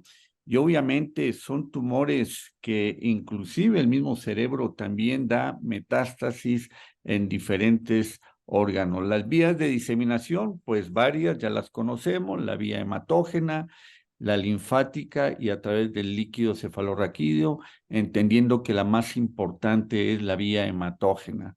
Se supone que cuando hay un tumor primario, hasta a un 45, a un 50% tenemos metástasis. Entonces, tenemos que estar pensando en este tipo de patologías que es muy frecuente. Y obviamente, dependiendo del tumor primario, por ejemplo, el melanoma, en varias necropsias, se ha visto un índice altísimo de localizarse a nivel del cerebro, hasta un 49%, a un 68% lo encontramos en las diferentes necropsias. Entonces, debemos de pensar en esta patología un poquito más. De tal manera que es un tumor que lo encontramos muchas veces a nivel supratentorial, más del 80% de las veces, pero sin embargo, cuando vemos la fosa posterior y en un adulto mayor, vamos a ver que es el lugar donde más se encuentra. El tumor primario puede prevenir de muchos elementos, entre ellos el pulmón hasta en un 50% de los casos, mama en un 15% y los melanomas en un 7%. Hablando un poquito de la etiopatogenia, como veo que hay estudiantes y eso me emociona porque yo creo que el doctor Vargas dentro del proyecto, como todos nosotros, estamos pensando siempre en la renovación y en el futuro que viene cercano. Entonces, hay una mutación de una célula que empieza a crear vasos, hay una angiogénesis que evidentemente va preparando a un proceso de embolización y a través de la vía hemática llega al órgano primario, ya sea hígado, ya sea el riñón, ya sea el cerebro o el pulmón. Acá sigue el proceso de proliferación celular y obviamente mediante una extravasación, esta lesión va a ocupar el órgano blanco y ahí va a proliferar en un proceso denominado la metástasis. Muchas teorías, las cuales mencionan diferentes inicios donde se creía que era una célula, pero nos hemos encontrado que es originado por células madres que evidentemente tienen genotipos especiales rodeados de proteínas como la E-caderina, etcétera, y entonces ahí viene el proceso. La parte muy importante en el cerebro, ya todos conocemos que la barrera hematoencefálica es un elemento básico para proteger a nuestra estructura cerebral de cualquier elemento, incluyendo a las células malignas. De ahí que llega tardíamente. Por ejemplo, el pulmón tiene otro proceso y se presenta más tempranamente a las 48 horas. Entonces, es un lugar muy importante donde se presentan los tumores. La vía hematógena es un elemento veloz por donde llegan estas células y recordemos que la interfase entre la sustancia gris y sustancia blanca tiene un flujo más lento. De ahí que en esa interfase a nivel cerebral es el asiento de muchas metástasis y obviamente algo que también afecta mucho a esa barrera hematoencefálica, pues es la quimioterapia y la radioterapia, como ya se ha comentado previamente. Otro elemento básico como es el espacio de Witcher-Robin, que evidentemente está rodeado de líquido y que ante esta circunstancia, cuando llega las células, condiciona una carcinomatosis, que es un tratamiento complejo y difícil y cambia mucho el pronóstico. Y acá se hace la síntesis de cómo los tumores utilizan esa vía hematógena y van llegando a ese espacio, a esa interfase de sustancia gris y blanca y empiezan a hacer sus manifestaciones clínicas. Evidentemente, dependiendo de el tipo de lesión, es como van a ver las manifestaciones y algo más importante, el pronóstico. Es muy diferente cuando encontramos una lesión única o cuando hay lesiones múltiples, cuando es una metástasis miliar o cuando evidentemente se trata de una carcinomatosis lectomeningea que condiciona un deterioro más importante en el paciente. El diagnóstico y obviamente la presentación clínica es muy manifiesta. Hasta un 75% el paciente manifiesta dolores de cabeza, cefaleas, que pueden ser variables, pero algo muy importante, hasta en un 20% son las crisis convulsivas, y como el tiempo es limitado, no me voy a detener en este sentido que ustedes dominan tanto, pero sí tenemos que considerar e imaginar constantemente cuando nos hablan de metástasis, que evidentemente el proceso hay que protocolizarlo. Mínimo una tomografía, que es un estudio básico que casi todas las instituciones hoy en día lo tienen, y muchas veces nos encontramos sorpresas, ya sea un tumor o inclusive una apoplejía o un tumor que ha sangrado y que puede ser una metástasis. El estándar de oro, una resonancia magnética, es un estudio altamente sensible, no tiene una imagen patognomónica porque la imagen típica en anillo puede ser representada por muchas otras patologías, pero bueno, ya nosotros estamos preparados para ello, y en este caso vemos las diferentes fases en que se puede presentar la metástasis.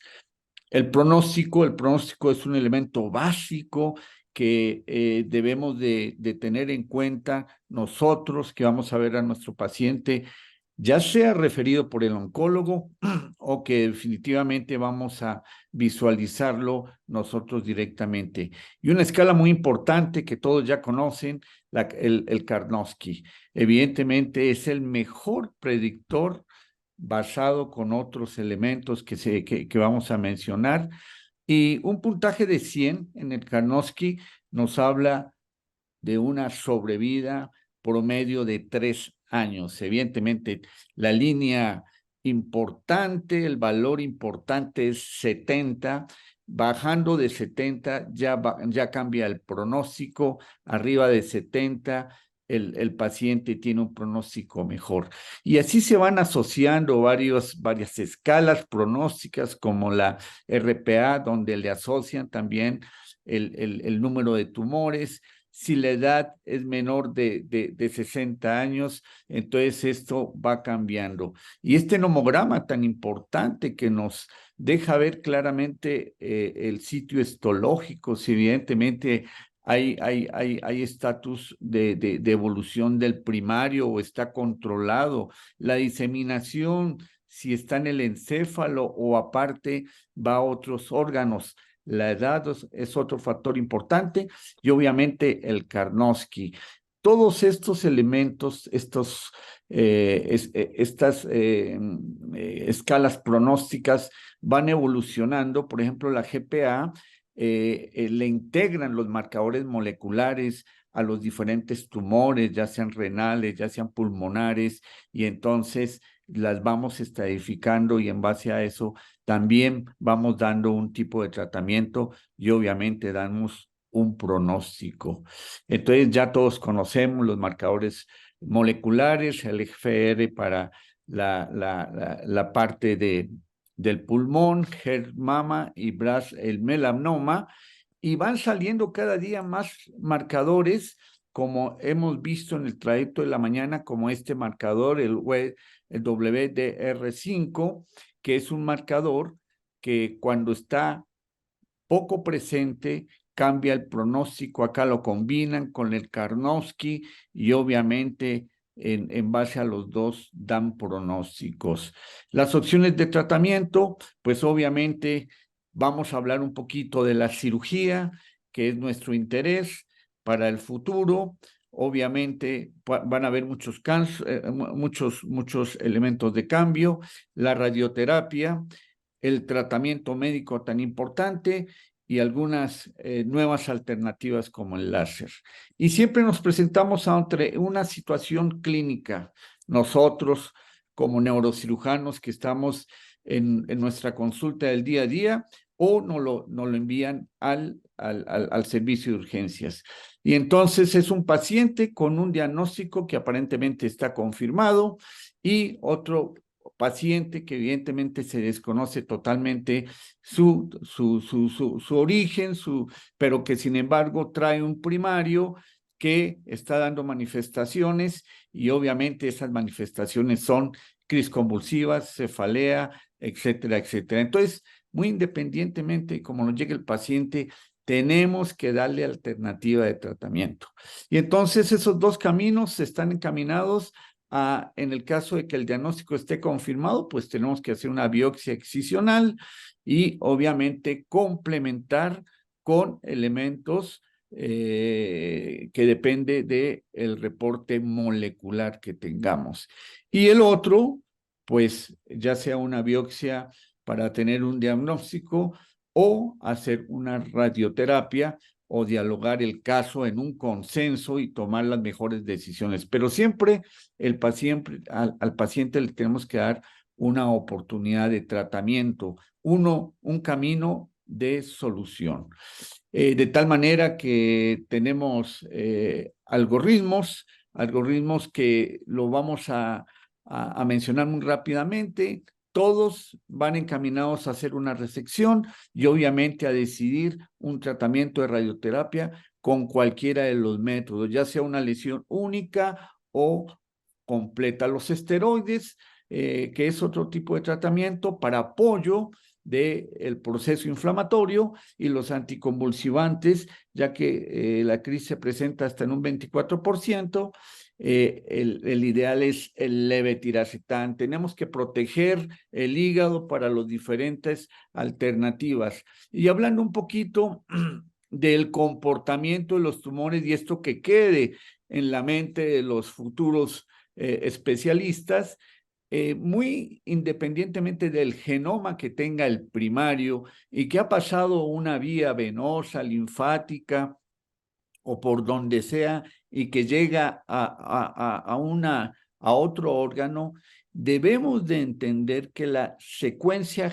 genómica es muy diferente al primario, de tal manera que el tratamiento va a ir enfocado totalmente diferente. Esto acá nos deja ver, por ejemplo, en la quimio, en este caso, el bevacizumab, cómo actúa a nivel vascular y condiciona cambios para hacer estos tratamientos. La quimioterapia, un elemento también que va dirigido directamente a cada uno de las moléculas, y obviamente es muy importante entender que pues puede alterar la permeabilidad de la barrera hematoencefálica. En combinación es excelente. El melanoma es un reto siempre, y ante una carcinomatosis leptomeningia, el tratamiento intratecal es maravilloso. La inmunoterapia, pues bueno, es otra de los elementos muy importantes y alternativas que tenemos para el tratamiento, pero no nos vamos a detener. Se tocó algo, el doctor Bueno tocó algo de la radioterapia, tenemos muchas alternativas. Esas alternativas cada día mejoran, pero debemos de estar conscientes que hay radiosensibilidad hacia algunos tumores, en unos responde, en otros no. El melanoma es un reto tremendo, pero algo que quiero dejar claro es que ya Pachel desde los 90 demostró que la cirugía es un elemento prioritario para el tratamiento de este tipo de tumores. Evidentemente combinado ya sea con radioterapia general, radiocirugía, como ya se mostró. Esto ya fue evidenciado con nivel 1 y es algo que hacemos. Obviamente la radio sola no mejora, puede tener cierta mejoría en sobrevida, la sensibilidad a ciertos elementos como la quimio puede ayudar, y como profiláctico previene. Muchas veces el paciente, bajo sus condiciones, prefiere seguir la radiocirugía, que ha tenido grandes avances y se ha visto una muy buena evolución. No se nos olvide que la radio generalizada no es inocua, deja alteraciones. Evidentemente, a los 2 años hay un porcentaje importante de afecciones cognitivos. Para proteger esto, pues se protegen las áreas hipocampales. Acá la literatura deja ver claramente. Acá no me quiero detener.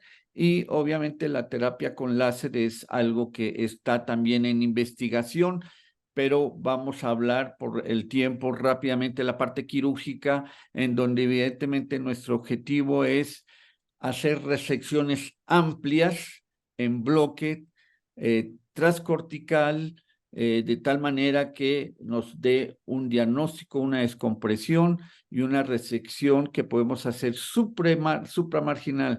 Se hablaron mucho de los elementos auxiliares, tuvimos ahí unas pláticas preciosas. El ultrasonido transoperatorio es una maravilla, el neuromonitoreo, pues tenemos que hablar un poquito de ello, muy importante, y la utilización de la cirugía despierta, que hoy en día está de boga, con el neuromonitoreo ayuda importantemente, dejando ver ventajas. Voy a referirme a 4 casos rápidamente. Una femenina de 44 años con un CA de esófago.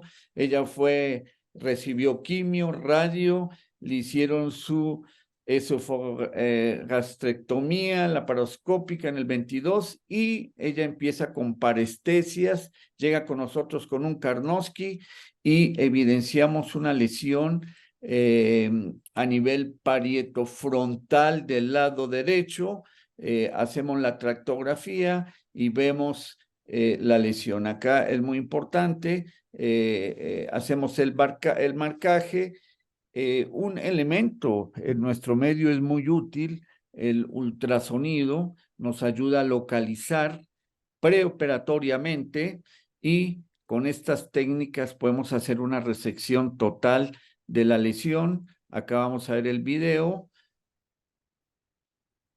En el posoperatorio, la paciente se saltó el video, se evidencia muy cuerda y vemos el control posoperatorio y la resección total de la lesión inmediata. Otro caso, debido al tiempo, 79 años, una paciente hipertensa con antecedentes de un carcinoma endometrial, evidentemente con metástasis a mama. Ella cursa con una lesión en fosa posterior, la cual la radian, no mejora, llega con nosotros con 2 lesiones, evidentemente de características extraxiales, una media que da la impresión de ser un meningioma y una lateral del hemisferio cerebeloso derecho que corresponde probablemente a una metástasis.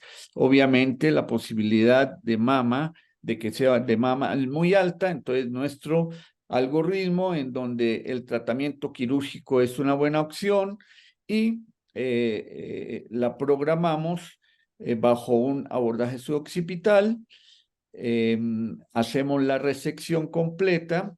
Ahí están la parte del meningioma y se reporta una lesión en el posoperatorio importante, en el posoperatorio, y se reporta una metástasis de cáncer de mama. Este caso es muy importante. Es una femenina de 59 años con antecedente de una exéresis tumoral, evidentemente de una metástasis, y que llega con deterioro, con un Karnowski de 90 y que es canalizada por el servicio de urgencias urgentemente con estas lesiones. Y acá, debido a la clínica, le hacemos este estudio. La espectroscopía nos deja ver claramente que el L-acetil aspartato bien, el lactato bien, la colina no tan alta. Esto corresponde a una radionecrosis y el paciente no fue candidato. Esto es muy importante porque la lesión estaba en zona elocuente y esto, en caso de ser quirúrgico, iba a dejarla con muchas secuelas. Ya para terminar, voy a adelantar. Entonces, sí es muy importante que nosotros pensemos un poquito más en las metástasis.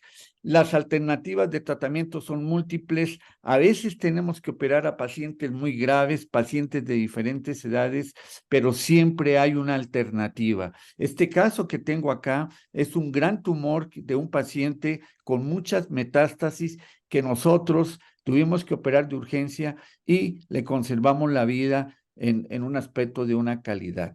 Las complicaciones pueden ser muchas. Evidentemente, yo quiero concluir rápidamente que las metástasis es una patología que es de las más frecuentes, se nos olvida, pero a pesar de ello, a pesar de que hay muchas alternativas de tratamiento, estos deben de tener una variedad y además siempre priorizar la calidad de vida de nuestros pacientes. Y les robo un minuto para hacerles una invitación a un congreso, siguiendo acá la mentalidad del doctor Vargas.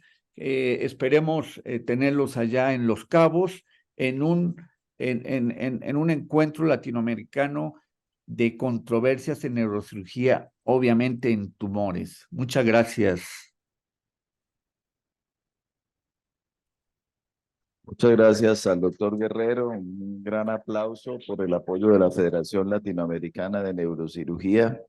Las metástasis cerebrales hoy en día en muchas estadísticas son el tumor número 1 del cerebro debido a la longevidad de nuestros pacientes y a los buenos tratamientos para los tumores primarios. Así que el manejo de las metástasis es un punto clave y muy importante. Continuamos con nuestra charla. Muchas gracias, doctor Guerrero. Muy gentil. No, a usted, gracias, doctor Vargas. Buenas tardes. A continuación le damos la bienvenida al doctor William Arenas, radiólogo especialista de la Universidad Autónoma de Bucaramanga, neuroradiólogo de la Fundación Santa Fe de Bogotá, actualmente labora en IDIME, Hospital Universitario Los Comuneros de Bucaramanga, y en su charla nos hablará acerca de generalidades del diagnóstico por imagen de tumores cerebrales. Bienvenido.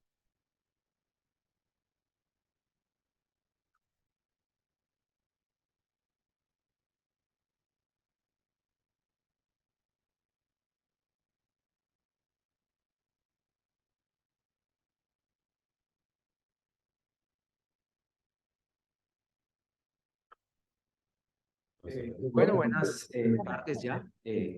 Corremos con el tiempo y con la hora. Imagino que todos estarán con hambre. Voy a tratar de ser lo más rápido posible para que hablemos de algunas generalidades en la interpretación. No, es que ya veo las caras. En la interpretación y el abordaje cuando vemos tumores o pacientes con sospecha de tumores cerebrales, pacientes clínicamente con sospecha o pacientes que son hallazgos incidentales. Entonces, como tenemos bastantes estudiantes dentro de la charla, he colocado algunos artículos que me parecen muy relevantes, también muy nuevos, y van a poder ustedes con sus celulares escanear los códigos QR para acceder a ellos. ¿Listo? Entonces, acá, vamos acá, y... Perfecto. Bueno, entonces, muchas gracias por la introducción. No tengo ningún tipo de conflicto de interés. Entonces, para comenzar, recordemos que la resonancia magnética pues, es el gol estándar, es nuestra herramienta fundamental a la hora de abordar un paciente con sospecha clínica o de un tumor cerebral. Es indispensable para la planeación quirúrgica y el seguimiento de estos pacientes. ¿Qué técnicas tenemos? La resonancia convencional, que nos da una muy perfecta precisión anatómica de dónde se encuentra la lesión. Podemos utilizar técnicas avanzadas como la perfusión, espectroscopia, tractografía y resonancia funcional, como ya lo hemos visto en algunas de las charlas. Y pues esto nos permite dar o precisar la evaluación estructural de esa lesión tumoral, su apariencia o algunas características celulares, su tipo de vascularización y su metabolismo.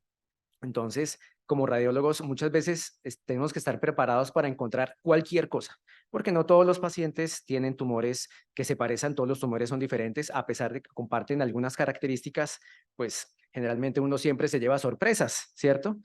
Como estos dos pacientes pediátricos que Nunca pensamos encontrar un corta uñas y un tornillo en niños que se los ingesta, se los tragan.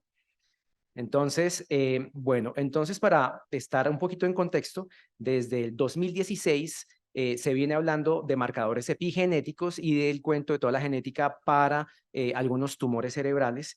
Y pues desde el 2021 hay algunas recomendaciones de la OMS para hablar o para categorizar este tipo de tumores y cuáles son esas generalidades. Entonces, la idea de todas estas clasificaciones es unificar conceptos, que todos hablemos el mismo idioma, tanto cirujanos como neurólogos, cirujanos y radiólogos. Se recomienda tratar de no utilizar las siglas de números romanos y utilizar los números arábicos en la clasificación de los tumores. Hablar de tipos de tumores, no de subtipos ni de variantes. Y también colocarle el apellido de Organización Mundial de la Salud, clasificación de la OMS, cuando se hable de los tumores. ¿Y cuál es el papel de radiólogo? Pues bueno, el papel de radiólogo desde hace ya algunos años es tratar, y se ha convertido en un reto porque le obligan, oiga, venga, este tumor, ¿qué características tiene? ¿Qué puede ser? Entonces cada vez nos comprometemos más con el equipo clínico a tratar de dar un diagnóstico más preciso y no ser tan descriptivos como lo hacíamos hace unos años. Entonces, bueno, no me voy a detener en esto, es un protocolo de resonancia magnética que se realiza de manera estándar para todos los pacientes. En los pacientes ya con diagnóstico ya del tumor se realizan algunas veces secuencias en T2 o T1 con contraste en 3D para realizar evaluación y planeación de radiocirugía y de neuronavegación. Cuando tenemos una lesión tumoral, entonces, ¿qué nos toca a nosotros como radiólogos? Primero, la localización. ¿Dónde está localizado ese tumor? ¿Cuántas lesiones vemos? ¿Qué tamaño tiene? ¿Qué componente puede tener este tumor? Si tiene un componente principalmente sólido, quiste, necrosis, tiene hemorragia, tiene calcificaciones, todo eso lo podemos saber con la resonancia magnética. Si la lesión invade o está interfiriendo con otras estructuras vecinas, si tiene edema perilesional. Y también, pues muy importante, los pacientes que tienen ya tratamiento instaurado, su seguimiento y valoración postquirúrgica. Bueno, las diferentes secuencias que vemos normalmente. Una de las secuencias muy importantes es la secuencia de difusión, que para nosotros es muy importante y nos permite diferenciar si ese tipo de tejido o ese tumor tiene restricción a la difusión. Eso quiere decir que las moléculas de agua no están teniendo un movimiento o tienen un movimiento restringido, y eso sucede muchas veces en los pacientes que son hipercelulares o en los linfomas o en los gliomas de alto grado. Y otra secuencia muy importante es la secuencia de susceptibilidad magnética. Esta secuencia nos permite a nosotros identificar si dentro de esa lesión hay o componente hemático, calcificación, sí, a veces otras sustancias o minerales, y para nosotros es muy importante. Entonces, todas estas características nos permiten como hacer mucho más estrecho el abordaje y el diagnóstico y posible interpretación diagnóstica de estos tumores. En caso del contraste, sí, definitivamente la resonancia magnética necesita contraste. Es muy difícil evaluar un paciente sin medio contraste. Para nosotros, algunas características muy básicas, pero el contraste para nosotros es fundamental, ¿sí? Como dato que siempre le digo a los residentes, no se fijen siempre en el patrón de realce o sea, no siempre una lesión que realza mucho con el contraste quiere decir que sea una lesión mala o una lesión muy maligna o que sea muy agresiva. Por ejemplo, en el caso de los meningiomas, tienen un realce muy ávido por el medio contraste. Otra de las técnicas es la perfusión por resonancia magnética. Bueno, pues esto nos permite, a grosso modo, cuantificar el volumen sanguíneo cerebral de un tejido en particular. Y eso lo hacemos después de la administración de medio de contraste. Entonces nos permite ver con un mapa de colores o de manera cuantitativa, cuantificar ese flujo sanguíneo dentro de una de las lesiones. Y entonces, como ya sabemos que los tumores tienen gran angiogénesis, eso nos permite también identificar algunas zonas que tienen mayor angiogénesis en la perfusión. Incluso en pacientes que todavía no tienen un típico realce o no han expresado un realce de la lesión, en las zonas periféricas a las lesiones podemos ver aumentado el flujo sanguíneo cerebral. Entonces, bueno, básicamente no me detengo mucho en esto. Es un paciente con glioblastoma, donde colocamos algunos ROIs, que son regiones de interés. Queremos que nos mida acá, no queremos que nos mida acá. Entonces, siempre comparamos con el tejido cerebral normal. Y en el caso de este glioblastoma, la foto de arriba, podemos cuantificar la zona de realce, qué tanto volumen sanguíneo, y en caso que haya dudas en algunos tumores que tienen centro necrótico o quístico, pues donde no va a haber claramente un patrón de vascularización o flujo, pues se ven unas curvas negativas. También para diferenciar algunos tipos de algunos tumores tienen mayor flujo sanguíneo que otros, como por ejemplo los gliomas de alto grado.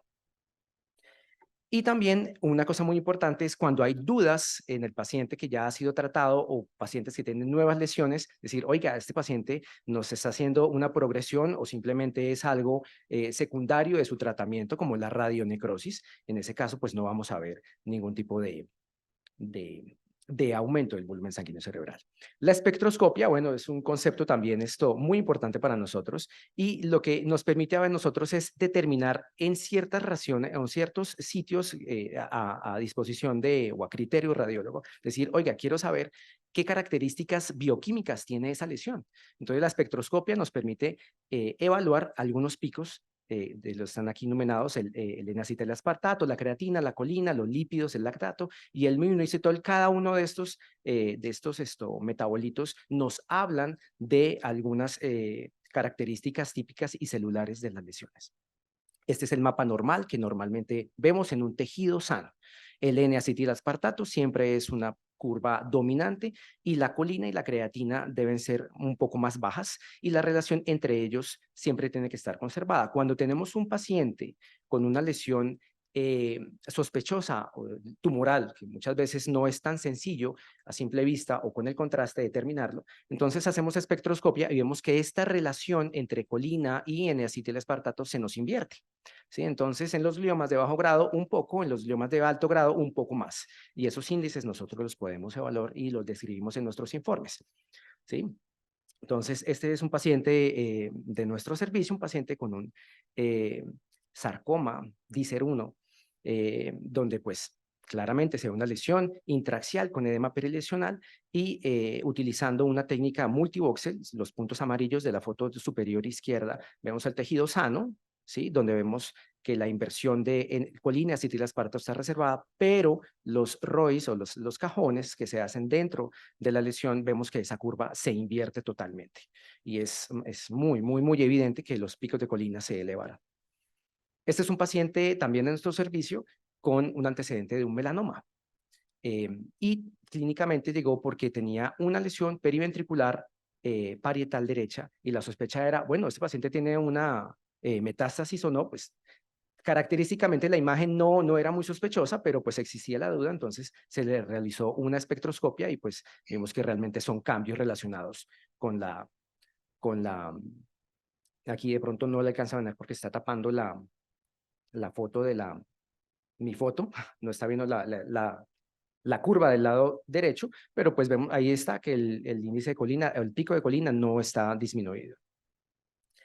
Y otra cosa que nos permite a nosotros la espectroscopia es evaluar el tejido que está alrededor de esas lesiones, porque no siempre la lesión tumoral está confinada o está en la zona de realce.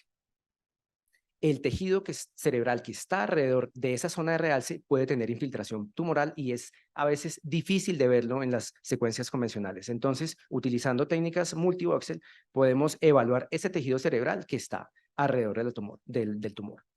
Limitante para nosotros cuando las lesiones son muy pequeñas o cuando las lesiones están pegadas a la calota. Cuando están pegadas a la calota, a veces la espectroscopia no queda muy buena y a veces pasamos vergüenzas con los neurocirujanos. La tractografía también es una herramienta muy interesante y nos permite evaluar o diagramar los haces de sustancia blanca, teniendo en cuenta el movimiento de las moléculas de agua que están dentro de esos axones. Y eso nos permite ver diferentes direcciones, de arriba hacia abajo, de adelante hacia atrás o de izquierda hacia derecha. Este es un mapa de tensor de difusión, ahí están todas las diagramadas y simplemente uno igual con un ROI, con una caja de interés, uno le dice al sistema, le dice al resonador, quiero ver el haz corticoespinal. Lo colocamos en el ROI y él inmediatamente lo diagrama. ¿Sí? Entonces, En este caso clínico, también paciente con un glioblastoma, podemos ver a simple vista que además de que la lesión compromete la sustancia blanca y la corteza, también está disminuyendo el número de fibras del haz corticoespinal. Y pues esto para el abordaje quirúrgico es muy importante a la hora pues para los neurocirujanos. También el azar 4 en este caso también estaba infiltrando y alterando la cantidad de haces de fibras. Bueno, este no es un mapa de TI, este es el famoso cometa verde que pasó ahorita en enero, pudimos fotografiar, dicen que a los radiólogos nos gusta la fotografía y creo que es verdad. Entonces, ¿cómo debemos enfocar los hallazgos? Entonces, bueno, para no alargarme mucho, traje estos 2 artículos que están recientes y pues que ya nos empiezan a hablar, oiga, mire, desde el 2021 los 22 nuevos tumores que fueron incluidos en la clasificación, ya tenemos cómo diferenciarlos o tener algunas características desde el punto de vista radiológico. Para nosotros es muy importante, ¿sí? Entonces, si desean y si les funciona, si no les funciona, me dicen y se los paso. En cuanto al enfoque, entonces, primero que todo, ¿la lesión es intraxial o es extraxial? Yo creo que todos están familiarizados con este concepto. Las lesiones intraxiales son las que están dentro del parénquima, están dentro del parénquima cerebral, y las lesiones extraxiales están fuera del parénquima cerebral, ya sea de las meninges o de otras estructuras. Por ejemplo, este caso es un paciente con un meningioma parietal izquierdo, y la característica típica es que esa lesión tiene como una fase de transición del líquido cefalorraquídeo entre su contorno y el parénquima cerebral. Normalmente la podemos diferenciar, normalmente es muy sencillo hacerlo, pero algunos tumores que son muy grandes o que tienen una apariencia muy infiltrante, a veces no es tan sencillo hacerlo. Claramente es un glioma del bulbo olfatorio, ven el halo de alta señal en T2 que corresponde al líquido cefalorraquídeo. Y las lesiones intraxiales entonces se expanden la corteza cerebral, están dentro del parénquima y no se rodean del líquido cefalorraquídeo. Este es otro paciente que tiene un glioblastoma, donde podemos ver que se caracterizan por tener un realce heterogéneo, grueso y en anillo. ¿Qué otras características? Como les comentaba antes, las lesiones hipercelulares como los linfomas, los meduloblastomas, tienen restricción a la difusión. Algunos tumores calcifican, como son los oligodendrogliomas, los meningiomas o los ependimomas. Y hay un signo que particularmente me parece a mí muy útil y es el T2 mismatch. También ahí pueden obtener el artículo. Es una característica típica de los astrocitomas IDH mutantes 5 de lesión, 1P19Q. Que cuando se hace la secuencia de FLAIR generalmente no se observa ese aumento de la intensidad de señal en la porción central del tumor. Entonces es un hallazgo también muy característico de estos astrocitomas. Y pues no debe haber nada de realce, ¿no? Las lesiones quísticas, bueno, yo creo que son las más fáciles de ver. Y los residentes siempre dicen, tiene quiste. O es un quiste, sí, pero bueno, muchas veces y muchos tumores tienen quistes o se acompañan de quistes y generalmente no siempre tienen la misma característica o la misma apariencia del líquido cefalorraquídeo, que eso es lo que uno quiere determinar, porque algunos quistes tienen otros tipos de sustancias, mucina o tienen a veces detritos, entonces la señal no es totalmente igual al líquido cefalorraquídeo. Bueno, vamos a tener acá unos ejemplos de imágenes quísticas, siempre comparar la señal de ese líquido cefalorraquídeo con la lesión que estamos viendo. Y otra característica que nos ayuda muchísimo a nosotros a la hora de hacer un abordaje diagnóstico es si la lesión tiene alta señal en T1. Entonces, si la lesión tiene alta señal en T1, a veces nos facilita un poco la cosa, porque generalmente son lesiones que tienen componente graso o que tienen melanina, ¿sí? Los melanomas, que tienen mucina o que tienen material coloide, que tienen calcificaciones o que tienen sangrado. ¿Sí? Entonces, hay que recordar que los oligodendrogliomas generalmente calcifican en el 90% de los casos, los astrocitomas el 20%, las metástasis, tumores de plexo coroide y algunas lesiones extraxiales como los meningiomas y los craneofaringiomas. Entonces, siempre estamos buscando, y es una de nuestras secuencias clave, no se puede interpretar un paciente si no tiene secuencias de susceptibilidad magnética. Y la hemorragia, algunos tumores sangran, como lo decía en las charlas anteriores, las metástasis sangran fácilmente muchas veces. Algunos astrocitomas de alto grado, los oligodendrogliomas y las metástasis. Algo en cuanto a la localización, los glioblastomas generalmente son exclusivos supratentoriales, los astrocitomas pilocíticos en niños y los hemangioblastomas son más de fosa posterior. El cerebelo le encanta hacer metástasis, entonces de paciente mayor de 50 años con una lesión única o múltiple en cerebelo, pues lo primero que hay que pensar es una metástasis. Y cuando las lesiones están localizadas, ya sea en la cortical, principalmente los ganglioblomas y los DINET, corticomedulares, metástasis, oligodendrogliomas y periventriculares, astrocitomas, ependimomas o linfomas. Entonces, lo que les decía, no siempre el realce intenso de la lesión es lo que más nos preocupa a nosotros. ¿De acuerdo? Porque algunos momentos es un paciente con un meningioma de fosa posterior. El problema de estos tumores es que crezcan y produzcan un efecto compresivo y el paciente haga hidrocefalia, que también hay que estar muy pendiente de eso. Los oligodendrogliomas tienen un realce muy heterogéneo, generalmente es parchado, y los tumores gliales de alto grado, lo que les mostraba en el ejemplo pasado, tienen normalmente un realce heterogéneo y en anillo, como este paciente, en un caso, 2 pacientes de glioblastoma multiforme.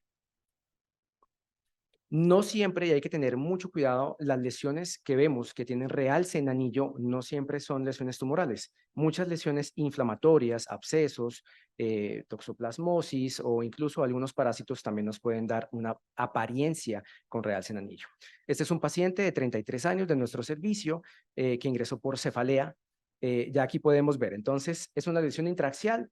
Seguramente sí es una lesión intraaxial. ¿Qué componente tiene? Tiene un componente sólido y quístico, genera edema, genera efecto compresivo, tiene un realce heterogéneo, principalmente en su periferia, y tiene componente de baja señal en secuencias de susceptibilidad magnética. Lo que les decía, este paciente o esa lesión tiene o un componente hemorrágico o tiene un componente calcificado, y eso nos hace pensar, en ese caso, este paciente era un oligodendroglioma.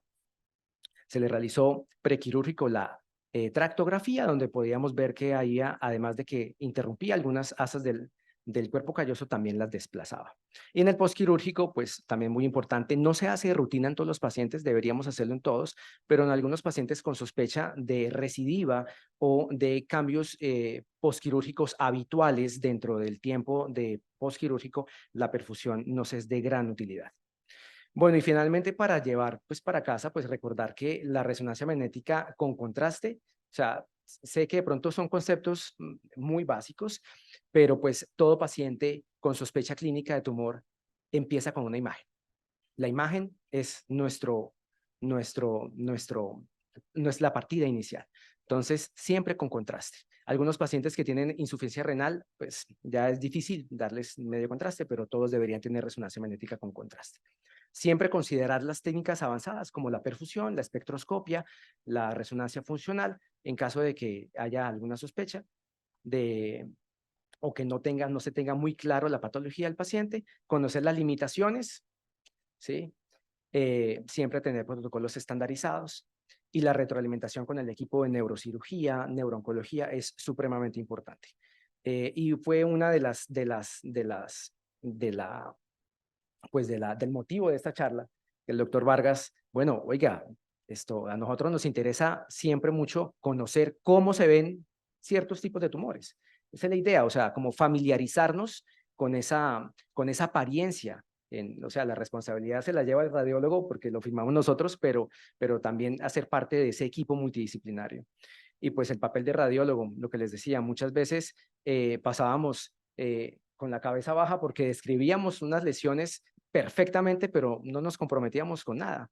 Entonces ahora sí, el papel de radiólogo se ha visto muy, muy, muy importante a la hora de tratar de caracterizar estas patologías tumorales del sistema nervioso central.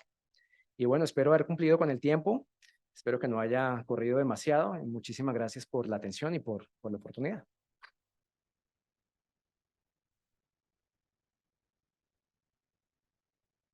Muchas gracias, doctor William. Andreita, ve preparando aquí el computador y eso. Es satisfactorio que los conferencistas presenciales, excepto por la doctora Jordina, todos fueron de Bucaramanga, todos trabajan acá, lo cual habla de la calidad de cosas que hacemos acá en la ciudad. No no voy a dictar una charla como todas las veces, pero el semillero de neurocirugía le di mi espacio, digámoslo así, porque ellos hablan de todas maneras de lo que nosotros hacemos. Primero habrá esta charla, les pido entonces la paciencia para las dos últimas sesiones que quedan. Una, la charla de Mayo Clinic, muy interesante tema de toda la vanguardia.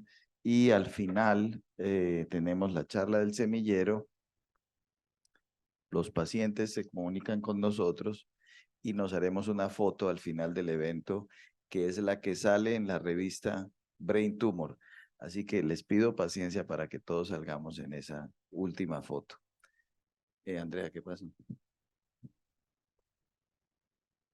¿Qué pasa?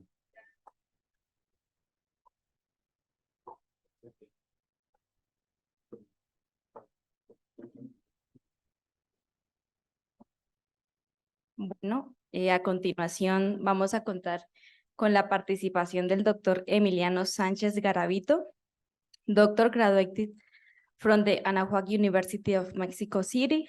At the moment, he is doing his postdoctoral research fellow at the Department of Neurological Surgery in Mayo Clinic with Dr. Quiñones. He is going to talk us about unleashing the immune system fight breast cancer.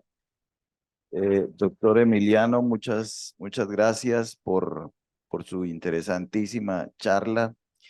No entendemos mucho acerca de eso, pero sabemos que el futuro está por ahí, definitivamente, y los avances que se logren en los sitios donde se pueda cultivar tumores, guardar las células para estudiarlas, eso es lo que desearíamos hacer nosotros también y tener los presupuestos para esto, pero en algún momento encontraremos la respuesta. A propósito, una esposa de un paciente pregunta lo siguiente, para Jordina, si puede contestar, o Emiliano. Dice, con los avances en terapia celular, ingeniería genética, biomateriales, tejidos artificiales e inmunología, se prevén cambios en las terapéuticas. Hay estudios en los que se haya implantado biomaterial con capacidad de liberación de medicamentos, en este caso, agentes quimioterapéuticos, en el lecho quirúrgico cerebral. Según la experiencia de los neurocirujanos presentes, ¿se ha usado esto en la práctica clínica? Yo le respondí en escrito que se han usado wafers impregnados con quimioterápicos sin mayor éxito, a pesar de que Gliadel nos lo promocionaron muchísimo, pero dejo al doctor Insuasti y a Jordina para que respondan esa pregunta. Sí, precisamente allí el doctor Bremen Johns Hopkins fue el inventor del Gliadel, que es un agente alquilizante que se pone en estos materiales, y ha habido muchísimo trabajo por el equipo del doctor Quiñones mismo también en hidrogeles y nuevos tipos de terapias locales que se puedan implantar al tiempo de la cirugía. Una de mis postdocs es experta en biomateriales, y ahora lo que estamos intentando también es no solo implantar algo local que ofrezca pues un soporte físico para nuevas terapias, sino que algo que se entiende del glioblastoma es la hipoxia dentro del tumor, la falta de oxígeno que activa las células cancerosas aún más, y queremos hacer biomateriales que puedan cambiar las características no solo del material en sí, pero del cerebro alrededor del material y del tumor. Uno de los grandes problemas que nos encontramos cuando nosotros ponemos cosas extrañas dentro del cerebro es la infección. Y eso es el que hemos estado batallando mucho con todas las terapias locales, que el grado de infección normalmente aumenta porque estamos dando quimioterapia local, así que a la vez que estamos matando las células cancerosas, podemos estar previniendo la cura de la incisión, y hay problemas de infección con los que estamos batallando. Pero pregunta excelentísima.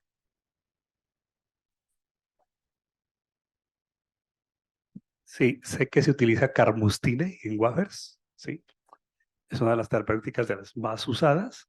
No la disponemos en nuestro medio, la utilizamos carmustine como rescate parenteral.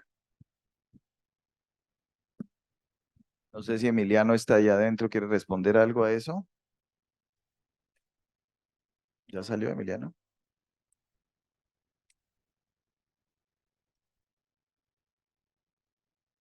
Bien, entonces, sin más preámbulo, vamos a finalizar con nuestras charlas del principio, básicamente porque le damos crédito a nuestro semillero que trabaja para que este evento salga adelante y digamos que son mi voz ahí en el auditorio.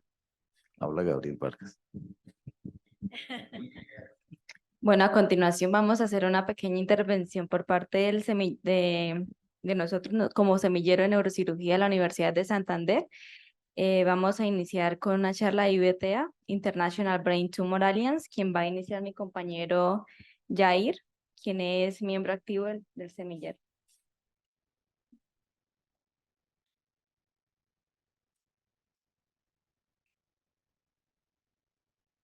Bueno, buenas tardes. Primero, pues agradecer a los asistentes por acompañarnos hasta esta hora. Vamos a hablar sobre la IBTA, International Brain Tumor Alliance.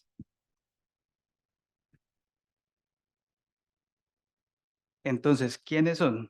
La International Brain Tumor Alliance es una comunidad mundial dinámica para organizaciones de pacientes con tumores cerebrales y otras personas involucradas en el campo de la neurooncología. Se estableció en mayo de 2005 durante la conferencia de la Federación Mundial de Neurooncología celebrada en Edimburgo, Reino Unido. ¿Cuáles son los objetivos de la IBTA? Bueno, primero, fomentar grupos de pacientes con tumores cerebrales, promover programas y proyectos, fomentar el desarrollo y la promoción de actividades, difundir conocimientos, información y mejores prácticas, ayudar a dar forma a las políticas de salud e investigación y, por supuesto, celebrar el coraje y los logros de los sobrevivientes y cuidadores de tumores cerebrales. La visión es un mundo libre de miedo a los tumores cerebrales. La misión consiste en abogar por mejores tratamientos, más información y, por supuesto, también apoyo y calidad de vida para esos pacientes. El propósito, pues, es la colaboración que proporciona una voz fuerte y colectiva. Los valores y principios son solidaridad, equidad, honestidad, integridad, franqueza, transparencia y esperanza. Entonces, ¿cómo apoyamos a la IBTA? Nosotros venimos durante los últimos 13 años consecutivamente, incluso durante el año de la pandemia del SARS-CoV-2, venimos desarrollando el simposio anual del Día de la Concientización de Tumores Cerebrales. Entonces tenemos acá los pósters de de las últimas 13 ediciones que hemos tenido y el actual póster, que pues cuya imagen tiene un significado especial, como bien lo había dicho el doctor Vargas anteriormente, significa o simboliza más que todo la forma o digamos, la labor que tenemos los profesionales que estamos involucrados en la labor de los tumores cerebrales. Está en manos de nosotros. Acá las diferentes ediciones del magazine de la IBTA, donde siempre pues logramos aparecer durante todos los años por estos eventos.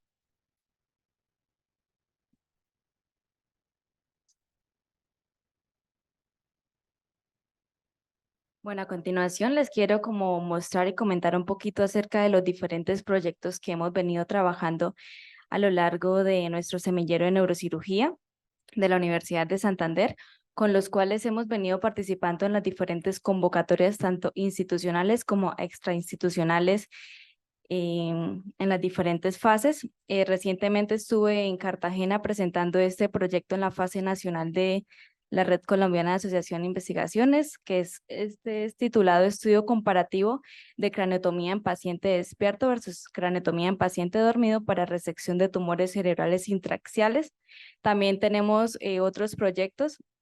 Este lo presentamos acá en la fase local, que es un protocolo para el uso de ecografía para la resección de lesiones del sistema nervioso central con el uso del ecógrafo.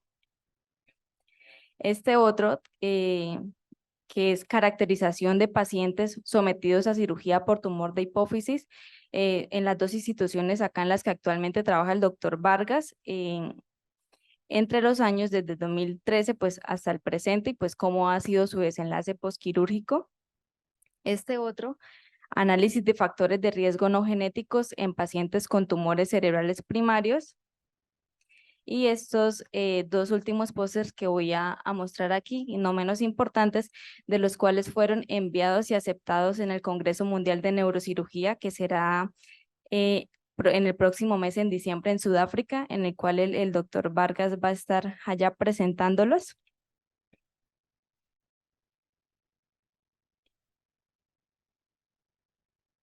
Es el uso del ultrasonido intraoperatorio para la resección de lesiones y tumores en cerebro y pues en la columna espinal, y pues la prueba de adaptación intracavitaria. Hace parte. Y este otro póster que también fue aceptado sobre es la evolución de las estrategias para la resección de tumores cerebrales intraaxiales en Bucaramanga. Listo.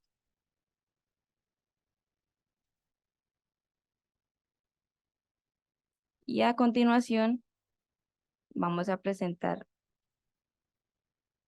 sobre los factores de riesgo tumorales.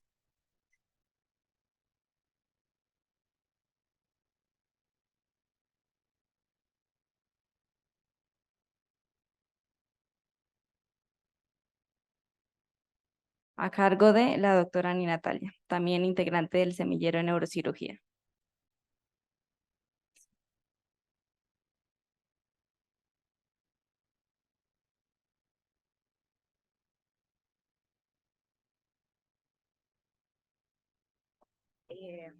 Bueno, buenas tardes. Voy a hacer un pequeño resumen sobre algunos de los factores de riesgo en tumores cerebrales que se han encontrado en los últimos años.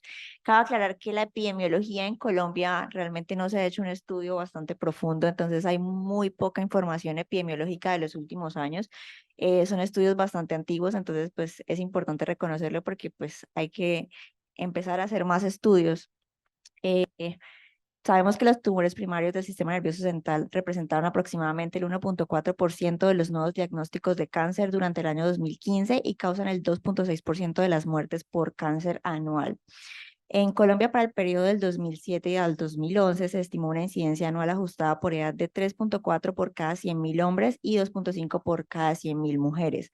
Cerca del 75% de estos tumores fueron de tipo neuroepitelial y el astrocitoma fue el tipo histológico más frecuente tanto en hombres como en mujeres.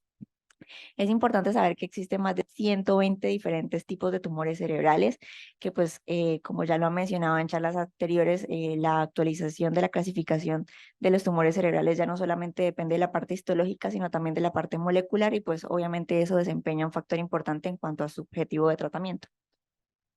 No voy a hablar tanto de estadísticas, por saber que pues el glioblastoma multiforme es uno de los más frecuentes del tipo maligno y en los tipos no malignos el meningioma es uno de los tumores más frecuentes. En la edad pediátrica, pues esto varía mucho, ya que pues aquí encontramos una variabilidad en cuanto a el astrocitoma pilocítico, los tumores embrionarios. Entonces aquí venimos a hablar de uno de los factores principales, que es la edad. Entonces en los pacientes menores de 10 años vamos a pensar que es más frecuente encontrar tumores de tipo embrionario, mientras que en los adultos mayores de 60 años ya vamos a encontrar glioblastomas multiformes, schwannomas vestibulares y meningiomas. Y pues obviamente hay unos síndromes hereditarios y una susceptibilidad genética, pero pues eso ya hace parte pues de otra rama totalmente diferente. Conocemos que uno de los factores más importantes y más asociados es la radiación ionizante, que pues esto influye entre el intervalo de exposición, radiación y diagnóstico varía entre 9 a 23 años, está más asociado a la aparición de meningiomas, gliomas y schwannomas y afecta tanto a la población adulta como a la población pediátrica. En cuanto a la radiación no ionizante, existe una controversia respecto a que a mayor proximidad del uso del celular se puede generar más absorción de radiación. Sin embargo, no se han encontrado estudios que como tal evidencien esto es un factor de riesgo para aumentar la incidencia de tumores. Claramente tenemos que el sexo pues pues influye bastante en la aparición de algunos tumores. Tenemos que pues es más frecuente en los hombres los gliomas de alto grado, en las mujeres es 2 veces más frecuente encontrar meningiomas. Los estilos de vida están asociados a algunos factores de riesgo y la exposición a herbicidas y pesticidas puede aumentar entre 1.3 a 3.6 veces la incidencia en tumores cerebrales. Recordar que el 8 de junio es el Día Internacional de los Tumores Cerebrales y ya, muchas gracias por su atención a todos.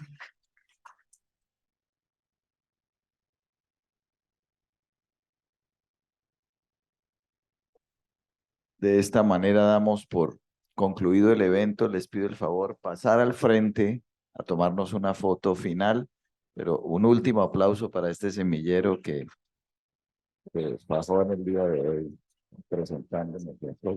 Allá atrás están los pósters de ellos. Por favor, pasemos al frente aquí, todos, absolutamente todos para esta última foto. Ahí veremos cómo nos organizamos.